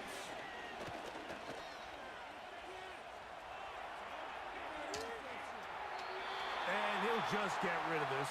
Smart play to throw it away, and that'll set up 2nd down. I should have went for an aggressive tackle. Nice example there, Mike, of the quarterback just being smart with the ball, understanding it didn't quite develop the way he had intended. Throw that ball out of harm's way, live to play another down. They'll try again here, 2nd and 10. On 2nd down, Here's a run with Algier. And he'll be very close to a first down. Won't quite have enough, but now a much more advantageous spot. Penix on third down. Good shit. He is taken down. The offense staying out there for this fourth down. And that is not going to work. Incomplete, and they turn it over on down. You know, more often Nah, I just gotta lock in. games are won based on who wins critical downs. Well, that fourth down attempt right there was exactly that, and this defense came up huge for a big-time fourth down stop. Every team makes an emphasis on winning first down, but as a defense, when you're able to take them back for a loss, second and long, you can really become more of a pass-centric defense and really tips the scales into your favor. And that's going to be incomplete. Coverage was good that time. The contact jarring the ball loose and forcing third down. Coverage was good. I don't know which play you talking about, I'm not going to lie. Damn. That's not too many men on the field. And that could be the dagger. It's intercepted. Picked off by Justin Simmons. So all game, we've seen him take the approach as just being a game I thought he would have manager. caught it. That's my bad. What you have to do if that's the case is you have to protect the ball. You can't turn the ball over, especially if you're struggling to push the ball downfield. He got a little reckless that time, and the defense made him pay. On first down, they'll start out with Algier. And not much there. He's back to the original line. No gain on that one. They'll go right back to Algier. And that's good run support on the edge. Nice tackle out wide. It'll hold them to a gain of 2. On third down, Penix. And that is incomplete. It's pretty remarkable at this stage, Mike, that they're even winning this game. I mean, anytime a quarterback is completing less than 50% of his throws, we just don't see that very often, and it just seems like time and time again, this quarterback and his intended targets, they're just not on the same page.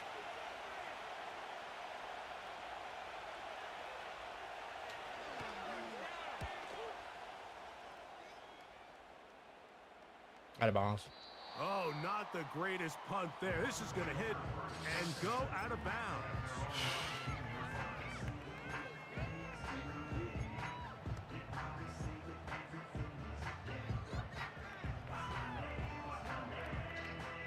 This is 1st and 10.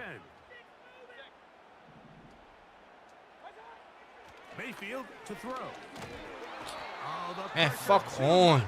He goes down. Here's second down. Now Mayfield. And All right, cool. Stop the clock. and incomplete. He was trying to fit that one into Mike Evans. And it's going to be Running third back down. on 3rd and 18. I don't think that's a good idea. Off play action. He'll set up to throw. That's caught. It's Bucky Irving. Oh, he doesn't put it away, and the ball's out. It's scooped up by the Falcons.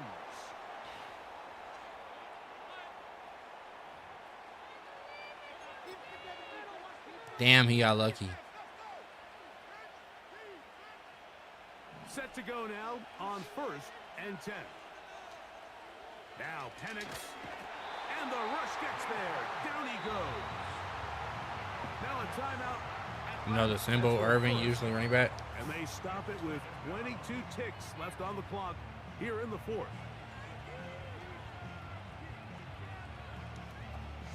Work to do now as they come up on 2nd and long. Hell yeah, I did it, peep. I thought I could do it. Now a toss. Running left, it is Algier. Finding room to the 20. And he takes it down to the 15-yard line. Falcons go ahead and take their second timeout. They stop it with 14 seconds to go in the game. Looked like a lateral there, but now it's a free football. There's no fucking way he didn't get the fucking ball, man. That fat fuck could jump far enough to jump over the ball. So as you start operating your red zone offense, of course it goes without saying, Mike, you're trying to score touchdowns. But the worst case scenario is that you bring your field goal unit and you at least try for 3. You have to protect. Now it's a fake. They'll flip it to the kicker. This will be caught. And they are going to add 6 more. That's genuinely fucking insane. Stay tuned for the That's because I didn't realize that I was on the receiver. You see what the fuck I mean? Here are the game's final play. That's that bullshit. They put me on the receiver again, man. Oh well. And right away you can point. Yeah, it was close. I'm not gonna lie. Always key. Tells the story so often. It did here again today. Their offense didn't turn it over. If I didn't fuck up right there and get that one thing where he jumped, it would have been 14. So that'll just about do it for Greg Olson and our entire team. I'm Mike Tirico. You've been watching the NFL on EA Sports. For more, log on to EA Sports. I might get my first win next game. So long, everybody. Not gonna lie, I might get my first win. That'd be crazy if I actually get my first win. Well, my first win this season. I had a win like when I first started.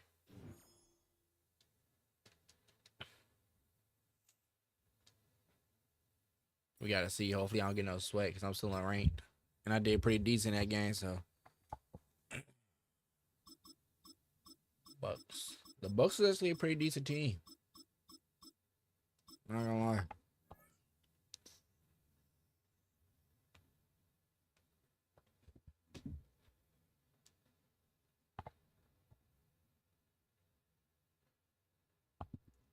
Oh shit. And I start work tomorrow again. My first day back. Shit gonna be slow. You got me as a dishwasher, so I'm gonna be working all night.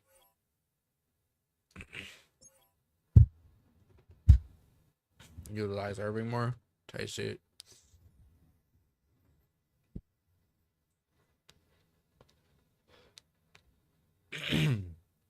I don't know though. I could like apply for this warehousing job, and I think I'd get it. But like I don't know if I really fuck with warehousing anymore like I used to.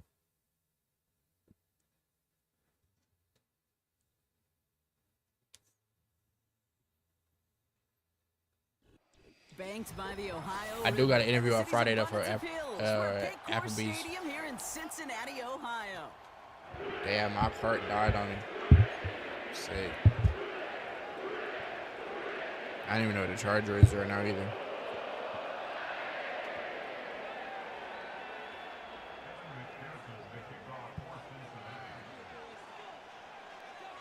Ready to get this game started. Here's It's not the fact that like it only pays like 50 cents more. It say 50 cents to like I make $16.50 and this job say $17.01 to like 20 or some shit. And it say don't want no experience, but I got a lot of experience. But the thing is, I don't know how my hours gonna be. Hopefully my hours go up at this job now that it's starting to get like warm out near me. Like today was 65. That's warm as fuck. Tomorrow's will be like 55. And the connection not quite there yet on his opening throw of the game. Well, you certainly want those throws to be automatic. That's different. Yeah, they was kind of on me right away, huh? Passes in the short to intermediate zone to effectively move the ball in this league.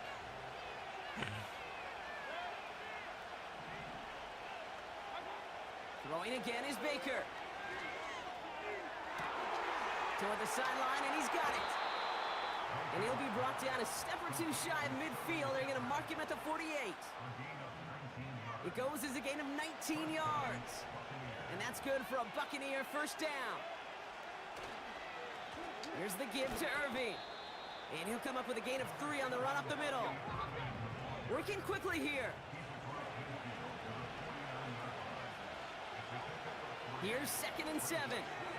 Tight end reels in the shallow throw. And he'll cross the 50 and start no way I go back ER. Quarterbacks will look for their tight end short in just about any situation. They take away the deeper options.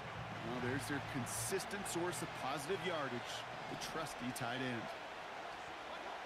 3rd and short, Mayfield. Just got it away before the hit, but it doesn't matter. It's incomplete. 4th down coming up. I was gonna say, can I punt that? I mean, can I field goal that? But that'd be kind of a long ass field goal. Enough time to find and hit them with the throw. And the line doesn't hold up, incompletions follow. 4th down, and on comes the punt team, and the kick's away.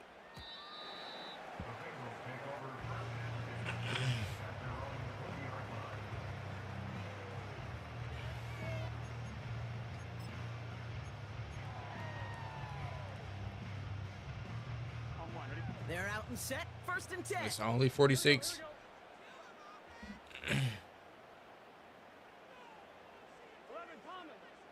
But it was 46 before the field goal tax. You know what I mean? Right to the air, Burrow. Pocket isn't holding up. They're able to drop him. Offense in the hurry up here.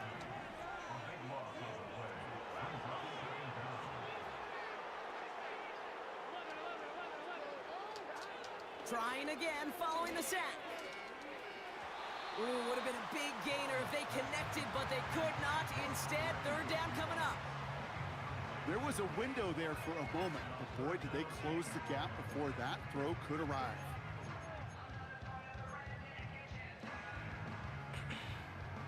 Not a good spot to punt from. They really want to convert here on 3rd.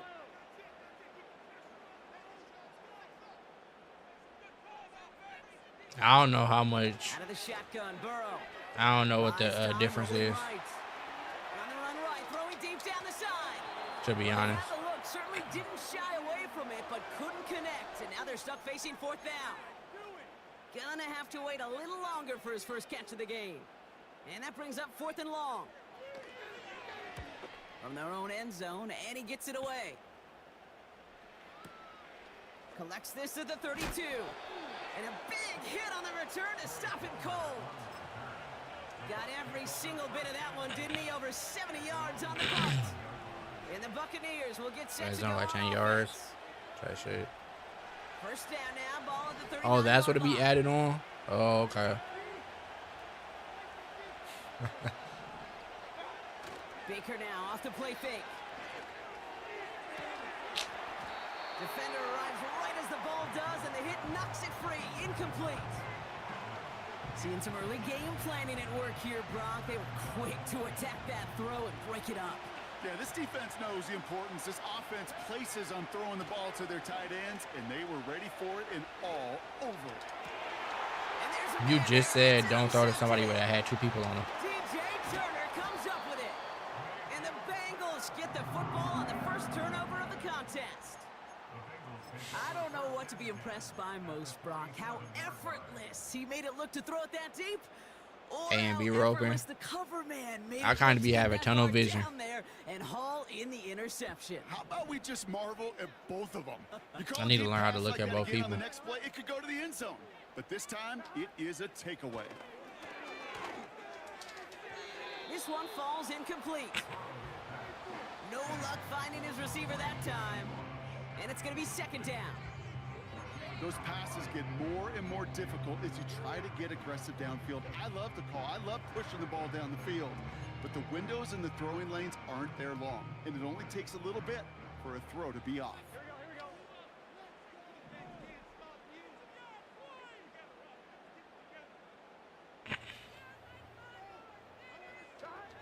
Burrow throwing again on 2nd and 10.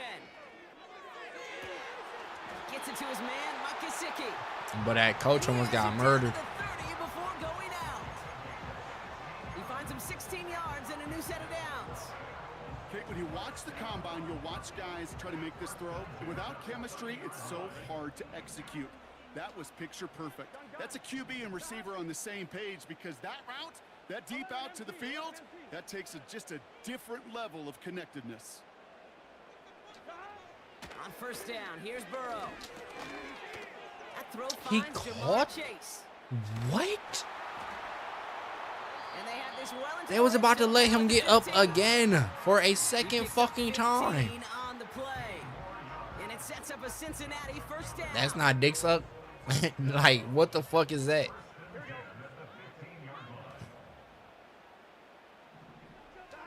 From the red zone now. Throw came out right as the defense got to him. That's an incomplete pass. Looking for the back that time. And So now nobody it's ever want to second catch the ball though when they right there.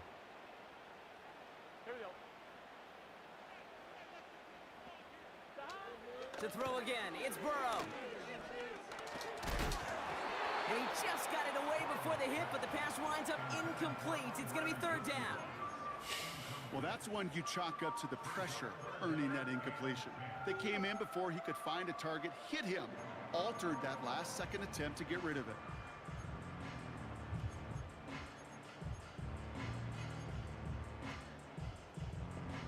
No connection on the last play, and now it's third down. Once I fix my posture, I wonder if that'll fix my back problems. This throw is caught.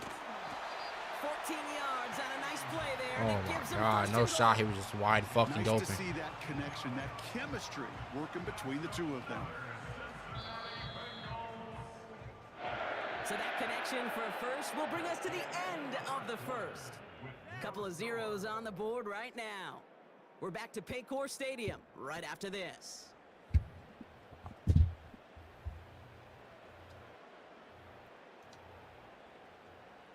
We're all set to bring you the second quarter. The Bengals well within striking distance.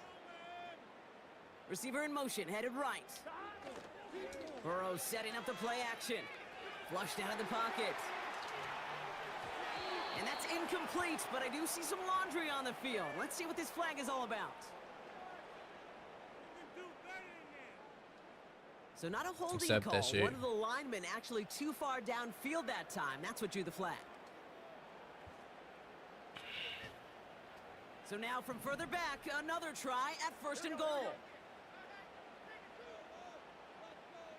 mighty. Burrow from the gun. And the catch is made. Touchdown, Cincinnati. The Bengals pick it off and get points on the ensuing drive. All right, partner, what do you think? Was that a design read, or did he just see space and he was reacting more on the old quarterback instinct there?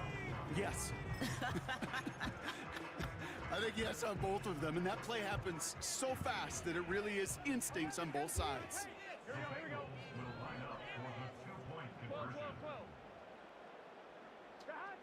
He's throwing for it.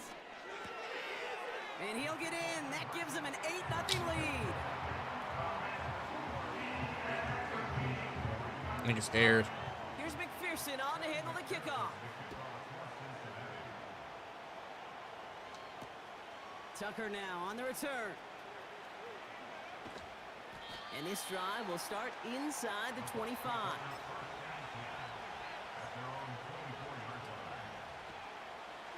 They'll get this drive started. First and 10. Play fake. It's Mayfield. Catch made by Bucky Irving. And he's going to be out of bounds just before reaching the 30. Every once in a while, it's fine to be conservative on first down, especially when you get enough to stay on schedule and get a little something coming out of it, too. 2nd and 6 coming up here. Mayfield thrown out of the pistol.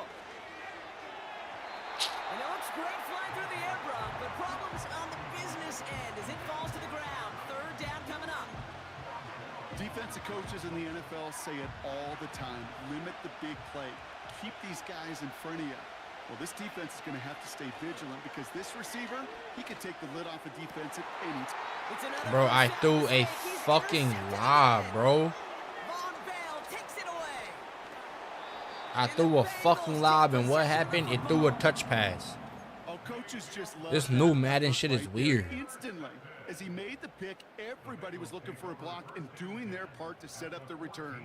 And I know it pales in comparison. Can't hold to the giving ball. up turnover, I mean, can't tap the how about touch the that button run for more than on the half other a side, fucking track him second, down and stop or it's something else, huh? pick six. I think everybody deserves a little credit on the field for that effort.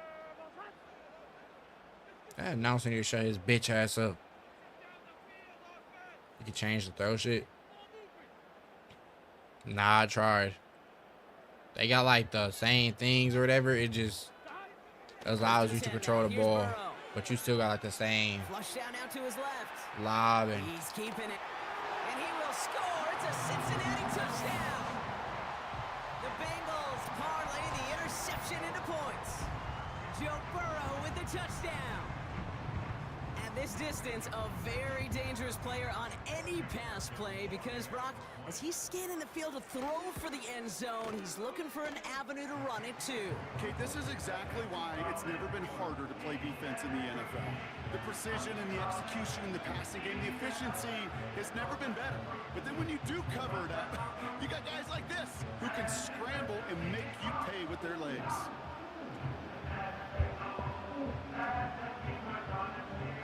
running with the quarterback for sure.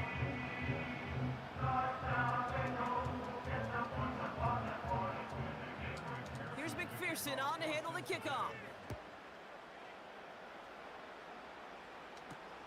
Tucker now on the return. Oh, he's showing some burst on this return. And he brought this one almost to midfield before he's tackled. When you get contributions like that out of your kickoff returner, it is such a boost to an offense. It's Hell about yeah. showing no fear. Appreciate it. Hitting the lane hard, a determined run back, and setting your offense up with great field position. Good starting field position for the Buccaneers. 1st and 10. This one's taken in by Otten. And he has it up towards midfield before he's taken down at the 47. He's just one of those guys, Kate. Even when he's not open, he's still a target thanks to that physicality and his ability to just play bully ball. They don't like forcing into coverage, but sometimes when you got a bully like him that can create space, just find a way to get him the ball. And they catch up to him, but not until he's got a huge gain and a 1st down. Give him 24 on that play. And that's good enough for a Tampa 1st down.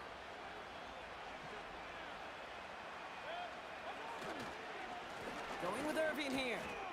And he has 7 on that run as we're down to the 2-minute warning.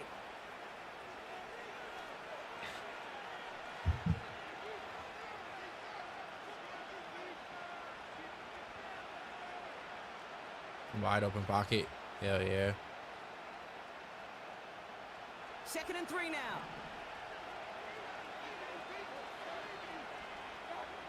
Off the play fake. Here's Mayfield.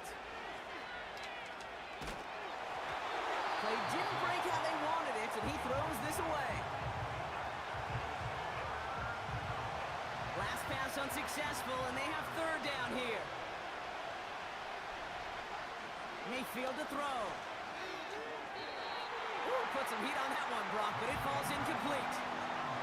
Trying to find Should I go for field goal or should I go for We'll bring up 4th and 3. You know, these 3rd and short situations, you rep them all the time. Snap after snap, rep after rep. You're expecting man-to-man coverage in that down and distance, and you're expecting to execute. A time on 3rd and short, they can't get the job done. field goal? Great. Buccaneers trying to put 3 on the board with Chase McLaughlin. It's on the right hash for this 39-yarder.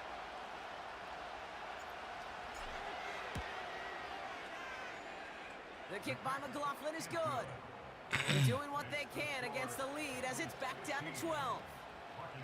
You always feel like you leave a few points on the field when you kick it from here, but they don't wind up empty-handed on the drive. And the kicker, well, he gets to pad his stats a little bit with a high percentage make. Returning it from the 4. And he gets across the 30 before he's brought down. Good little run he had.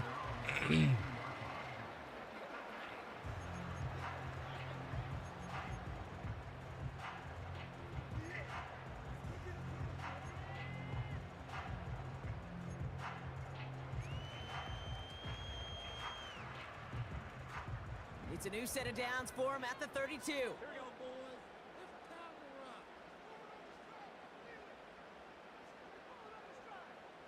I can get the ball back for 1 minute. Should I try? 1st down, Burrow to throw. Pocket isn't holding up. They're able to drop him. Offense up to the line fast.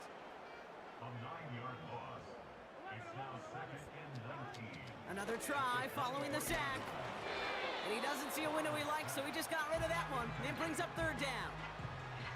They would sure love to connect on some of these intermediate throws, those chunk throws. Getting a completion like that, well, not only does it spark your offense, but it just sets you up for even more aggressive play calling. Running back sent in motion. You're going to try to drop some shit down the middle.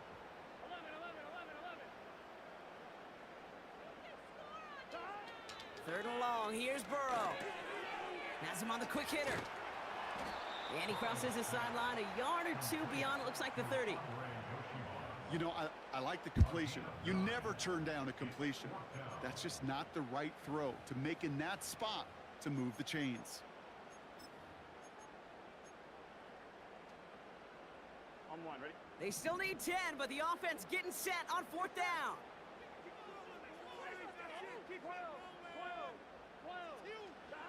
Trying for it with Burrow.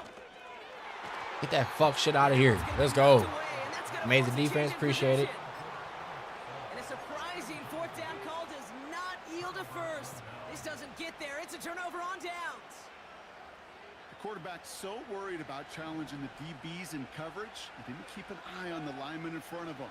He threw it right towards him, and it was easy to get a pop and swat away a potential first down. First and 10. Here's Mayfield. This one finds Irving. Fuck. They deliver a shot before he can get That's to the fine. line. Well, there was never a play in any playbook I ever saw designed for a lost yardage play when you throw the ball. But if there's any solace, at least it was first down. Or chances to make up for it. All right, here we go. Second down. Here's Baker. That's fuck. They get him yet again. And the Bengals get it back after making their third. Bro, how do I keep doing that? It's like I don't see nobody fucking open. There's nobody open that entire time. Check down Charlie. Right, just throw it underneath and not take any more risk because you don't want to throw what he just did. His third interception of the game. It's time to protect the football at all costs. And if not, well, that backup better get ready. A little less than 30 seconds to go as they begin this drive. Here we go.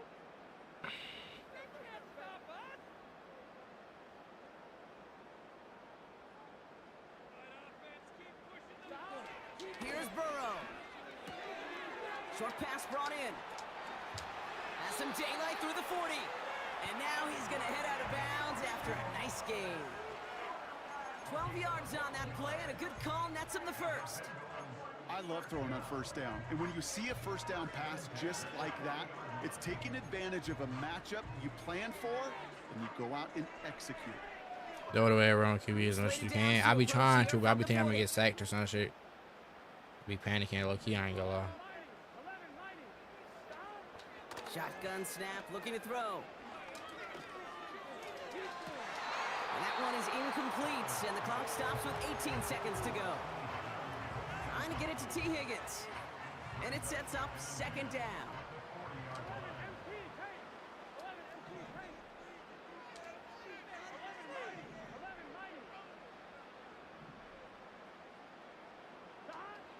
Out of the shotgun, Burrow. He puts some juice on a deep throw down the middle. He dropped it. Pass, and we're down to 12 seconds remaining. Tough one to retain through that hit. So they're left facing third and long. You know, that was almost a nice chunk play before he was able to recover and provide the hit that dislodges the football. You like to see that physical edge and scrappiness to contest any kind of shot plays deep. So after that prior incompletion, we've got third down.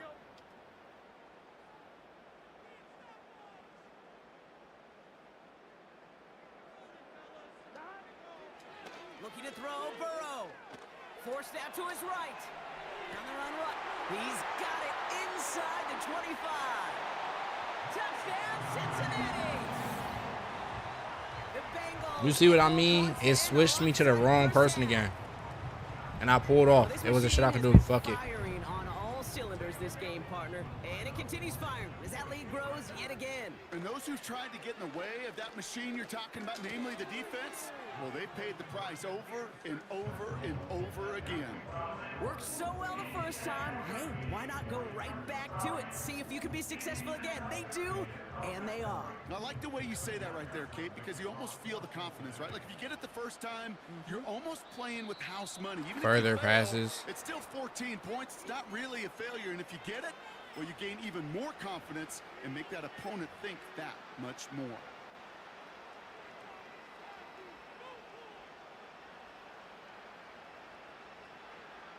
All right, this is going to be the play that takes us to halftime.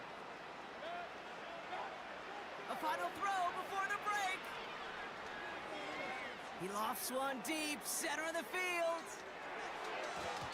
And they can't connect on the deep look. Still a couple of snaps to play with. He could have caught that bitch, bro. He know damn well he could have caught that shit. That brings us to halftime. We'll get a break as our teams make their adjustments and then return with more of the NFL on EA Sports in just a little bit. Welcome back, everybody. Kate Scott, Brock Heward with you as we're about set to begin the third quarter. This one's fielded at the 40-yard line. A poor return there. He only gets to the 15 before he's tackled.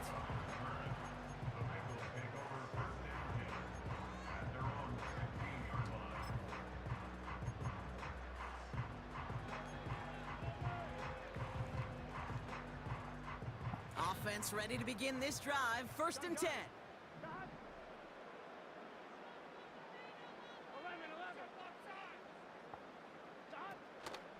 First give of the game here to Chase Brown. And this is pushed ahead for a gain of 5. That stop made by KJ Britt. Give him 5 on that carry, bringing up 2nd and 5. A humble 5 to 6 yard gain on the ground. Not a huge gain, not a game-changing play by any means, but one that keeps you on schedule and takes some of the starch out of that front 7. Here's 2nd and 5. Into the hands of Gesicki, complete. He didn't even try to catch it. Fighting his way to the 32. A nice gain of 13 yards as it brings up a 1st down. It's a new set of downs for him at the 32.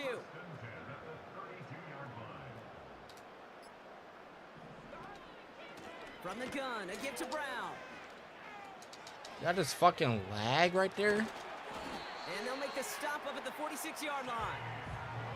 It's a pickup of 14 yards as the chains reset. Offensive coordinators tell us all the time, big runs only happen with coordinated efforts. Great blocking to spring them. Guys hitting blocks downfield, and a back who can show off his wheels. Well, the pressure nearly got to him, but still a good play defensively as that one falls incomplete. T. Higgins, the intended receiver. So it'll be 2nd down. You know, so often we talk about speed offensively, right? We love receivers that can run. Well, that was a perfect example of how speed kills you defensively. A hurried throw, almost an interception. And that wasn't until after they almost brought him down behind the line for a sack. Speed's the difference. And they get this down to the 44 before he stopped. Give him an even 10 yards on the play. I gotta start doing breakdown tackles instead of aggressive tackles every time.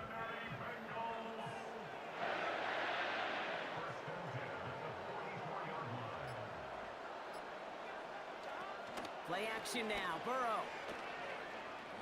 He beams one deep right up. This is caught inside the 15. A dose of the hurry-up offense here.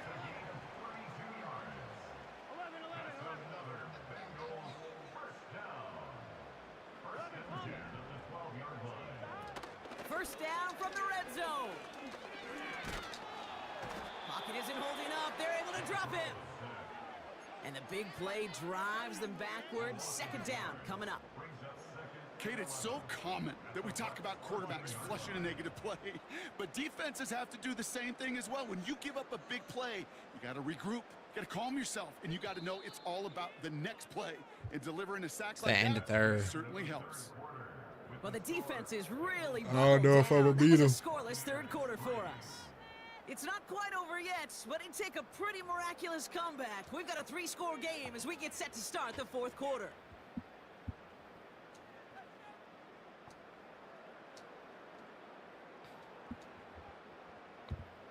Offense to the line for second down. Here we go. Trying again following the sack. This throw is cupped. And he gets it to the one, but goes out just before the goal. I wonder if he purposely ran out of bounds. They'll break the huddle and come up on 1st and goal. Probably not. They pitch it out to him here. And the defense gets there to force a small loss. I talked to a bunch of different GMs, Kate, especially around draft time, and they all say the same thing. Linebackers are so hard to find. It's hard to transition from the college game that's in so much space to this game where you've got to play in a phone booth, yet have that explosiveness to chase a play on the outside down like that linebacker just did. And the defense is all over this one for a big loss. This offense may want to try and disguise their run a little bit. I don't know if it's the O-lineman's stance. I don't know if it's a cadence. I don't know what it is, but after 2 straight plays going backwards, this defense is all over them. Here we go. On 3rd and goal, here's Burrow. And that's a win for the pass rush. Hit as he threw it, leads to the incompletion. 4th down coming up. I'll tell you this, Kate, that's where you got to be on the same page with one another and get both ends of the play right to execute, both the protection and the... Oh, it's a fake. They're going to flip it to the kicker. He's going to throw. And that is incomplete. The fake is unsuccessful. Fuck out of here. The fake field goal does not get it done. This is going to be a turnover on downs. But damn, now I got to go all the way from back here, though, huh? Baker now off the play fake. And they pick him off again. Von Bell takes it away. I don't understand why I keep fucking lagging. After returning this to the 15-yard line. Well, Brock, it has been a special...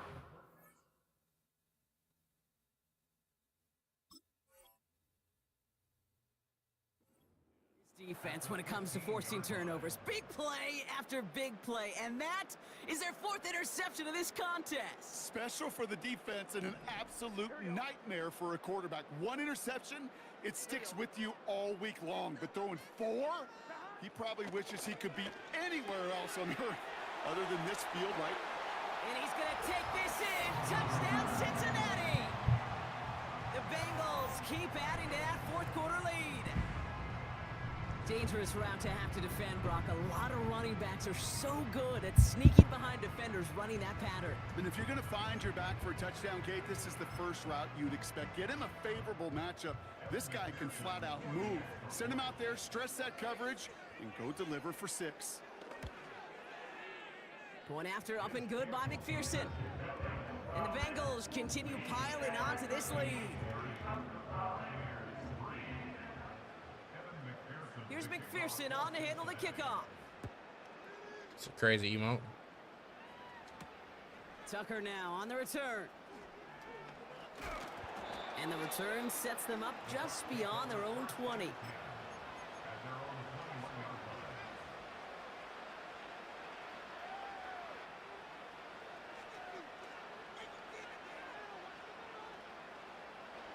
And the drive will start out with a 1st and 10. Play fake, it's Mayfield. Got his target, it's Otten. And he's going to get this up to the 45 before he's brought down. It's a 24-yard gash, and it gives them the 1st down.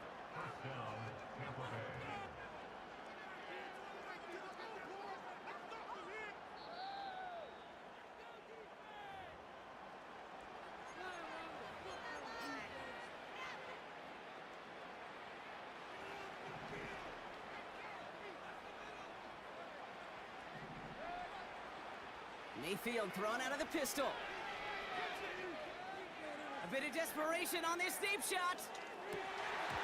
He had it for a moment, but a great defensive play to jar it loose. Incomplete. I thought I had it. I'm not gonna lie. Evans with that throw. And we'll see what they do here on 2nd down. Throwing again is Baker. Grabbed by Chris Godwin. And this is marked down right along that 40-yard line.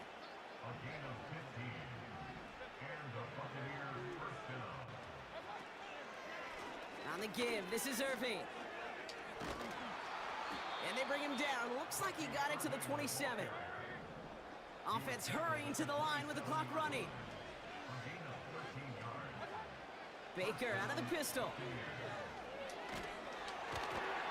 Ooh, he got hit as he was throwing, and unsurprisingly, He was wide open. Complete. Second down coming up. You know, that was a play, Kate, right there, where you need to buy your receivers just enough time to get open along their routes. Probably, but that was the same person I went to last time, and I ain't want to go to him again. I ain't want to take that. Bro, catch the shit. Hold up, and it forces the incompletion. This one misses the tight end. And that's going to leave him with a tough 3rd and long. Whew, I think the coverage got away with one right there, Kate. There was actually space, and if that throw came out 1 second earlier, that could have been 6.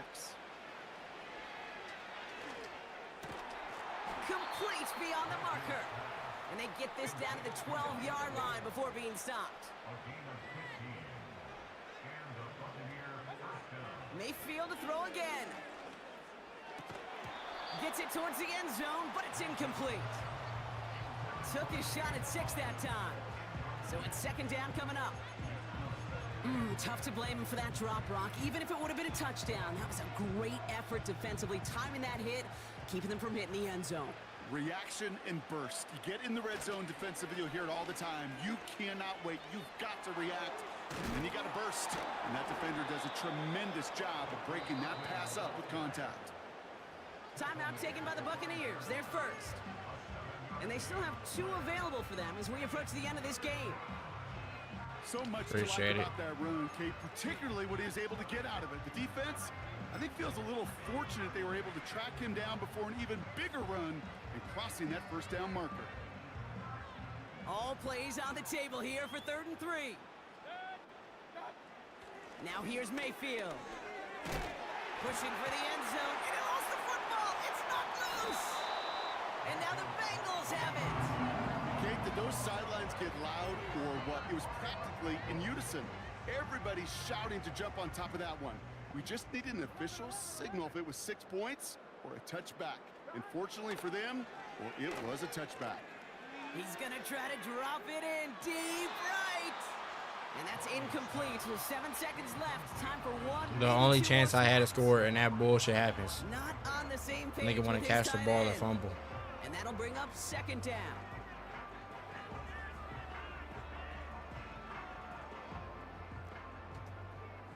I don't even think that was my fault. He keeps it himself. And they're going to touch him down after a short pickup. So in the jungle, the Bengals take the win. And it was a maestro of a performance defensively, limiting them to only 1 field goal. Playing shutdown football like that, Brock, it is no surprise they came away with the win. And I think you'd agree, we see some more lockdown football in their future. And with Brock Heward and our EA Sports crew, I'm Kate Scott saying so long from this one. The Bengals emerge as winners as we say so long from Cincinnati. I guess so.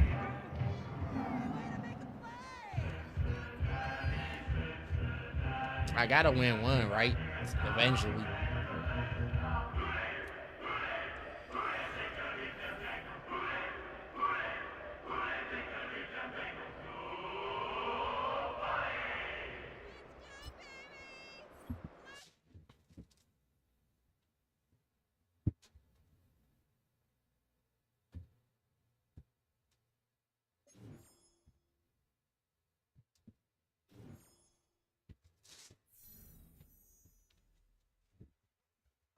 Just make smarter plays. You know, maybe I'll think of that next time. And stop intercepting, getting the ball intercepted. I don't be seeing it until after I throw it. No, let me change that. I see it, I just be too cocky. I be thinking I can out throw him.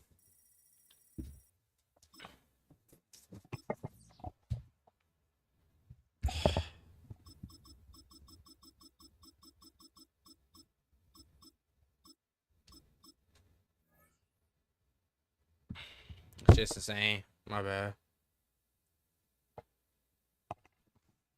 I do be thinking that. That's why I be getting intercepted. Because I be like, oh, okay, I can get that. And I'm going to score off right there.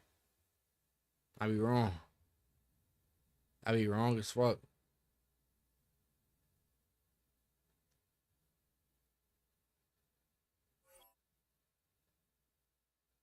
The fuck?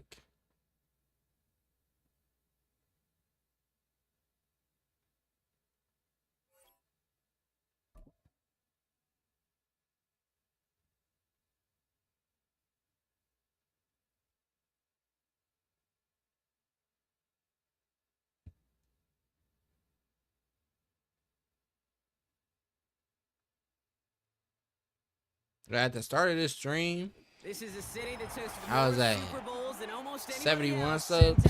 Oh yeah, Brock, they've won a couple of But their own now I'm along at the way, 74. too. We're in the home of the Buccaneers, Tampa, Florida. I think, and unless Raymond my James shit lying to Stadium. me.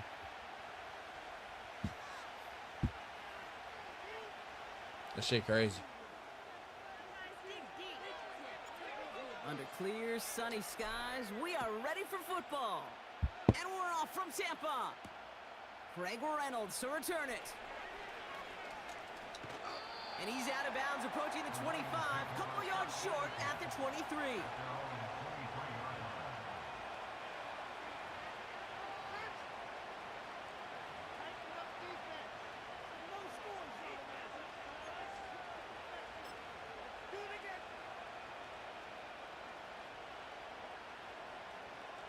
All right, let's get this show on the road. It is 1st and 10. Hell yeah. Throwing right away here, Goff. He's taking a shot on his first play.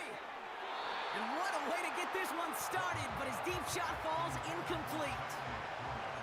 It is such a weapon offensively when you've got a big tight end that can stretch the field vertically. Not a lot of DBs have the size to cover him. They tried to get it to him in that spot where he could win it, but unfortunately, no connection to be made. So after the incompletion, here comes Oh. the second down call. Shotgun snap here to Goff. Got to him right as he threw it, and it falls to the ground.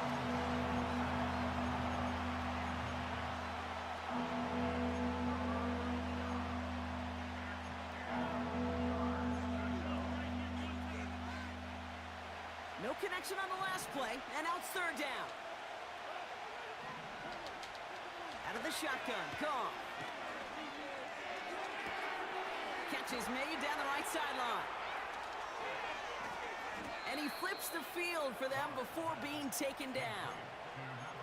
That's bullshit. He ran the same play 4 fucking times in a row. How the fuck does he always get to land on the same play, but I can't land on the same play? St. Brown's got it, complete. And he dived to the right. He dived to the fucking right. Lions take a 6-0 lead right away.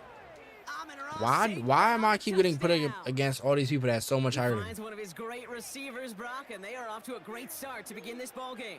Yeah, it's such a positive offensively when you can go. And of course, it's one of these dickhead ass niggas that always just want to fucking, 2-point conversion, 2-point conversion. Ooh, this starts to shake the Like, these are the type of people that make me hate this fucking game. What's in store? Throwing again, it's Goff. And someone Give me that stepped in. bitch, nigga. It's intercepted. Picked off by Levante David. And the Buccaneers are off to a great start defensively. They force a turnover on the opening possession.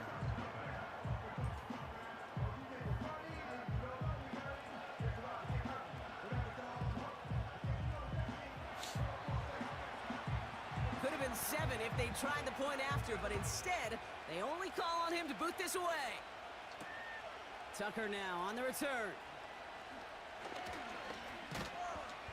He's brought down at what looks like the 24-yard line.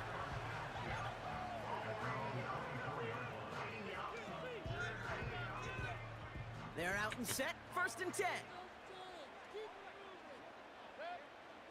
Mayfield comes out throwing. What the fuck? Amik Robertson takes it away. Bro, this game is genuinely on dick. There's no fucking way. There's no fucking way. But we all know getting the interception is the important thing, Brock, but how about this guy having the wherewithal to transition into a really nice return to then get the touchdown out of it, too? Yeah, that's a great point. We talk about it with receivers, right? Getting vertical right away after making a catch. Same thing for these defenders when they make a pick. They secure the football, sure, but instantly they go back. Hey, he didn't have triple coverage at the time that I threw it. He ran into triple coverage.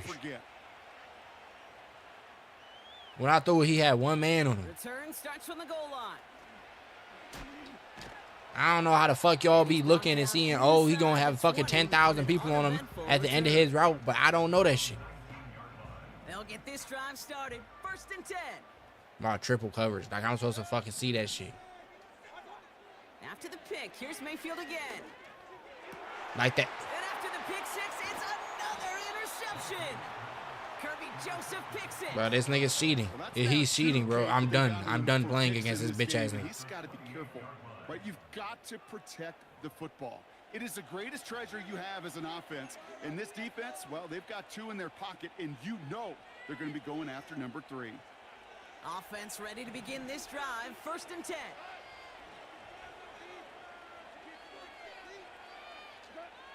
From the gun, Goff. Cut near the goal line. Touchdown, Detroit. Not even 2 minutes in, Brock, and they've already got 2 Bro, I touchdowns. swear to God, bro, I'm about to break some shit. This game is fucking weird. This game is genuinely fucking weird. There's no fucking way. This game is genuinely fucking weird. How the fuck? Interception, interception, interception, non-stop. It literally went through his hands, through another player, and into the hands of somebody else. Kicking himself after that missed point after. Non-stop. He can take a little And I'm supposed to be able to see that shit. This away. Bucky Irving now to return. Finds some space. He's past the 30. The tackle's made, so this drive will begin at the 34-yard line. Drive starts out with a 1st and 10. Trying to shake off the interception. He's looking to throw. That one way too far up there. They can't connect. I threw it away. I wasn't throwing it to him. That's why I threw a high pass. Or else I would have threw a bullet pass. I'll tell you this, Kate. They doubled him knowing that was where the pass was likely headed. That's doing your homework. A bit surprising QB still threw it in that direction with how well the defense had that one covered. An all-around tough play for him. He took a shot on the release, and it definitely affected the throw. It's Nigga, if you don't shut your fat ass down somewhere, go fucking shoot some insulin up, you fat bitch. God damn.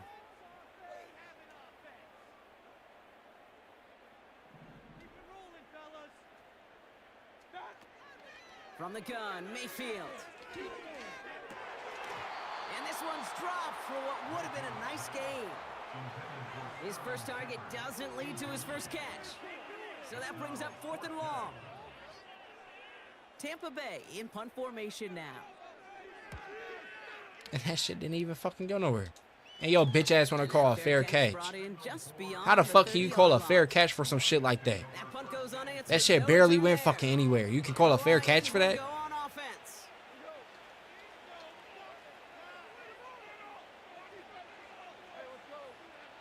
They made football too soft. I'm not gonna lie.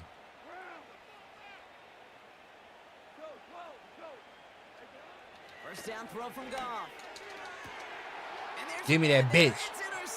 Give me that bitch. Picked off by Jordan Whitehead. Too easy. The Buccaneers get the football back inside the 45-yard line after the interception.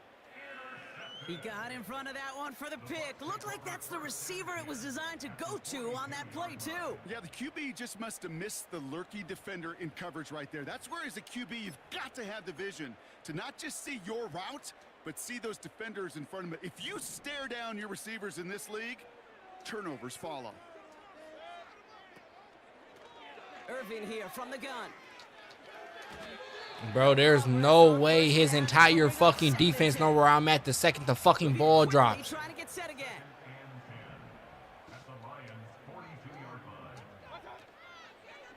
Shotgun handoff to Irving. Juke the defender. And they finally bring him down, but that They strike for 23 yards. And that's good for a Buccaneer first down.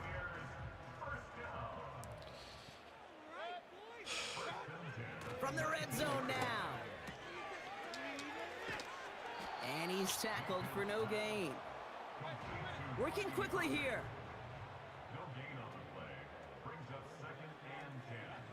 To throw, Mayfield. Has him on the quick hitter. And he's brought down after a short gain. Sometimes when you're just looking to move it forward, get some small yards on the throw, quarterback's best friend, security blanket. And when it's a big old tight end, that's an extra. For no gains, insane.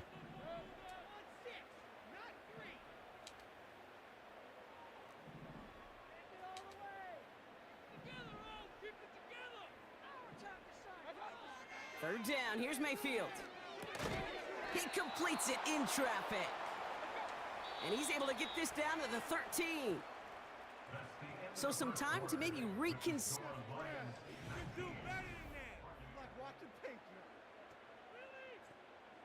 Chase McLaughlin now to try the Buccaneers field goal. This from 30 yards out. The kick by McLaughlin is good. You think I should have ran again right there? Closer as it's down to 16. Anytime you start sniffing that red zone and you don't score 6, you only come away. I got it. with I'm getting the ball back. I ain't worried Not about it. what you were looking for on the call sheet. The Bucs get lined up and they will kick this away. Reynolds with a return. He stopped on the return at the 27. Yeah, he scored 19 in the first quarter because the bullshit kept happening. He scored 1 and then he got that pick 6. The drive will start out with a first And then he and scored 10. again.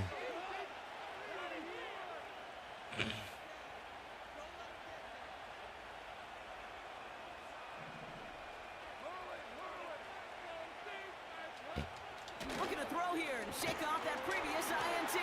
That one person I could have get was the first game was 30-something in the first quarter.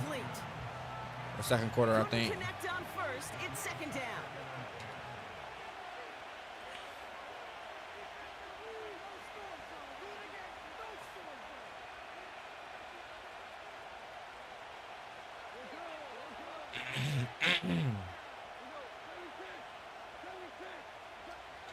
Trying to throw here out of the gun. This has been a trend, yet another interception.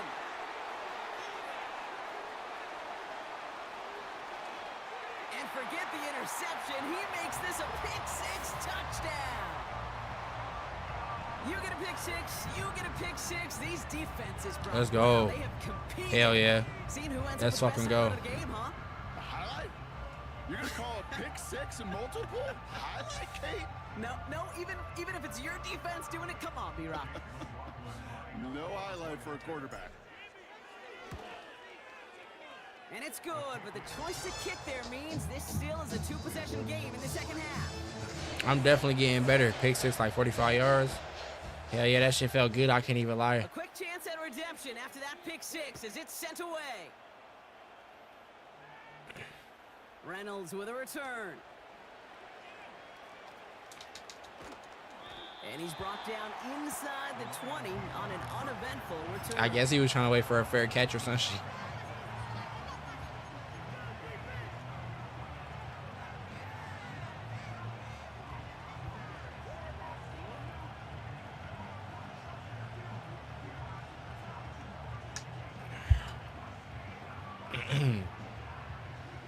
Is he gonna pick some?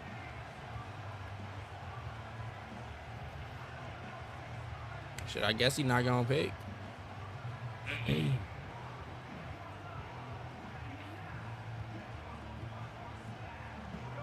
They're out and set, 1st and 10. Goff trying again here after the pick. Connects on one to Jameson Williams. And he'll That's a take it up to first. the 30 before being brought down. Hell yeah. They come through with a nice gain there. Gain of 10, 1st down. Sure seems like he knew exactly what he wanted, and he got it, going right where he wanted to with the ball off the snap. Goff on 1st and 10. Bails out of the pocket quick. That's caught. Here God comes damn it, I had the wrong person. I went right He'll past go him. down, and we'll say right at the 39-yard line. Just get this guy touches. I don't care how I don't care when, just find unique ways to get this running back the ball, and over time, he's going to make it pay. And he's down after getting I us did. up to the 41. I didn't even realize I would have went for it. But Brock, that's all they needed. First down. Hey, I know the temptation is there. If I'm thinking in the booth, I know that play caller is too. That could have been a chance to be aggressive. Not the case. Go get the first down like they did, and a new set of downs to work with. First and 10 from the 41. Shotgun snap, looking to throw. Made the throw as he was getting hit, Brock, and it's incomplete.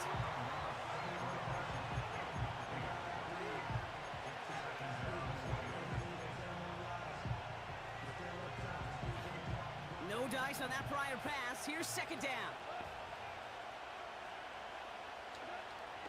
Looking to throw. Gone.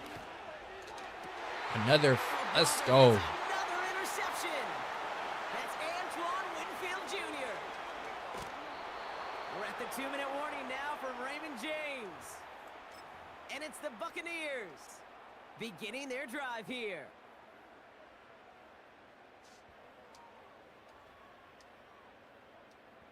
Get a TD. Shit, I'm about to try. I'm going for a run right here.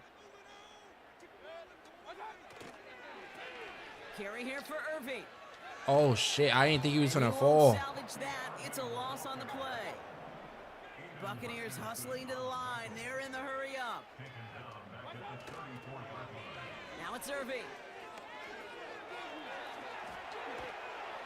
And he's going to be stopped at the 17-yard line. That'll go for an 18-yard gain. And that's good enough for a Tampa first down.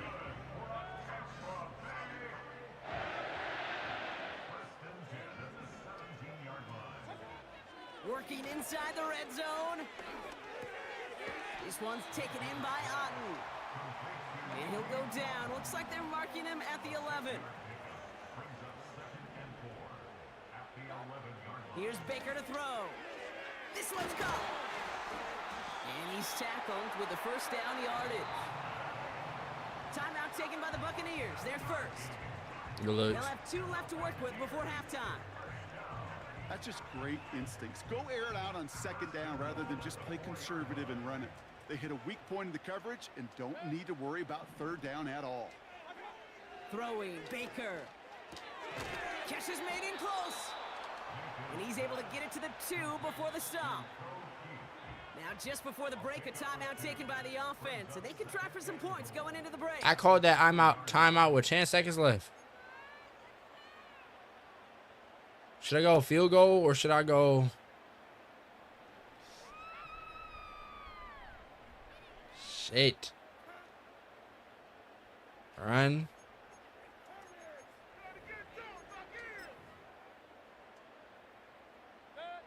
Here comes the final play of our first half. Irving. Come the fuck on. Damn. It's good, it's good. So we're through 2 quarters now. Still a half of football to be played. We'll be back with more of the NFL on EA Sports. Well, that first half, certainly an interesting one. Kate, Scott, Brock Heward with you as we get back and see what the second half has in store for us. Yeah, probably low-key should have took that 3 because then I could have got the ball back, tied it up. It's cool, it's cool.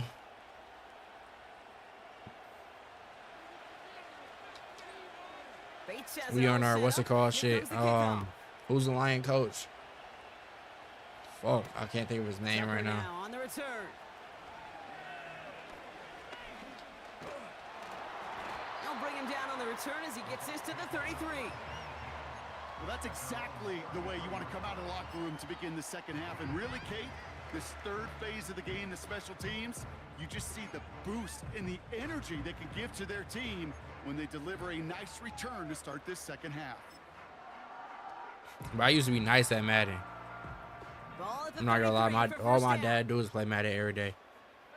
This like his main game. So when I was playing him, he had Dan Campbell. He used to beat my ass, so I used to have to sit here and try to get good at this shit. So I would stop losing. Oh my fucking god. For a big loss. Offense in the hurry up here.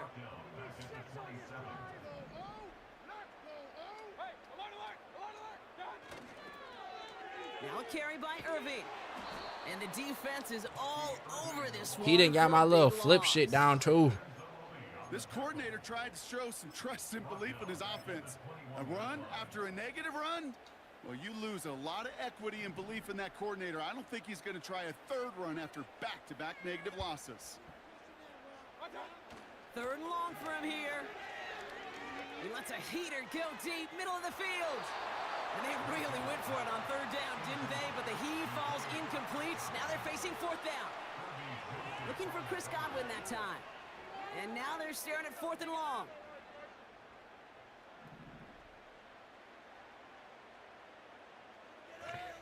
Receiver in motion, going left. Mayfield to throw for it. Oh no, they get him yet again. Kirby Joseph picks it. You know, it's a pick, but it's fine because if I would have fucked up, they would have been all the way back there. So, yeah, it's worth it.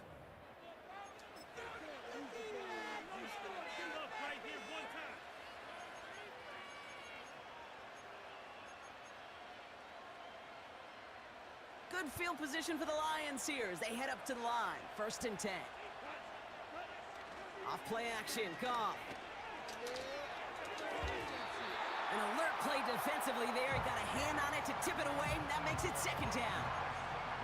I'm just going to say maybe not the guy you want to pick on in coverage on this particular series. Gets a hand on that throw and knocks it away. The next time, well, he could get 2 hands on it and take it the other way. Got Williams, and it's complete. And they get this down roughly to the 34-yard line. That play good for 17 and a 1st down. I think my favorite part was the That's fine. I didn't even mean to pick that play to begin with. The way he took the That was a fuck up. and made so much more out of it by adding all the extra yardage. On 1st down, it's gone. And this time they're going to get there, and they drop it. What's sack 31? And the big play drives them backwards. 2nd down coming up. Offense up to the line fast.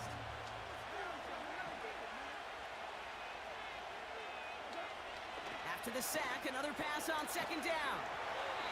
Another sack. Under pressure, and he goes down. It goes to the hurry-up offense here. It's like we're not even gonna. He finds Laporta. And he's Damn, able I to get this fucked up. down to the 36. Moving quickly, trying to get set again. Okay, put that blitz back on him now. Put that blitz back on him. They'll go for it. Goff. He finds him beyond the marker. And they catch up to him, but not until he's It's got like a it went. huge gain and a 1st down. He grabbed it after my hands had already touched it. Plays of the game, and it comes on a 4th down gamble. If only every completion could get that kind of result. That's good enough to knock a defense flat on its back. Big play sets him up pretty. Damn, my hands was right there. Shotgun snap here to Goff. And the defender comes away with it. Picked off by Jordan Whitehead. And the Buccaneers have it after forcing his 4th INT of the day. I know exactly what the quarterback was envisioning when he let that one go. Touchdown, baby. Not long after, I know exactly what he was thinking. Oh, no! Give me that one back, because the coverage baited him perfectly into that throw, and even more so, picked it off. Damn, if I threw a fucking bullet, you got lag there. So 2nd down coming up. You hear defensive coaches on every practice field we're on. Damn, if I threw a bullet right there, that would have been great. Especially at the NFL level.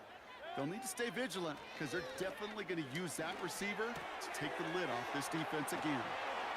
And he'll get this up to the 19-yard line as he stopped. They'll get 14 yards and a new set of downs.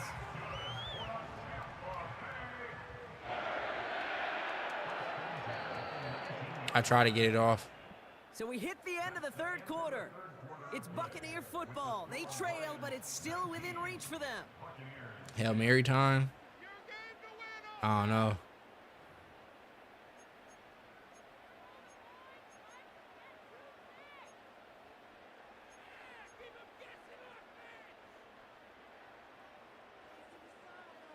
All right, set now. 1st and 10. Here's Mayfield. And that's knocked away. The linebacker got him in the middle of the field. Incomplete. Trying to force one through there. And now they face second down. Hell yeah, crazy for a quarter. Throwing again is Baker. And they pick him off again. And that don't fucking help. Alex Anzalone with the pick. That is true. He has been at 19 since the first quarter. You are loving what you're seeing right now. Consecutive drives that have ended in interceptions. It's become a real defensive battle. Well, let's see here, Kate. We got one, we got two. Do I hear a third interception in a row? I'll tell you this right now. These defenders, they are squashing that thought the defenders are offensive guys with bad hands because they're making it happen, taking the ball away. He brings the offense up now for a 1st and 10.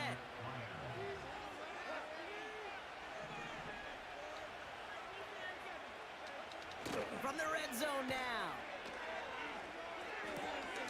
That's complete to the back. David Montgomery. And not much doing. He stopped quickly. When there's heat, that blitz coming off the snap, that QB's eyes, you could see it right away. He got to his check down in a hurry. But, Kate, here's the key. Quarterback and running back have to be on the same page. The two were right there, and then netted some positive yards. He brings it in. And in for Bro, why would he turn and run back into the defender?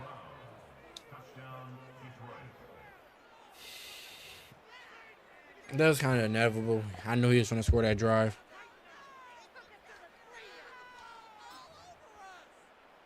And then he want to sit here trying to do this extra little ass extra shit. Here's that Lions offense lining up to try for 2 once again. Put built to ass. Fuck is you talking about, nigga? Last time you did that shit, picked off too. Fuck it, use the Chiefs, get my first win. Nah, that shit feel like cheating.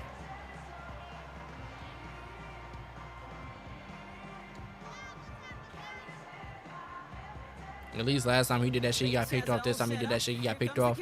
Next time he gonna fucking triple think.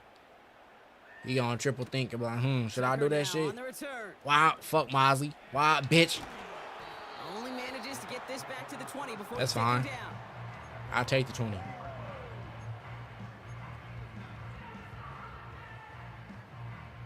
They'll get this drive started. 1st and 10. Irving on the inside give. Jukes one defender. And he'll go down after fighting his way to the 32. That shit crazy. After that pickup of 12. Kate, don't think for a second this is time you step off the gas. You can feel this defense right there on their heels. I know he mad. It's the best chance to go push the envelope and get aggressive.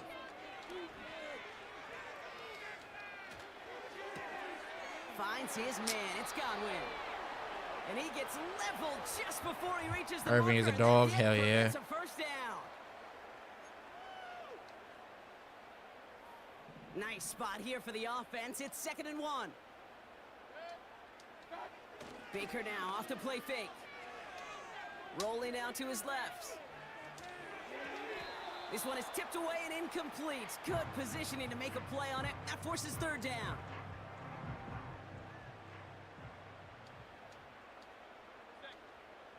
Here he is to throw.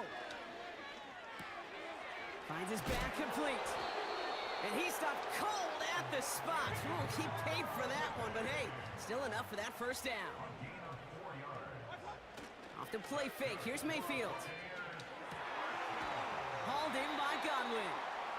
And they get this down to the 44 before he stopped.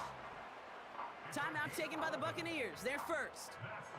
And they can take a moment to try to build more momentum after getting that first.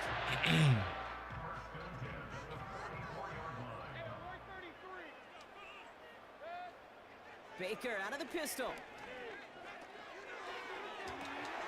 And that was probably their last gasp. It's intercepted. Kirby Joseph picks it. And the Lions get it as he makes his Well, that was my fault, bro. I don't know why I thought he could catch that. Oh, man, Brock. Somebody, those other leaders on that sideline, they've got to sit him down and calm him down.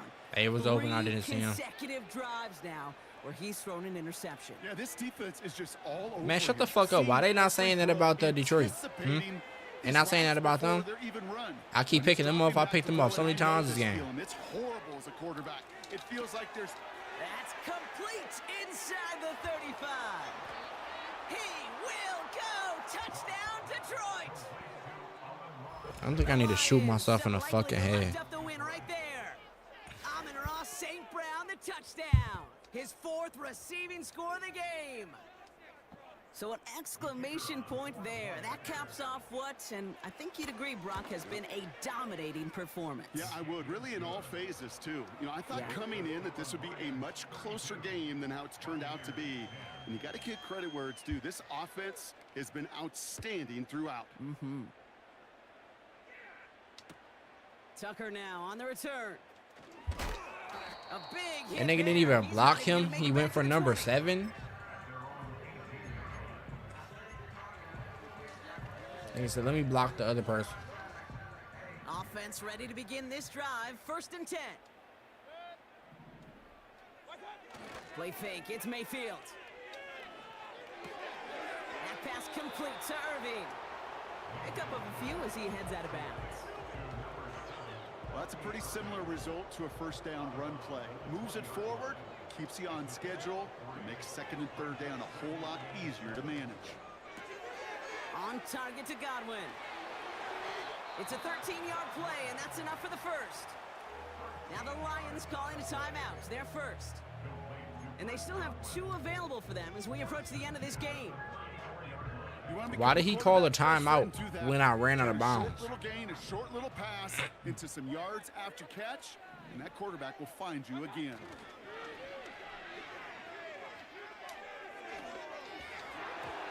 And that's incomplete. A little lucky there, too. Nearly picked off on 1st down. So after the incompletion, here comes the 2nd down call. Off the play fake, he'll throw. Ooh, Nigga catch the shit. They connected, but they could not. Instead, 3rd down coming up. You know, I love this, Kate. Just philosophically, stretching that secondary out with your tight end. Even still, one of the deeper targets you're going to see him get. It's a shame they couldn't quite connect. Completed over the middle. And that will not be enough for a 1st down. Timeout taken by the defense. They're 2nd. Still 1 more in their pocket to use. 4th and 3, drive on the line. First of all, I ain't choosing a fucking run. Baker throwing again. Throw is caught by the back. That's a gain of 10, and staring at a turnover on downs. Brock, they pick up the 1st instead. Oh, so close to getting off the field. But the 4th down conversion keeps that defense out there.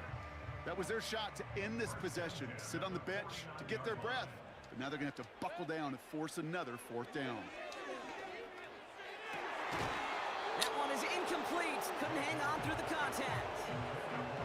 They haven't found it easy to score in this one, Brock, and physicality just like that, a big reason why. And it usually is, Kate. I love defensive coordinators when they say, hey, it's not just what you see, it's what you hear. And you could hear the physicality of that knocking the ball loose. You hear defensive coaches preach this all the time about not giving up the big play. Keep everything in front of you. They're going to need to stay vigilant because he's definitely a receiver who can take the lid off of a defense. Incomplete pass, and we're down to 12 seconds remaining. You know, it's a point of emphasis in practice each and every week, no matter where we go. How are we going to attack the coverage on 3rd down? Well, they chose the wrong play off that call sheet that time.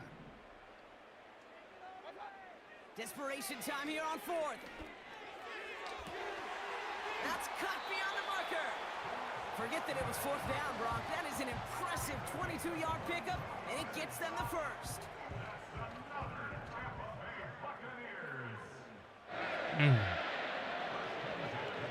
Mayfield to throw again. Trying to push it deep downfield. And this falls incomplete with just 2 seconds remaining. This undoubtedly the final snap of what's already a decided contest. One final shot here.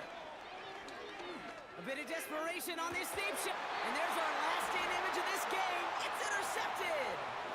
Kirby Joseph picks it. And the Lions are stopped on the return on the final play of this game. I'll be right back.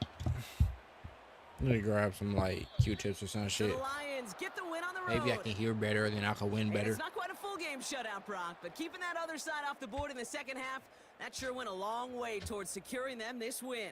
Made things a lot easier for everyone else to operate in the closing stages of the game. So for Brock Heward, everyone here on our great crew, I'm Kate Scott, and this has been the NFL on EA Sports. It's a win for the Lions, as with that, we sign off from Tampa.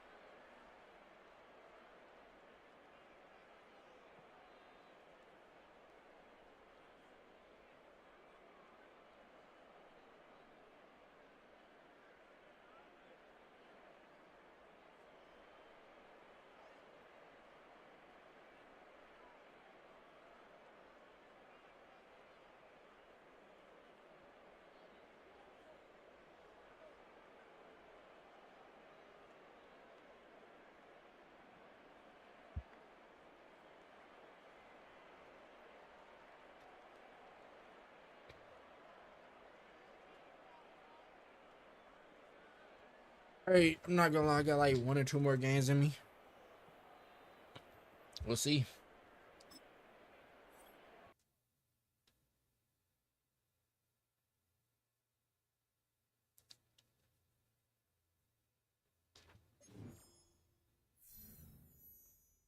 Bronze 1, I love it.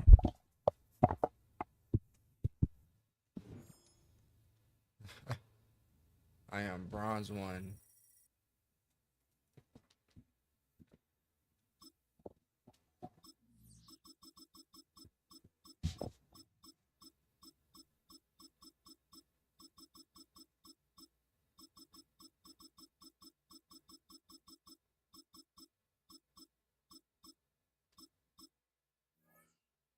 Use the 49ers.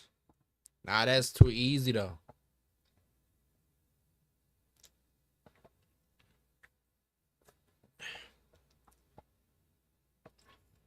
Wait, nah.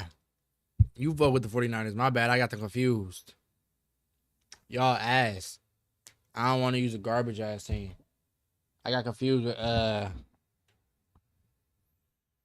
49ers and the other one. Who's the other red one? San Francisco. Nah, that's still with the 49ers. There's another red team. Just about 8 miles inland from the warm waters of the Atlantic, we are inside Hard Rock Stadium here in Miami.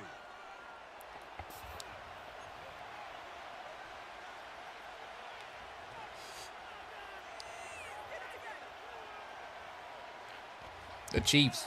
I was thinking of the Chiefs.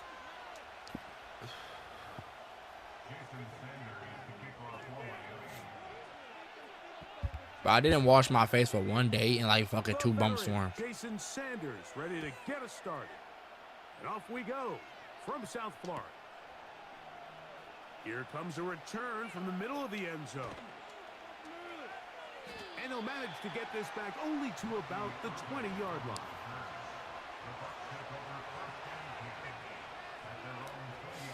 They not lose to the Dolphins. We go see. Hopefully not.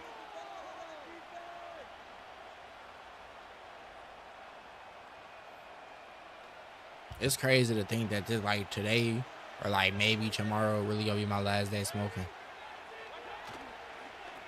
They run with the Argon man. It's Shit kind of depressing. Brought down at the 21, a gain of 1. Here's a 2nd and 9.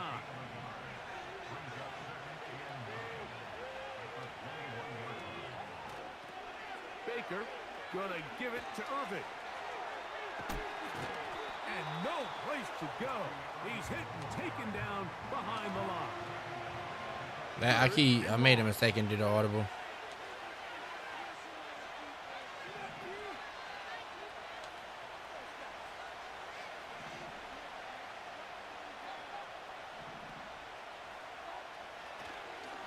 And now he's not spiking it, it's a fake.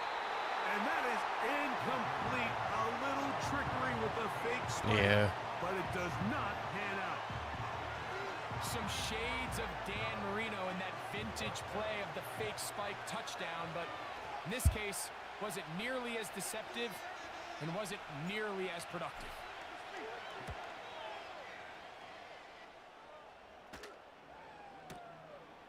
On the return, here's Washington.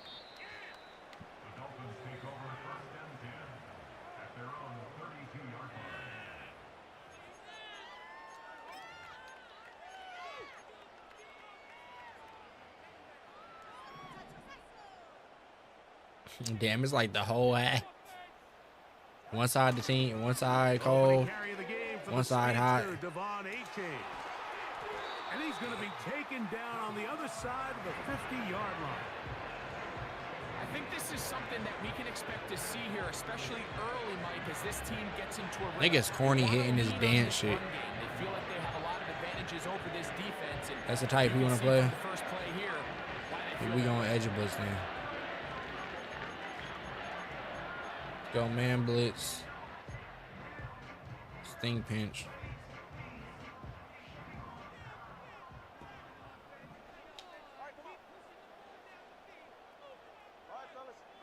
You probably running left. Oh, you running right. It's a first carry for the veteran Raheem Mostert. And some space opens as he's brought down following a gain of 6.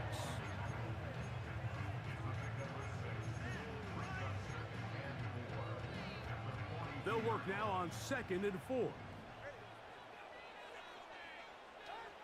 A shotgun snap for Tua. That's caught downfield by Waddle. That nigga really caught that shit. Move this ball inside the 25-yard line.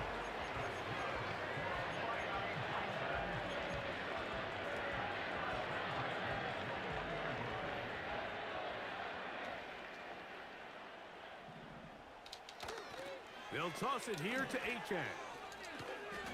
And that'll be a pickup of 3.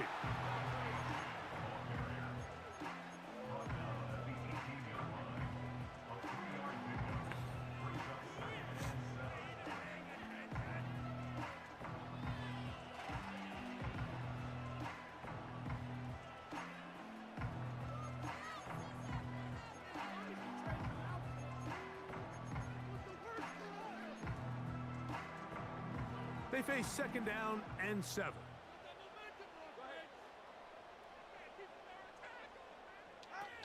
Out of the gun, Tagovailoa. There's a throw right side. It's going to be incomplete. They went for it all on that one and just a little bit off. Ball winds up hitting the ground. They've got to move forward. The opportunities are out there. Better execution, better location, and they got some big plays in their future. Fuck it. Go for an edge blitz.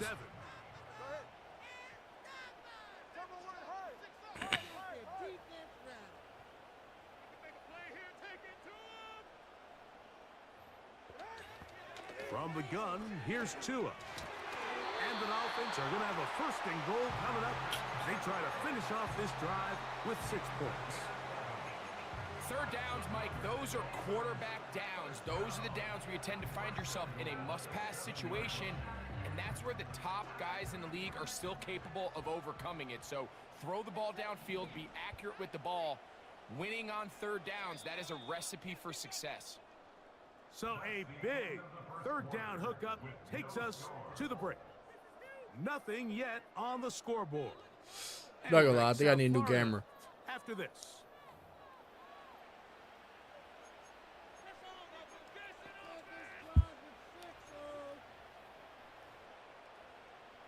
Should be a little like a little laggy recently. Work of art. Now, can they put the finishing touches on? It's 1st and goal. Here's Achan. A dive, and he's in. Come on, Achan. Touchdown, Miami. Let's see if he's a bitch or not. Good drive. They kept the ball. Greg, they moved it. He's a bitch. I can already tell. And finish it off on the ground for the touchdown. So often, Mike, we see teams work on a great drive to get down here close, only to settle for a field goal. But in this case, give them a lot of credit. They put a great drive together, but they're able to capitalize and finish it off with 6. The extra point by Sanders is good. And the Dolphins will take a 7-0 lead.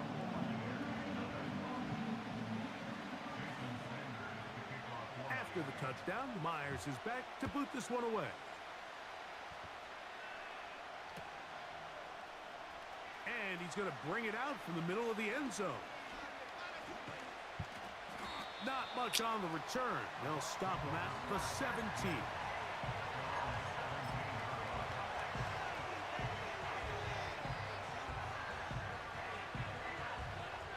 Bullshit. 1st and 10. To throw is Mayfield. Oh, catch that. Hang on through the contact. It's incomplete. What a good job defensively to meet him just as the ball was arriving.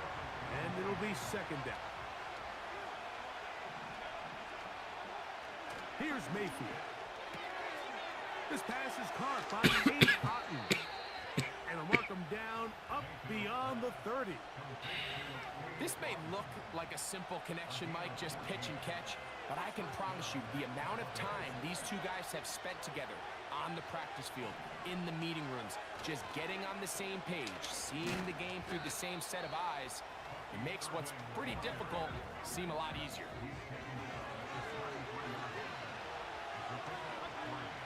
On 2nd down, Baker. Open man downfield, that's Godwin. First time these two have connected this afternoon, and it'll wind up being a 1st down. There's a reason certain guys, Mike, just always seem to be open. It's really because route running is more art than it is science. How do you manipulate the defense to find open spots or win versus man to create separation and earn the trust of your quarterback? That's bullshit. I walked into somebody, I think. Completion. They've done a really nice job on this drive, Mike, picking up fresh sets of downs. And typically, throwing the ball on 1st down is a great way to do it. But now they find themselves in 2nd and 10. Do you keep it in the air and try to get the 1st down here? Or is the idea to just make 3rd down manageable and take your chances picking up a key 3rd down? And he'll be hauled down at about the 35-yard line.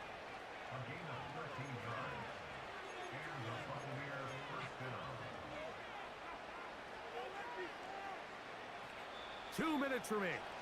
First half in a 7-0 game. We'll come That's back 2 to minutes. Miami after this. Shit. Mayfield to throw it here on 1st down. He finds Mr. Reliable, Mike Evans. Give him 12 on that one. They are on the march. Another 1st down. Out of the pistol, it's Mayfield. Over the middle, that's Godwin. And that keeps him ahead of schedule. That's a 1st down completion of 7 yards. He almost didn't, what's it called? He almost said catch that. Here's 2nd and 3 to go. Here's Irvin. And he'll work his way for about 4 yards. And that's good enough for a 1st down. Now the Bucs will take their first timeout as they get it right at the 30-second mark of this first half.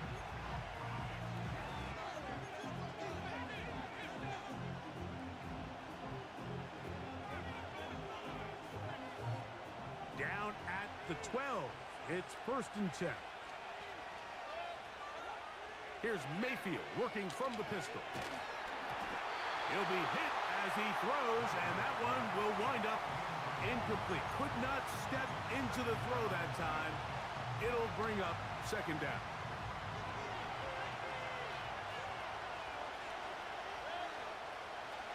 to the air. It's Mayfield. That's caught. It's Bucky Irving. Oh my Timeout fucking here in God. Tampa Bay. That is their second, as the clock will stop with 20 seconds to go in the first half. We call them safeties because they're usually the last line of defense, but not here.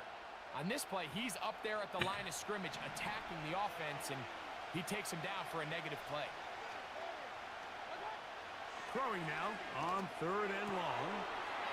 And he'll take it on in. Touchdown, Buccaneers. But you think back to their first possession of this game, Mike, it resulted in a punt. Not exactly the fast start the coaches told us was so important as this game unfolds. They get the ball back for possession 2. Now they try to find some rhythm, find their identity of the game plan, and they come away with 6. So that's how you bounce back in this league. It's not always going to be perfect. Really nice job settling into this game here with their second possession.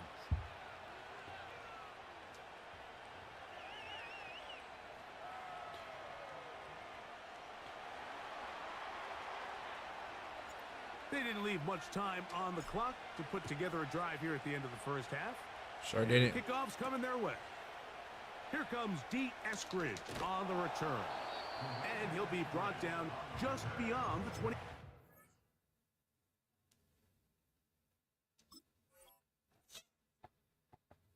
Fucky, what's the goal for?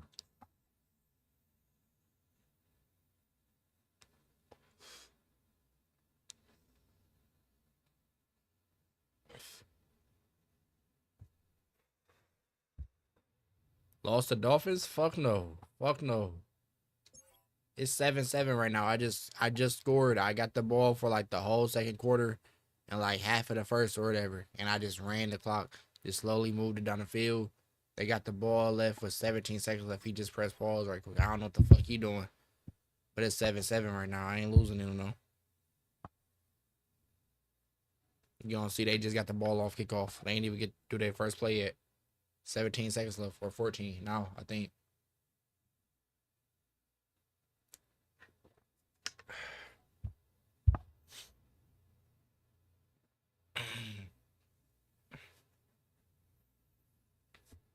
What the fuck he doing?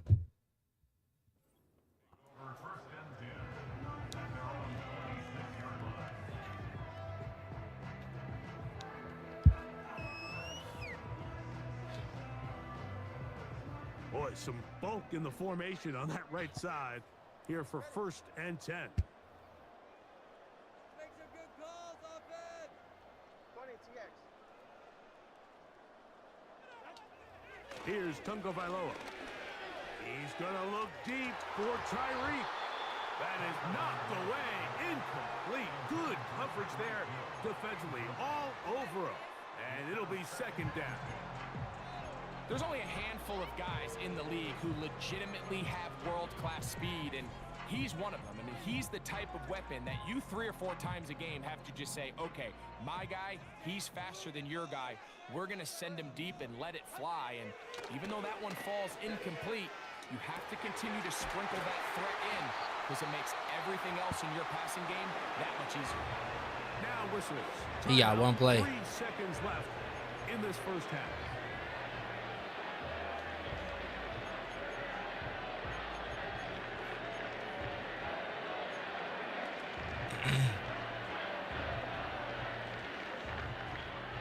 It's a 3 tight end look as they have it 1st and 10.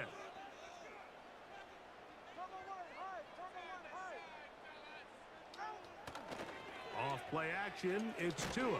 Oh, and he's going to go down. He could not get rid of it, and that's going to bring an end. Good shit, and I get the ball back, I think. So, 1 touchdown apiece for our 2 teams. 7-7 on the board here at the break. As we send you up to Orlando for a check-in with Jonathan Coachman. He's got our EA Sports halftime report. Coach, it's all yours. All right, Coach. Damn, I kicked the ball off. We Fuck. welcome you back. It is quarter number 3. A touchdown apiece. 7-7 the score as we begin half number 2. Here he is, Tyreek Hill back to return. Wow, they are hitting now. Been a tight game, and he takes a big shot there on that return.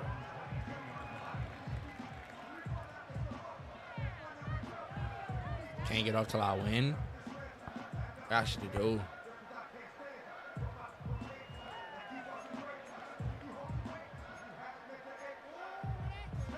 Already been live for 5.5 hours.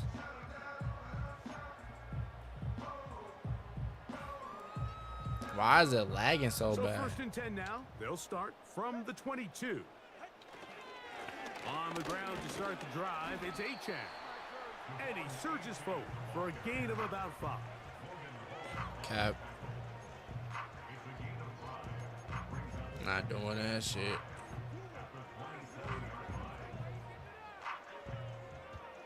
They'll break the huddle. It's 2nd and 5. Once again, it's Achan. And he tries to get back to the line of scrimmage, but will not happen here. I think he's going to lose a yard. Here now, 3rd and 5.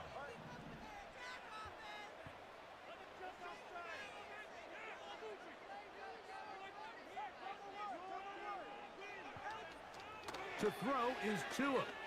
He's going to air this one out, looking for Hill. I almost picked that. Decision here on 4th down. It just seemed like a really wasted possession to go 3 and out, not able to pick up a single 1st down. Not only do you not able to gain any field position advantage, it really takes a lot of the wind out of your sails as you find yourself jogging off the field and the punt team coming on.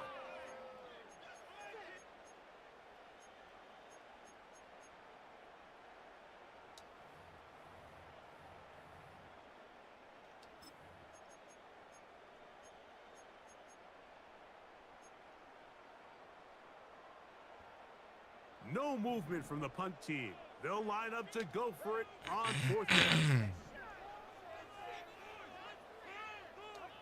They are going for it. It's Tagovailoa. This is intercepted.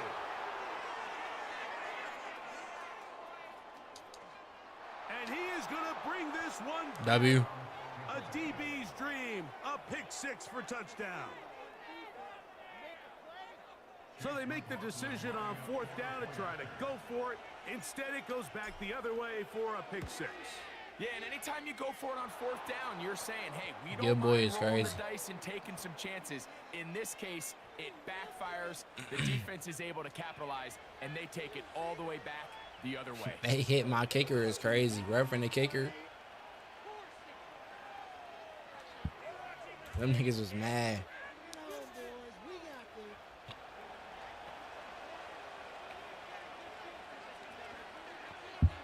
He should have just, what's it called? He should have just kicked that motherfucker off. He thought he was somebody trying to go for 2. The kickoff team is out on the field. Damn, I fucked that up. And we're back to it as the kicks Oh, but it was good, though. It was good. It was enough. Tyreek now to return it. Of course, the one that I fuck up is he want to do decent on. Past the 35-yard line.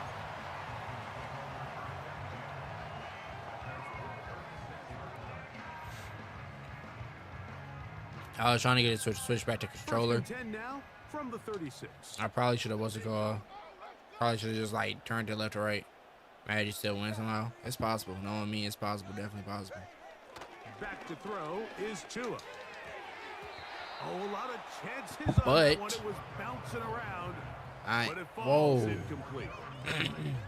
We see this time and time again. I am bronze 1. You want to play quarterback at this So level, you better figure out a way to be able to bounce back following a bad throw, a bad series, a bad game. And in this case, he's got to bounce back from a pick on the last drive, and he's got to find himself some easy completions and settle himself back into this one. And they bring him down, but not until he crosses. I gotta lock in. With this guy's athleticism, Mike, you can see why they love getting him out into open space. And the toss is one of the quickest and easiest ways to do it. And anytime his guys on the outside hit their blocks and spring them, he can get to the second level in a hurry. On 1st down, here's Tagovailoa to throw. So I don't think his fullback was his primary option on that play, but a really nice job Shit by the lagging quarterback, bad as working hell. quickly through his progression, getting the ball down to his big fullback, and he's able to pick up a nice gain.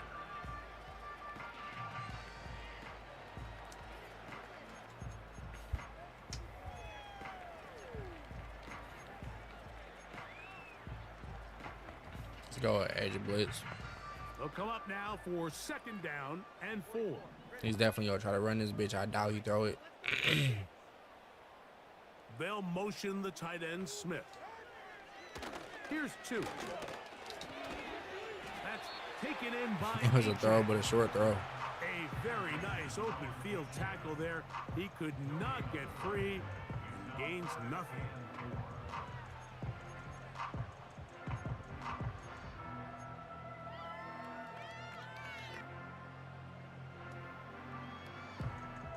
Here's a 3rd down and 4. 250.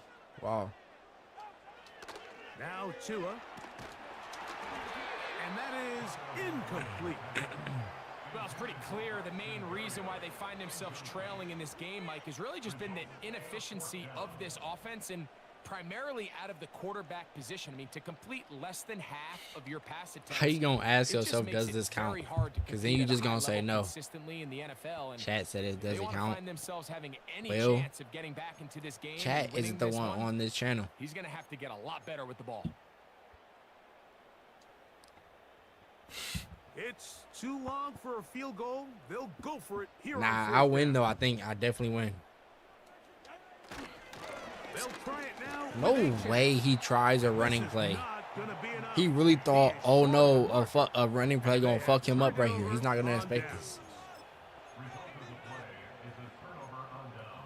Like, I was thinking like, oh shit, he's going for it. Let me hurry up and put a blitz on. Now for 1st and 10.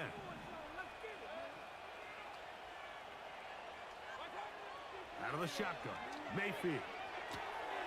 A pass pulled in by Irving. And that keeps him ahead of schedule. That's a 1st down I completion just took of his 7 fucking yards. ankles.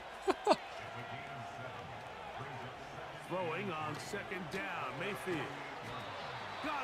Godwin kind of fast too. And he'll be taken down. The gain is 6, and it's a new set. It's only 3rd quarter. I'm gonna try to drag it out. One of the easiest ways to negate these really good pass rushes, Just to like make sure I win. is just to simply get the ball out of the quarterback's hand as fast as possible. And sometimes it's by design, sometimes it's based on need. But really nice job there by the quarterback, getting into the hands of his receiver and then see what he can do after the catch. So 3 quarters have come and gone. I don't even think it's like I'm gonna throw a Hail Mary from like fucking the 1 yard line at that point. EA Sports. Matter of fact, I should just go with like something short, a little stick route. Make sure I get this. A good spot here, 2nd and a yard. Throwing is Mayfield. He finds his tight end, Keith.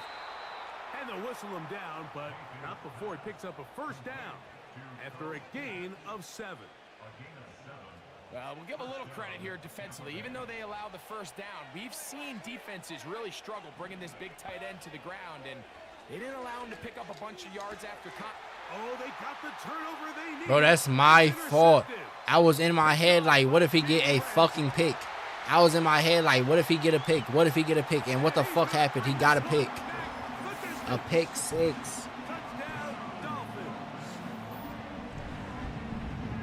Bro, I should have got that shit out of my head before I threw the ball. I was like, what if he get a pick? What if he get a pick? And what happened? I threw a pick. Yeah, and this game has been in the balance the entire way. Now we have a game. Defense to come up with this pick 6.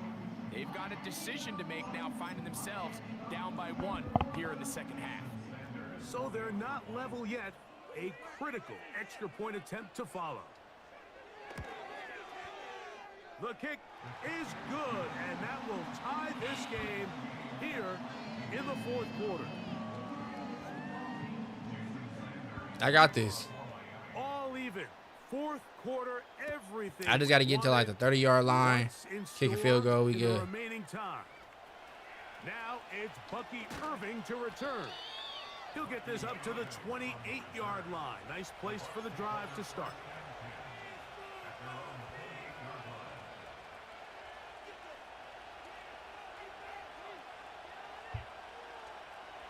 A fresh set of downs to work with. It is 1st down and 10.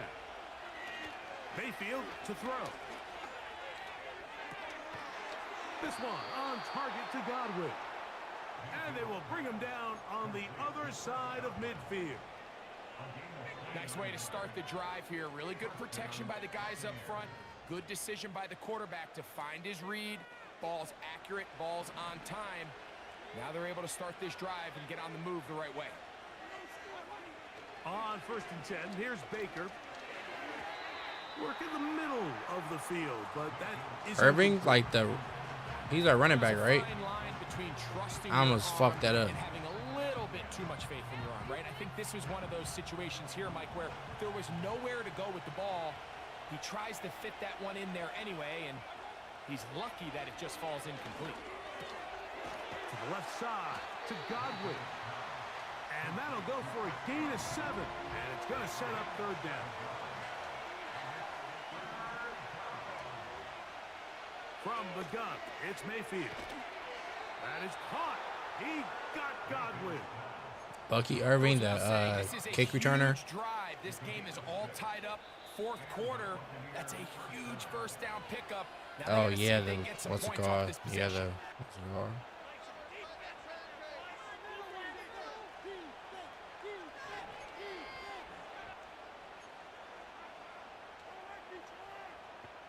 Plenty of time. All 3 timeouts left. It's 1st and 10. They'll drop to throw. A throw over the middle, and they can't connect. It's incomplete. All right, I missed fine. I was under pressure. Paid the big bucks. These are the possessions as a quarterback you need to deliver for your team. He was drafted last year. Everybody talks about 2 minute. Everybody drills it every single week. But when it comes down to this moment in the game, your quarterback needs to be on point. And after that first down incompletion, it just makes things that much harder. And they'll get about 8 out of that one, but still a little work to do now on 3rd down.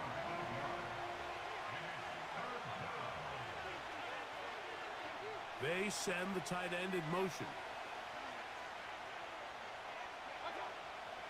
Now, on 3rd and 2, they'll try and throw for it. 17 yards on the gain, and now they've got 1st and Field goal or what? Now the Dolphins going to use I don't know. This shit looking like kinda disappointed there after giving up the 1st down.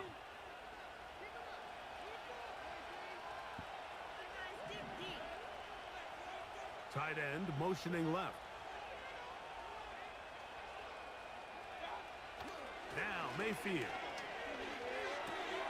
He pulls it in around the 5. And he's going to be down close to the goal line. Good job defensively to make sure he did not get to the end zone. Well, let's give some credit to the big boys up front in the trenches. They knew that blitz was coming. They held up just long enough that the quarterback could get that ball out safely and results in a completion. Now, 2nd and goal.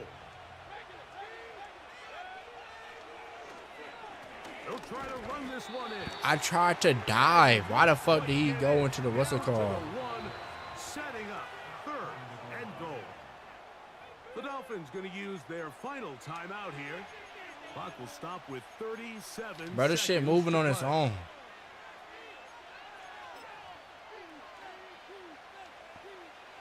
This crowd doing everything they can before 3rd and goal.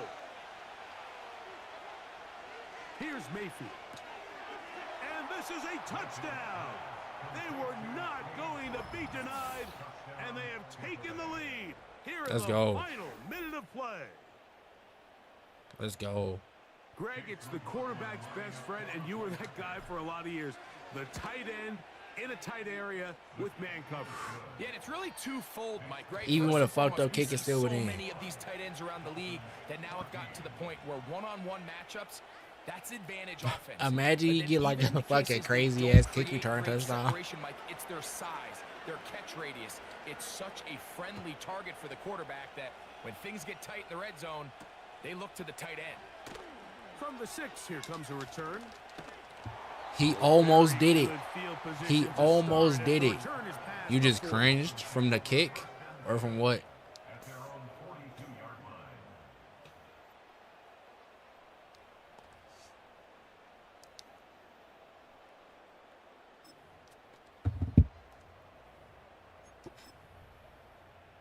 fuck. I gotta kind of like lock in and play this shit for real, huh? This is first and 10. Out of the gun, Tungo Vailoa. Give me that. This to the right side, but it's going to wind up incomplete. I thought I had it. Lucky to have avoided this mistake here, Mike. In the fourth quarter, with possessions running out, that would have been a critical back-breaking play in this game, and they're going to have second life now after that defender drops the ball, and let's see if they can take advantage of it. Here comes second down.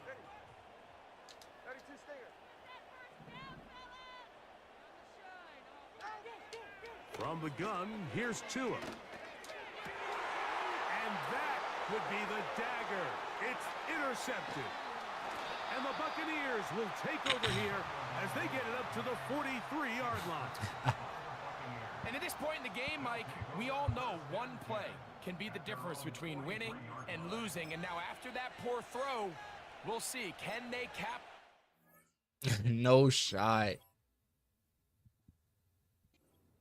Extra possession. That nigga mad as fuck right now.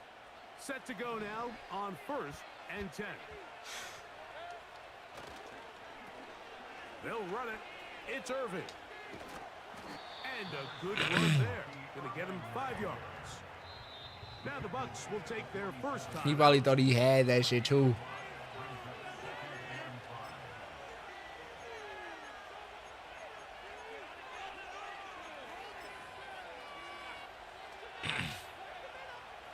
They'll come up here on second down and 5. Hell yeah, he almost had to return. Here we go. One final play. Going up top for Evans. That's to the sideline. It is intercepted, but I don't think he was able to stay in bounds. Well, Indeed, don't matter anyways. it is incomplete. That's crazy. I got my first Nearly a win. turnover. So a win here for the visiting Bucs. They're able to get the job done in front of a hostile crowd as they come Feels away good. with the victory. Feels great, actually. And that'll do it for my partner, Greg Olson. For our entire team, I'm Mike Tirico. Oh, damn, that is Florida versus Florida, huh? NFL That's on crazy. I didn't even think EA about that. Sports. With that, we say so long. At least they didn't have a everyone. far trip. I don't think. Maybe like what, 5 hours, 6 hours?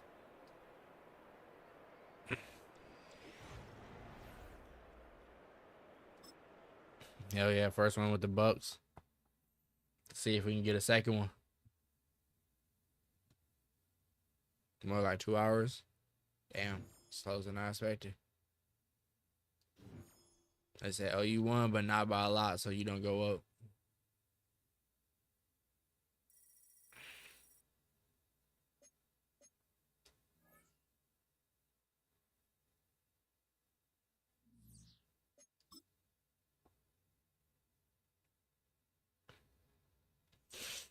Far flight from Tampa to Miami is. I'm finna grab some water right quick. I'll be right back.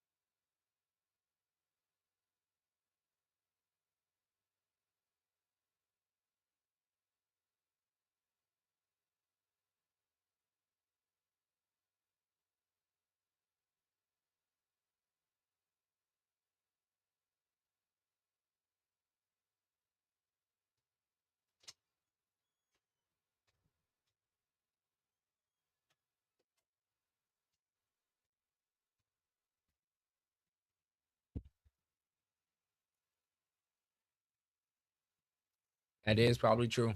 That is probably true. I'm not gonna lie.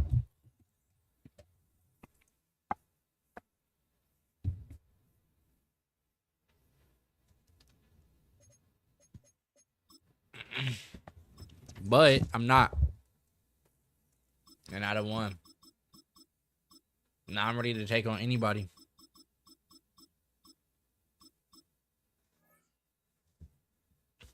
I don't think that's my first win on Madden 25. I think I didn't won, what's it called before? I think I won like very first game.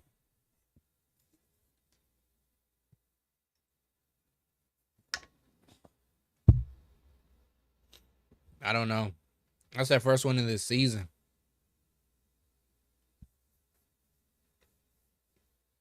But it's probably like what you heard.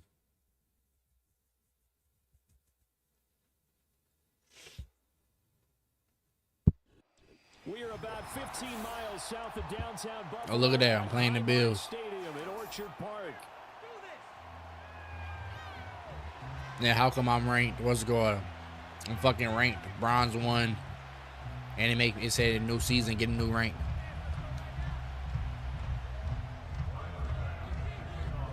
And we are underway in Buffalo. Am I cooked if he's bronze?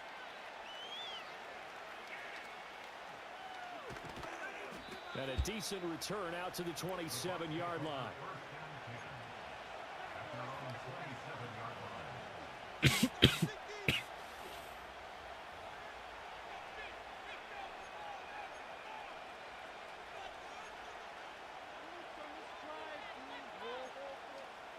Bro, this lag is pissing me off.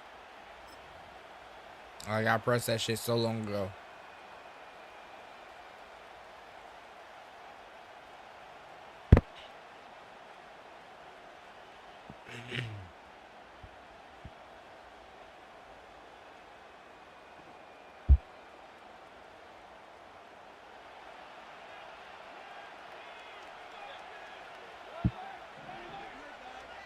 Mayfield to throw on the first play. Oh, the first play of the game going to be intercepted. Do you see the lag? Terrell Bernard, and he'll get this back to the 32-yard line. Like, I pressed the button way before he even sprinted off and ran forward. Because for the defensive side, they just handed their offense a short field and a big early advantage. And even though it's only the first snap of the game, we're going to look back I'm literally lagging. and see if it has lasting effects as this game moves on. So after the INT, it's Allen eluding the pressure right. That is caught. Kincaid with it.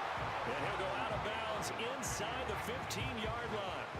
Give him 18 on that one as the Bills are going to have a first down. That's a great example right there to remind everyone of what a weapon he can be as a mobile quarterback, Charles. Fuck out of here. That was lag. The pocket and get his offense into the red zone with a first down. And defensive coaches losing their mind on that play because they knew about his mobility coming in, and they preached all week long. If he gets outside the pocket, find receivers in your area and cover them. Otherwise, plays like that will continue to result. Cook. Oh, he's going absolutely nowhere as he is hit behind the line. Second and goal from the 6 this time. From the gun, it's Allen. That's caught. Kincaid. At least I'm not lagging no more. It's a 6-yard touchdown pass. And the Bills take the early turnover and convert it into an opening touchdown.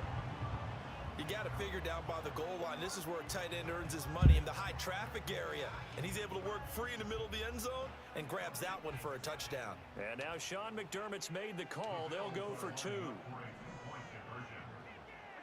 Allen will try to throw for it. And he will get in to make it 8. I hope that can get right. I mean,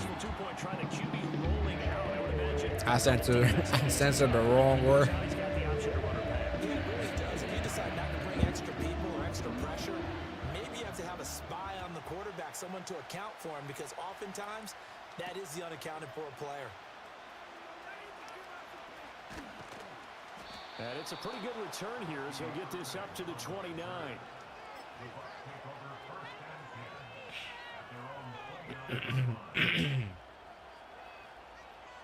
The Bucs offense set to First thing first, I'm establishing dominance that I can move the ball. Interception the first time they had the football, wound up leading to a touchdown the other way. How do you approach drive number 2? Going back to your game plan coming in, everyone has matchups that they like better than others. Where they think they have an advantage, dial up some of those plays. Try and go to those spots and get your offense moving. Mayfield. And this one taken in on the right sideline, but not in the field of play. They say it's incomplete. That's cool, that's cool. Got him a little too far. It brings up third down. Coming up here looking for 3 yards to pick up the first.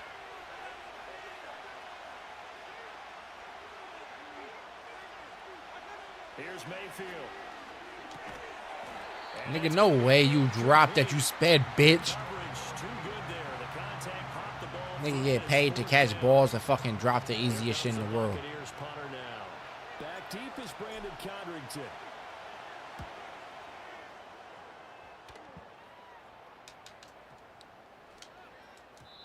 And no one there to stop it. Hits at the 8, but it carries all the way into the end zone for a touchback.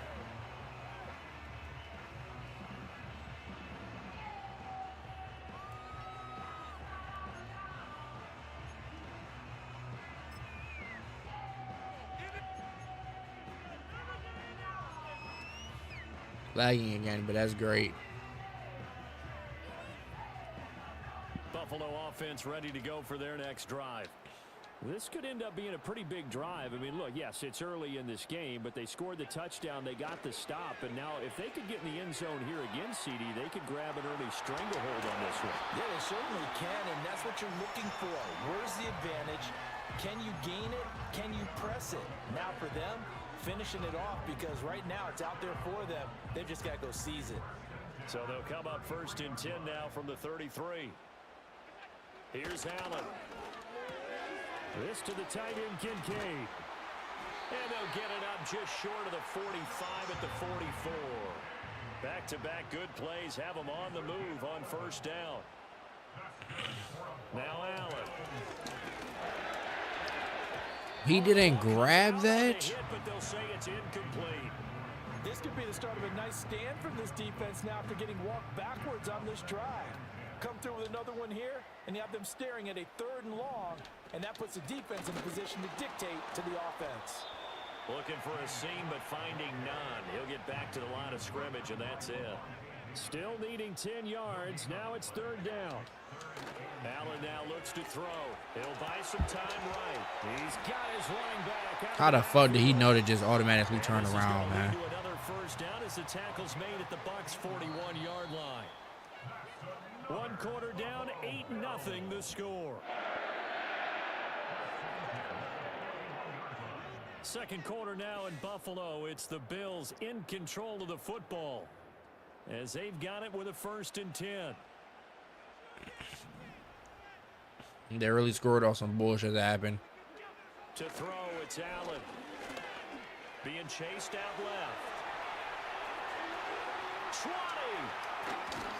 And he gets this one inside the 15, just a yard or 2 shy of the 10. From down at the 12, I'm gonna put this nigga in the hearse.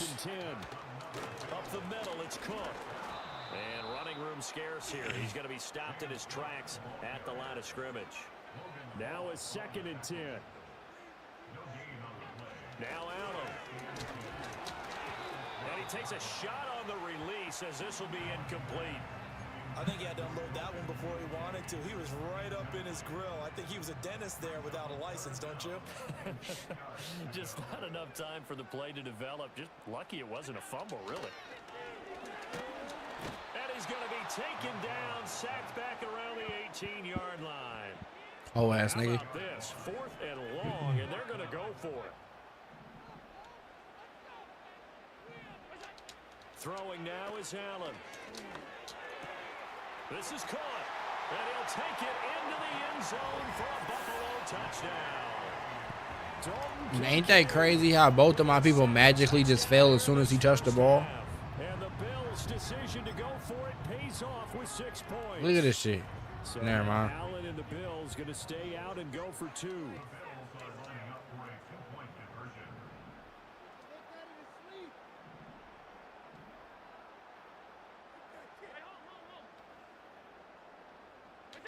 They'll look to throw. And this one incomplete. So they went for the two. They don't get it. Well, split the difference, and they're right where they Bills is not the Dolphins. They got the two-point conversion the first time. They failed there. Interesting, isn't it? Because the first time you go after your first score, that feels like a gamble. The second time when they tried it again, that felt like, what the heck, right? Because, as you said, even if you miss it, you split the difference, and you're right on schedule at 14 points. Cap.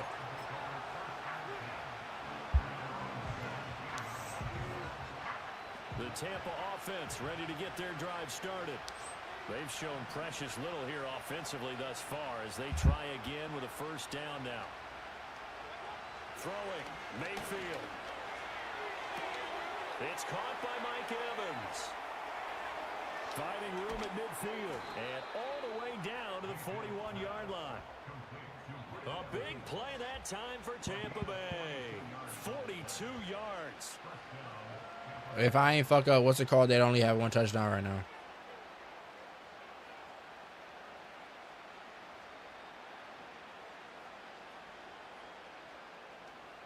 That second dash over is what got me.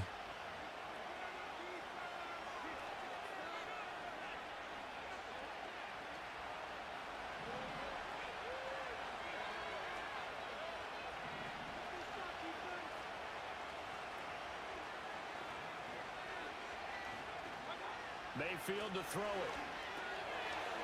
And a quick throw here that's complete. And he's going to get this inside the 30. This offense finding its legs now. Here's another 1st and 10.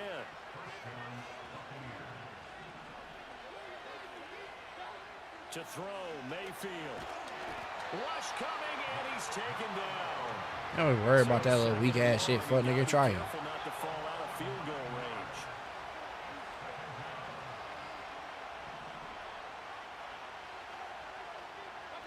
Mayfield looks to throw. Takes this to the 32, maybe the 31, as the defense rallies quickly after the nice move.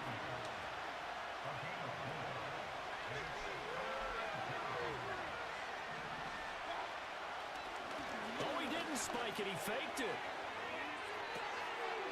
And that's going to be caught. Come on now. How about that when they fake the spike, and it winds up a touchdown? The way this one was going, you just got the sense they needed something before half. They've at least got something on the board now. Still trailing, but a good sign. That takes me back to our preseason tour of NFL camps. You remember we talked with that one coach who said his emphasis this year was scoring in the last 2 minutes of a half. In there, into coach. the locker room. This hits it right there. Take that momentum, take that good feeling, and take it to the locker room, regroup, and start over. They got it here. They did indeed. And a lot of football, full half to be played.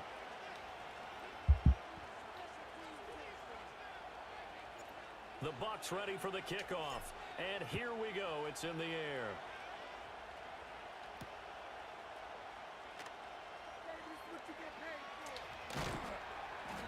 And he won't get this to the 20-yard line as he's down at the 19.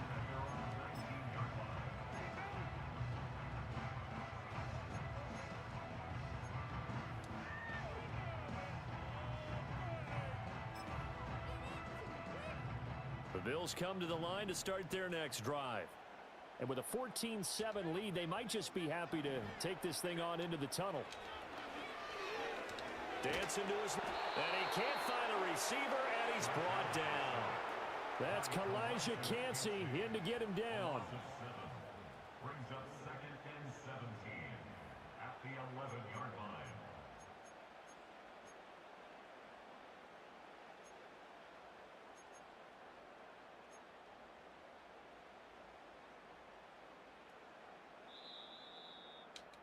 That's So half. 2 quarters down, 2 remain. Charles and I return after the break. That's fine. A little sick. It's whatever though. Welcome Welcome back. Halftime over. We are ready for quarter number 3. Alongside Charles Davis, I'm Brandon Gordon.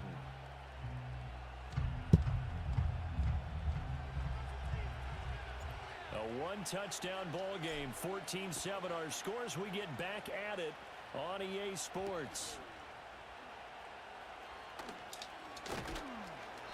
And makes it across the 20 as his guys will set up shop at the 23-yard line.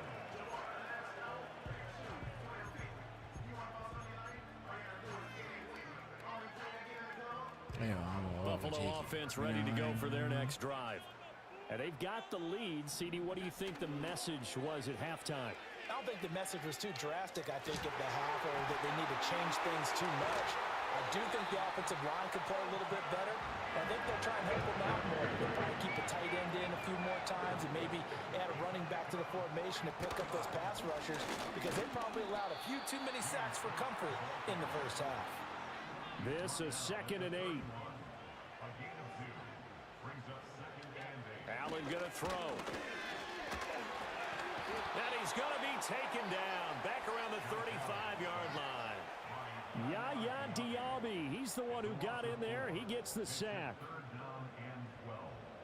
So after the sack, Allen and the Bills with work to do on 3rd and long. Looking to throw. Allen escaping the pressure right. What the fuck? I was literally directly in front of him, and I didn't pick it off. First down, here's the run with Cook. And all the way down inside the 5 to the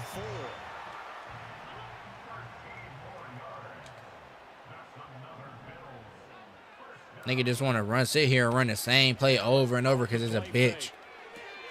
That's caught. Kincaid for the Bills touchdown.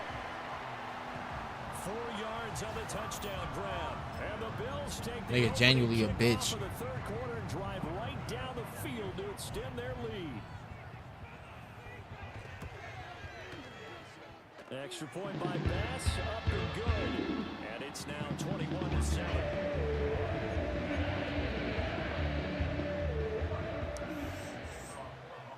After the touchdown, Bass to kick it away.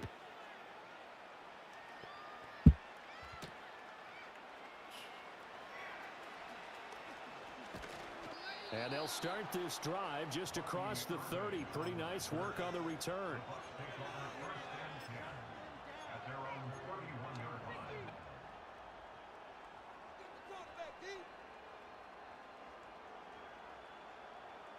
The Bucs offense set to begin their next possession. Well, the opposition laid down the challenge and opening drive touchdown here to start the 2nd half. And Charles, now you feel like this group rifles one, and that's going to be intercepted. And he'll return this ball across midfield to the 47-yard line. Partner, when you're playing cover 2, this is like a tag team for the Bro, whoever that whistling, when they recorded that shit, bro, they should have shot that nigga. Like, dead ass, he's a no fucking use to it. In this case, the free safety made the best play, an interception. On play action, Allen. Throw left side to Kincaid. And they're able to work this to the 25. And what is he doing? Just sitting here and non-stop running the same play over and over like last time. Play action. Now it's Allen. To the sideline. Nigga got no intelligence. I hate niggas like this. I just want to sit there and run play action over and over and over. He's been a busy man here in this one, and they're showing off some nice I mean, not play action. And with those types of No huddle. and the volume that we've seen in this game, wouldn't you keep him busy as well? I would. Of course. You got to keep throwing it to him. He keeps making plays.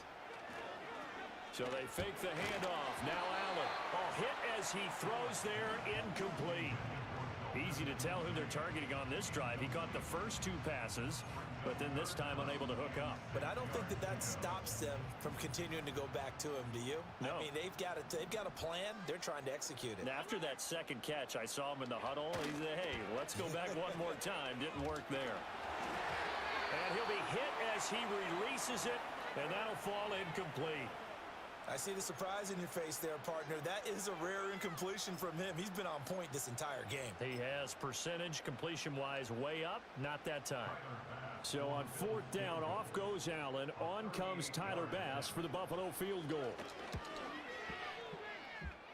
The kick by Bass is good, and they will open things up a bit more. It's 24-7.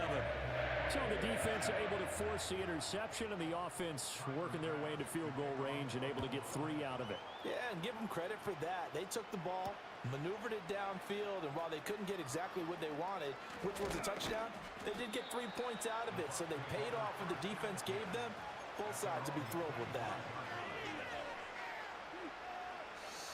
The Tampa offense ready to get their drive started. I kind of feel like they've reached a do-or-die point in this game, Charles. If they're going to try to pull off an impressive comeback, it has to start right here, right now. Yeah, now they've got a final chance to get out of this situation, but they also understand they've got to move the ball and move it fast. In addition, they need to save as much time so they can get 2 more possessions. And they're not going to get to the line to run another play, so we will switch ends as the 3rd quarter has come.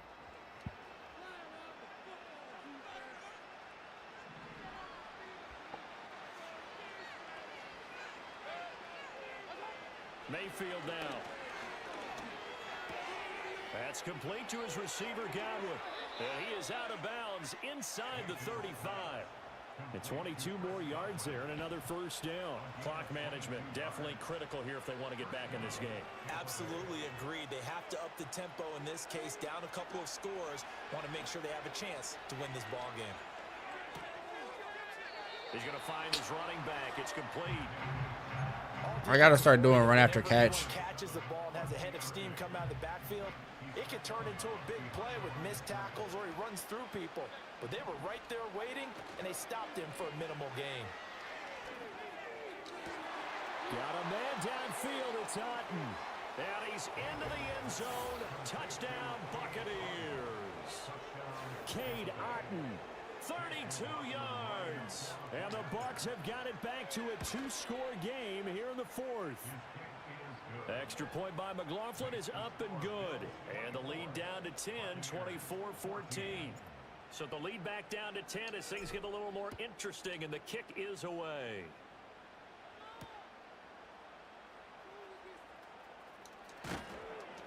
And he returns this to the 22.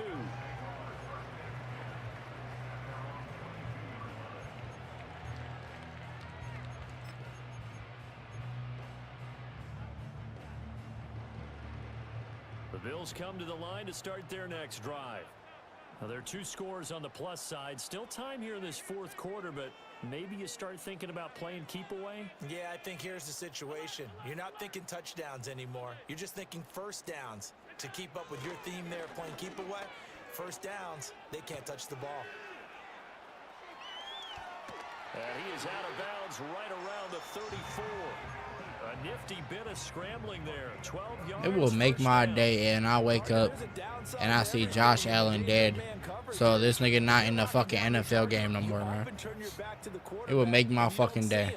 Sometimes you open up a big lane for him to hit you from They niggas forced to update their roster if they want to play. Scramble out, see that lane, and burn them for a 1st down. Clock continuing to run. They'll probably wind this all the way before snapping it on 2nd down. Allen. And this throw incomplete. Now the defender all over. Think that's crazy? But it's going to lead to 3rd down. When you run in the slant, timing is everything. I mean, shit would be fucked up, don't get me wrong, but like, I don't know the nigga. An incompletion as a result. And then I wouldn't have to play against him no more. Steps away to his left. And he can't get rid of it. He's taken down. Yaya Diaby picks up his 2nd sack of the afternoon. This is a little hard for me to compute because I'm watching sack after sack happen, but somehow they're still behind in the game. I would expect all of this defensive pressure to translate to them taking a lead, and thus far, it hasn't happened. Time's winding down. They don't want to waste this type of performance from these ace pass rushers. That'll go down as just a 20-yard punt, and the Bucs will get ready to go on offense. And I'm talking about, like, I don't know him personally, so, like, his death would not mean shit to me. I would just be like, damn, that's fucked up. Well, still a long way to go, but trending upward. They scored the last time out, you remember. Then their defense forced the punt. Now they I know he don't know me. Closer, but still ultimately down 2 scores in the final quarter. I don't want the nigga to know me. It looked like the timing was a little off on that throw. Well, you know I'm a defender, so what am I going to say? Great defense. You mean they did something to disrupt that time. he don't know of me? Now Mayfield. I mean, he don't know me at all, but like I'm saying, like, I don't know him, but I know of him. Right there, because when he saw the route break deep, he stayed in position to prevent a completion while avoiding any risk of a flag. This Buffalo crowd letting him have it. 3rd down now. He's got his target. That's complete. And he is going to have a Bucs 1st down as they're able to get the 3rd down conversion. Get it off. 2 minutes left to play in this football game here on EA Sports. So it's Buccaneer football as we welcome you back. Your on hits for you page. How you know? All 3 timeouts remain, but they've got to score quick. It's 1st and 10. Mayfield on play action. He's got Otten. And he's down inside the 5 at the 4 before he's out of bounds.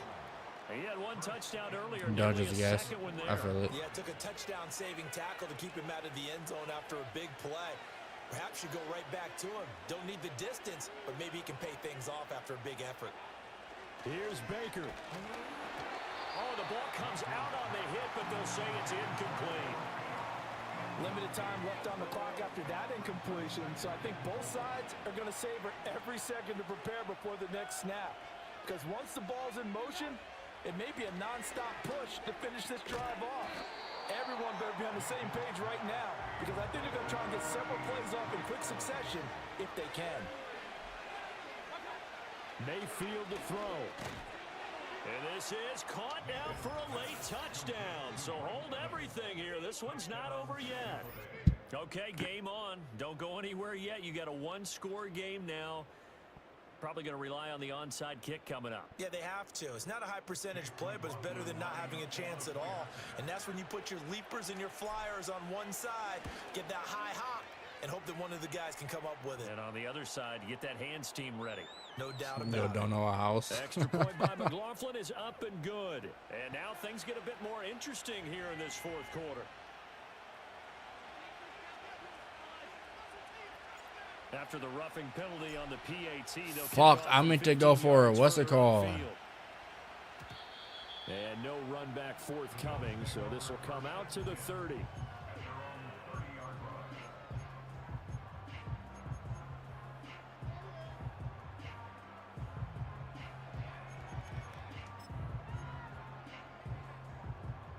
They couldn't ask for much more to this point in the second half. A gorgeous day, 1-score game.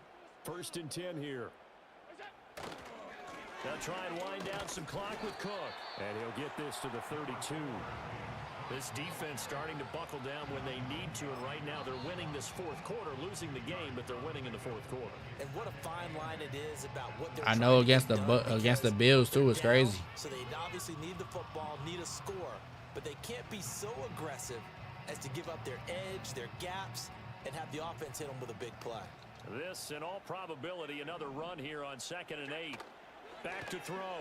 Allen. And he can't get a throw away. He's taken down. The Bucs going to go ahead and use the 2nd of their timeouts as it comes with 1:04 left to go in the game.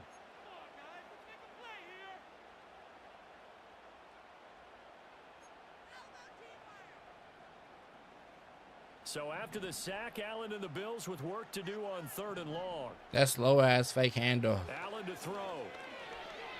Flush to his right. Able to find the open man. Fuck. They switched me to him, and I called him, and they called him off. Unless I got a pick or some shit. Now Allen. Forced out to his left. This is Coleman with the ground. Oh, it's time to give a little credit there to the defense. They played that very well because it was a drag route, and he ran a little shallower than normal as he worked straight across the field. He was hoping he'd get lost behind the defensive line, but once he made the catch, nowhere to turn upfield and gain any yardage. And this is going to lead to another first down as the tackle's made at the Bucs' 22-yard line. These guys are running offense like you drive. The pedal is down, stomped down. How about that? Back-to-back completions. They are rolling. You want to try to be an asshole to swear on me, huh? And we will get a timeout with 2 ticks left.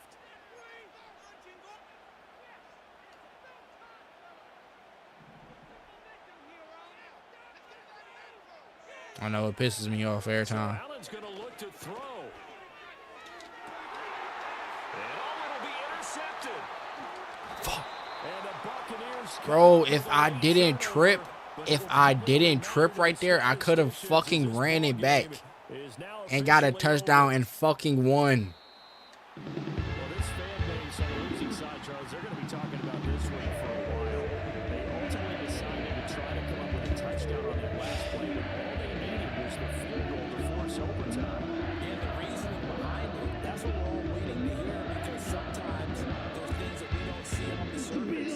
Did the coach feel like, if they tied the game, they couldn't go any farther, they had too many injuries? I'm not sure what was going on there, but I'm with you. I'm stunned they didn't try and kick the field goal there.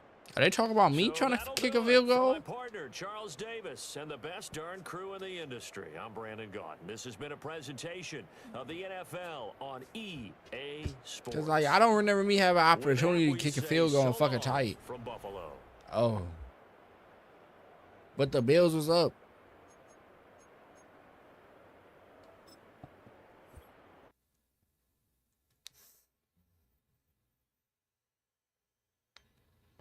Maybe it's talking about just like just kick a field goal, like try to finish it off.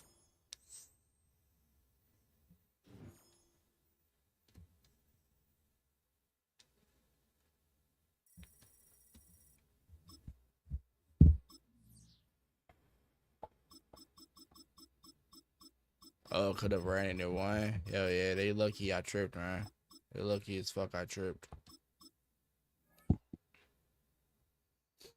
34,000 people online right now. Guarantee you, like over 40% of them is like, I mean, over 60% is people that's like 40 years old.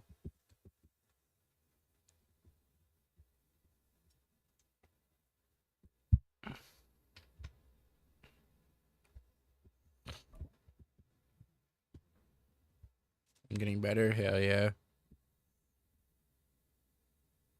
Might fuck around. Hell yeah, definitely better than the 0-30 games. And have fuck around, play the shit off stream and shit too. First opened in 2017. Try to lock in. Here's a look inside the Ooh, the Falcons. Football. That is Mercedes-Benz Stadium here in Atlanta, the home of the Falcons.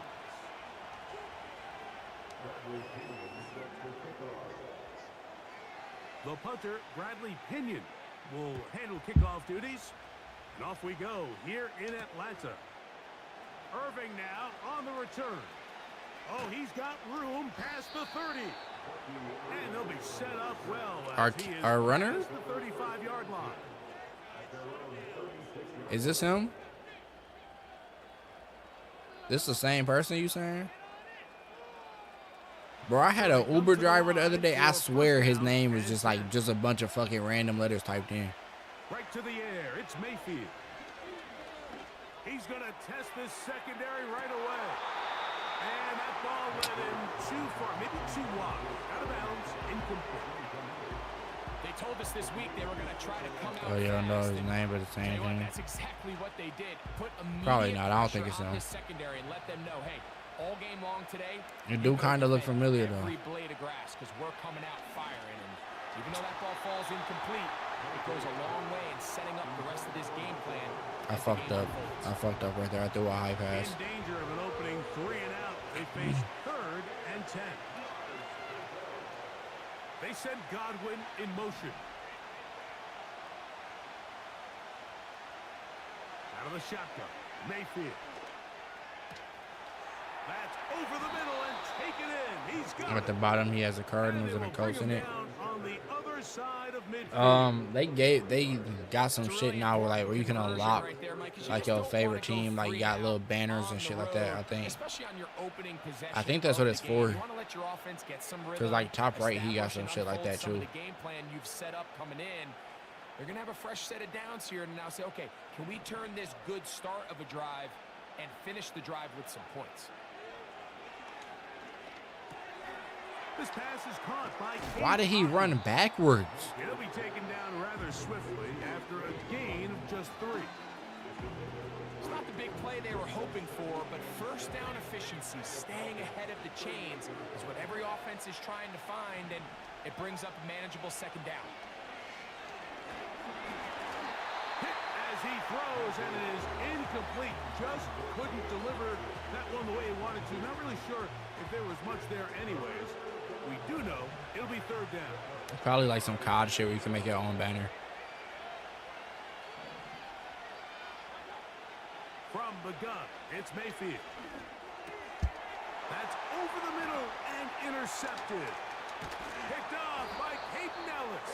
Fuck. And the Falcons are going to get it back here just past the 35. I know it doesn't seem like a ton of yards on top of that pick, but that was really well done. I mean, it's just going to make life so much easier now as the offense takes the field, trying to capitalize off of that turnover.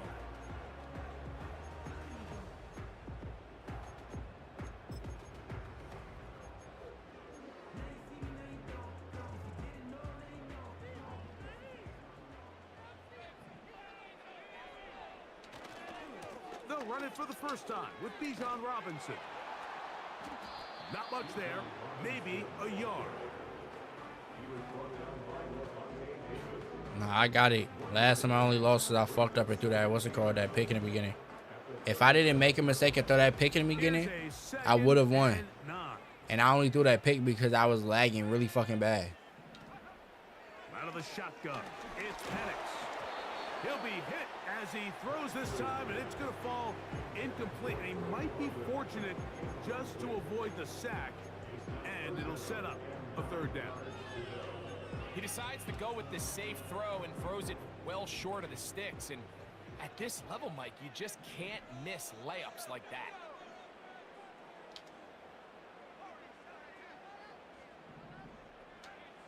On third down, Penix. He'll try and get there, carrying that ball loosely, and it is out. The Bucks have it. Fuck out of here. The quarterback was on the move, starting to gain some yards, but then he lost the ball. And the fumble's recovered by the defense. And early on, Mike, it was actually a really good job by the quarterback, extending that play, getting some positive yards with his legs. But he decided not to slide and give himself up. He takes that hit, loses the ball, and now the defense takes over. Lost one on the last play. Yeah, so first fumble. 2nd and 11. The first fumble with this team. Throwing is Mayfield. To the left side, to Godwin. The receiver thought he had a nice soft spot in that zone coverage, and he settles down to give a nice target to the quarterback. But the defense had eyes on him the entire time. Secure rally tackle prevents that from turning into a big play. They need 8 as they come up for third down. They'll send their tight end left. On third down, they'll set up to throw. He finds his tight end, Keith. And he will not quite get to the marker. Good job there defensively. And now, decision time. What are you going to do on fourth down? Coach want me to go for it? This is much of a conversation on the plus side of the 50. I think you've got to keep your offense on the field, stay aggressive, and try to maintain possession. You get field position like this. Fucking hate Coach. With some sort of points. I fucking hate Coach, bro. I listen to Coach's suggestion. Get him down right after the catch.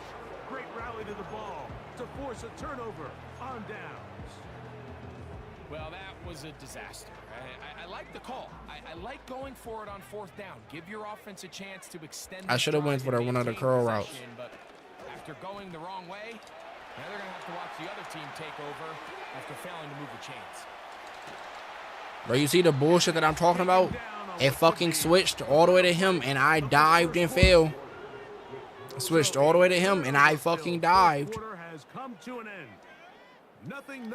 What would have happened if I was switched to the right fucking player? It would have been a sack all the way in the backfield.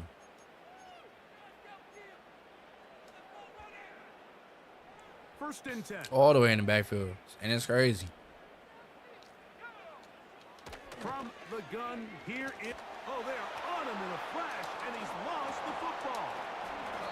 It's picked up by second fumble. Teammates. Sometimes these games in the NFL, Mike, they get decided by simply how the ball bounces. I mean, how often do we see a quarterback in the pocket get strip sack, and that ball ends up going the other direction? Fortunately for them, they can regroup, get back in the huddle, and live another day. Ball falls into the hands of his own guy, and we'll see if they can dodge this bullet. Hell yeah, 30-28. What they finna do with it? Cover 4? Oh, okay.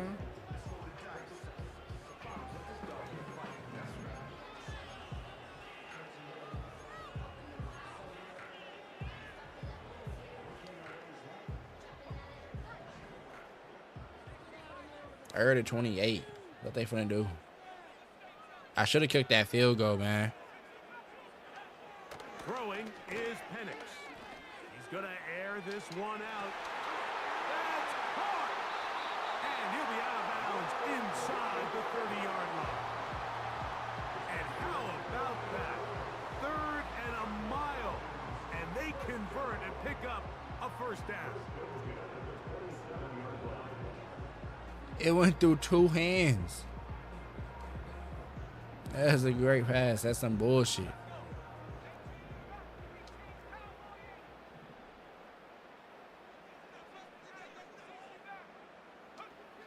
From the gun, it's Penix. His throw on first down is going to be incomplete. They've been a little up and down in this first half. I mean, they have less than 80 yards of total offense and halftime looms. So missed throws like that, those are missed opportunities. They've got to hit the plays when they have them if they want to have a chance to leave here with a win.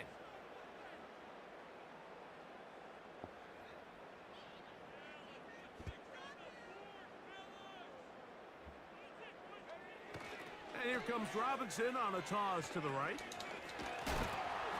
And a good run there on second down. A pickup 7. It'll bring up 3rd and 3.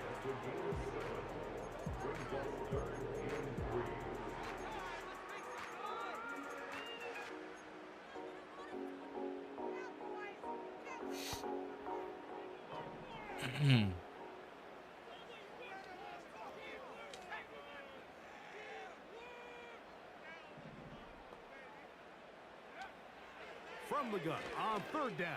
Here's Penix. To the end zone there, but it is incomplete. Drake London was the intended receiver there. And it's going to bring up 4th down.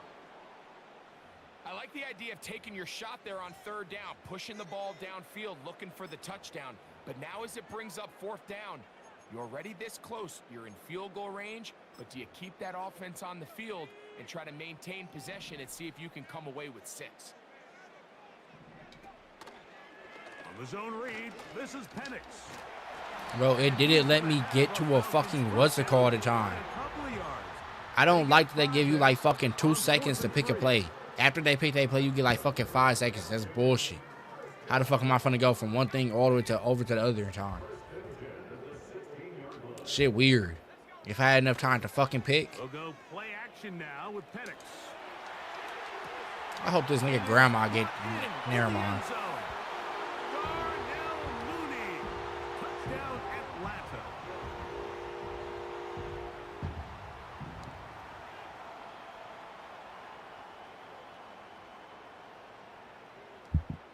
And now they want to show they mean business here. Offense going to remain out there and try for 2. Falcons on me? No. It's fucking hilarious. And he will finally be brought down. That was something a little more than a mix-up, I would say. That was an outright catastrophe.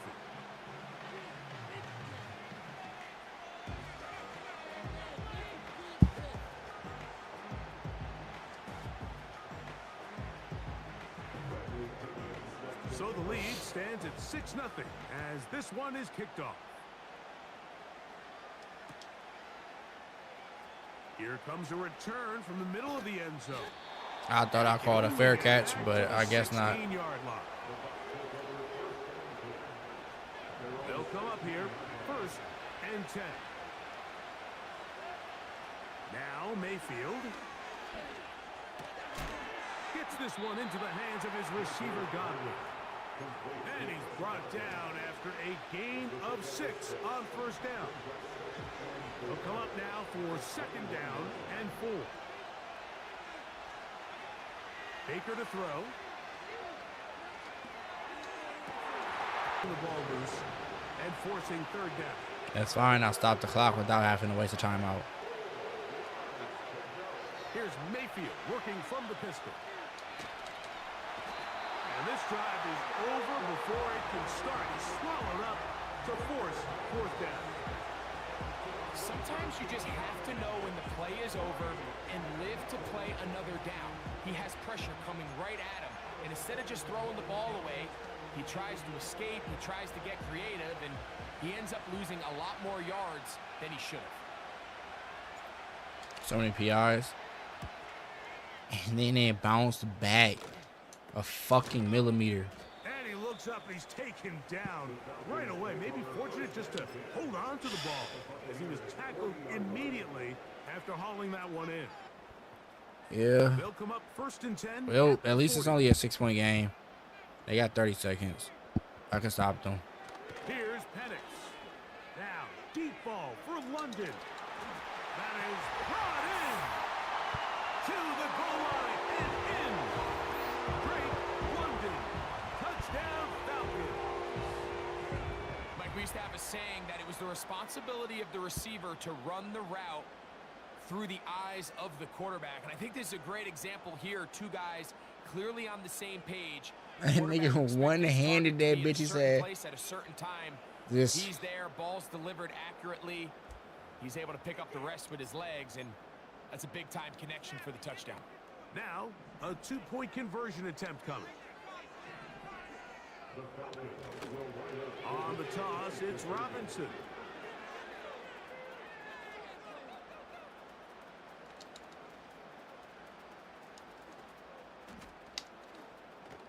All right, fuck it. I'm done.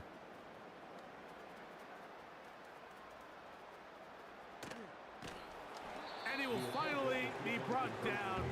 That was something a little more than a mix-up. That was an outright catastrophe. This nigga trying to play me like it's fucking return, man, bro. To put together a drive here at the end of the 1st half. And the kickoff's coming their way.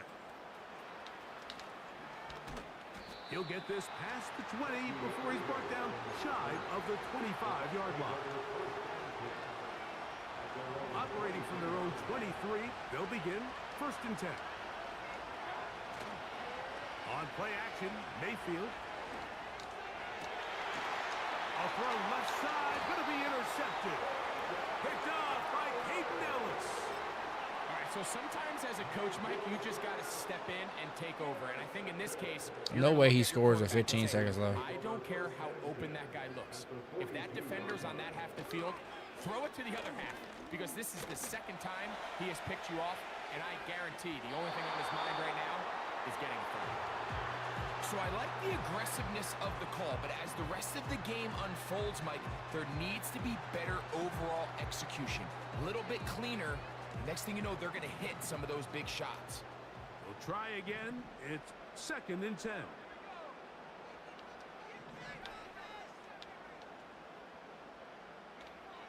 Back to throw. Here's Penix. And that one just kept getting worse and worse until finally they bring him down.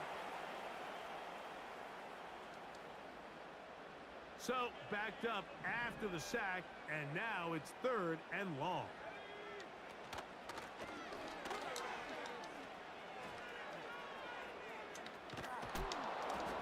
And he's going to be taken down. Well, as time runs out. apparently it's a fucking lot. Coach, thank you. I'm not getting the ball back. EA Sports as we count down to the kickoff of the second half.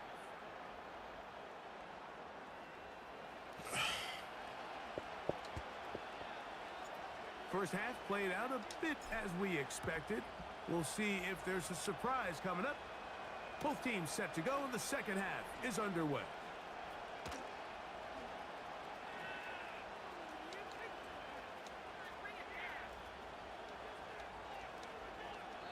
And this one is fielded in the end zone. Will not be returned. So it'll come out to the 30. I was trying to get him to step out so I can get a safety. A fresh set of downs to work with. It is first down and 10. Play action. It's Penix.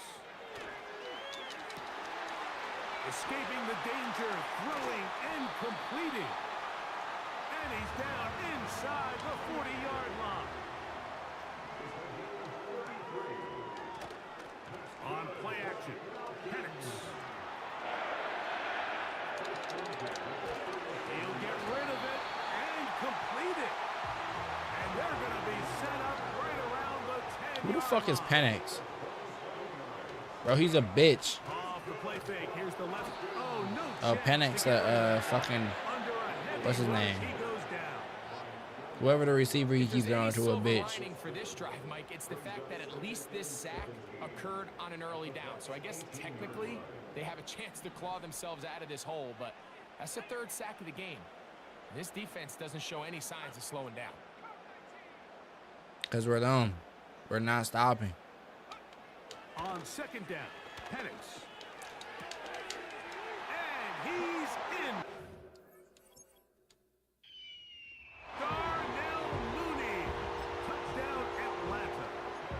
That is second touchdown of the afternoon. Their head coach, 2 fingers in the air. They'll say no to the extra point. Go for 2. And that is not going to work out as planned. Maybe a tough spot to try to run a play like that. Either way, it's blown up back behind the line of scrimmage.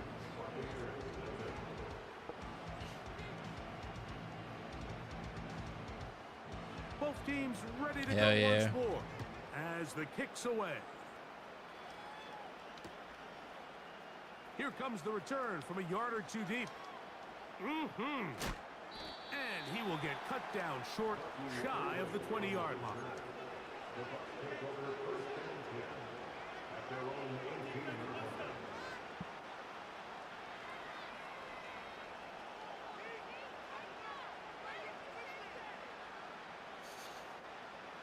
Oh my God. How the fuck he gets so goddamn long to select a play, but whenever I do it, I get like 5 seconds. Nigga be sucking up the refs.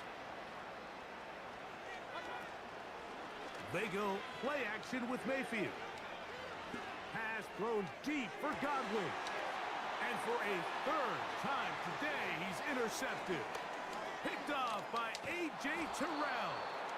And the Falcons are in great shape here as they take over at their 46. I think anytime you find yourself trailing in the second half, Mike, all offensive play callers fight the urge to chase those points. They tend to get a little bit overeager. They tend to push the envelope sometimes a little too far. Those turnovers, they only Decent make type the of A. deficit Fuck that grow, nigga. not shrink. Now, there's a lot of football left, Mike. They can still get back into this. They just have to be a little bit smarter about which risks you're willing to take. They'll break the huddle.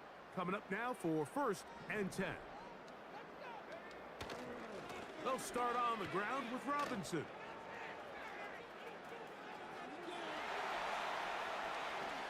Room to run inside the 40. And he's going to take this all the way home.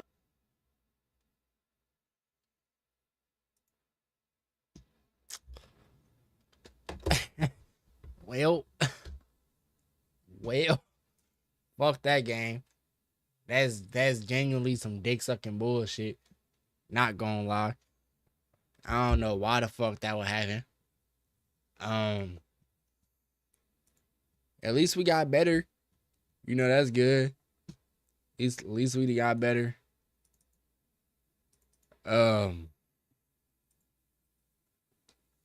Should have left after the Dolphins win. Hell yeah, I was trying to get 2. I can't even lie. But it is what it is. Tomorrow will be different. YouTube, I will catch you guys next time.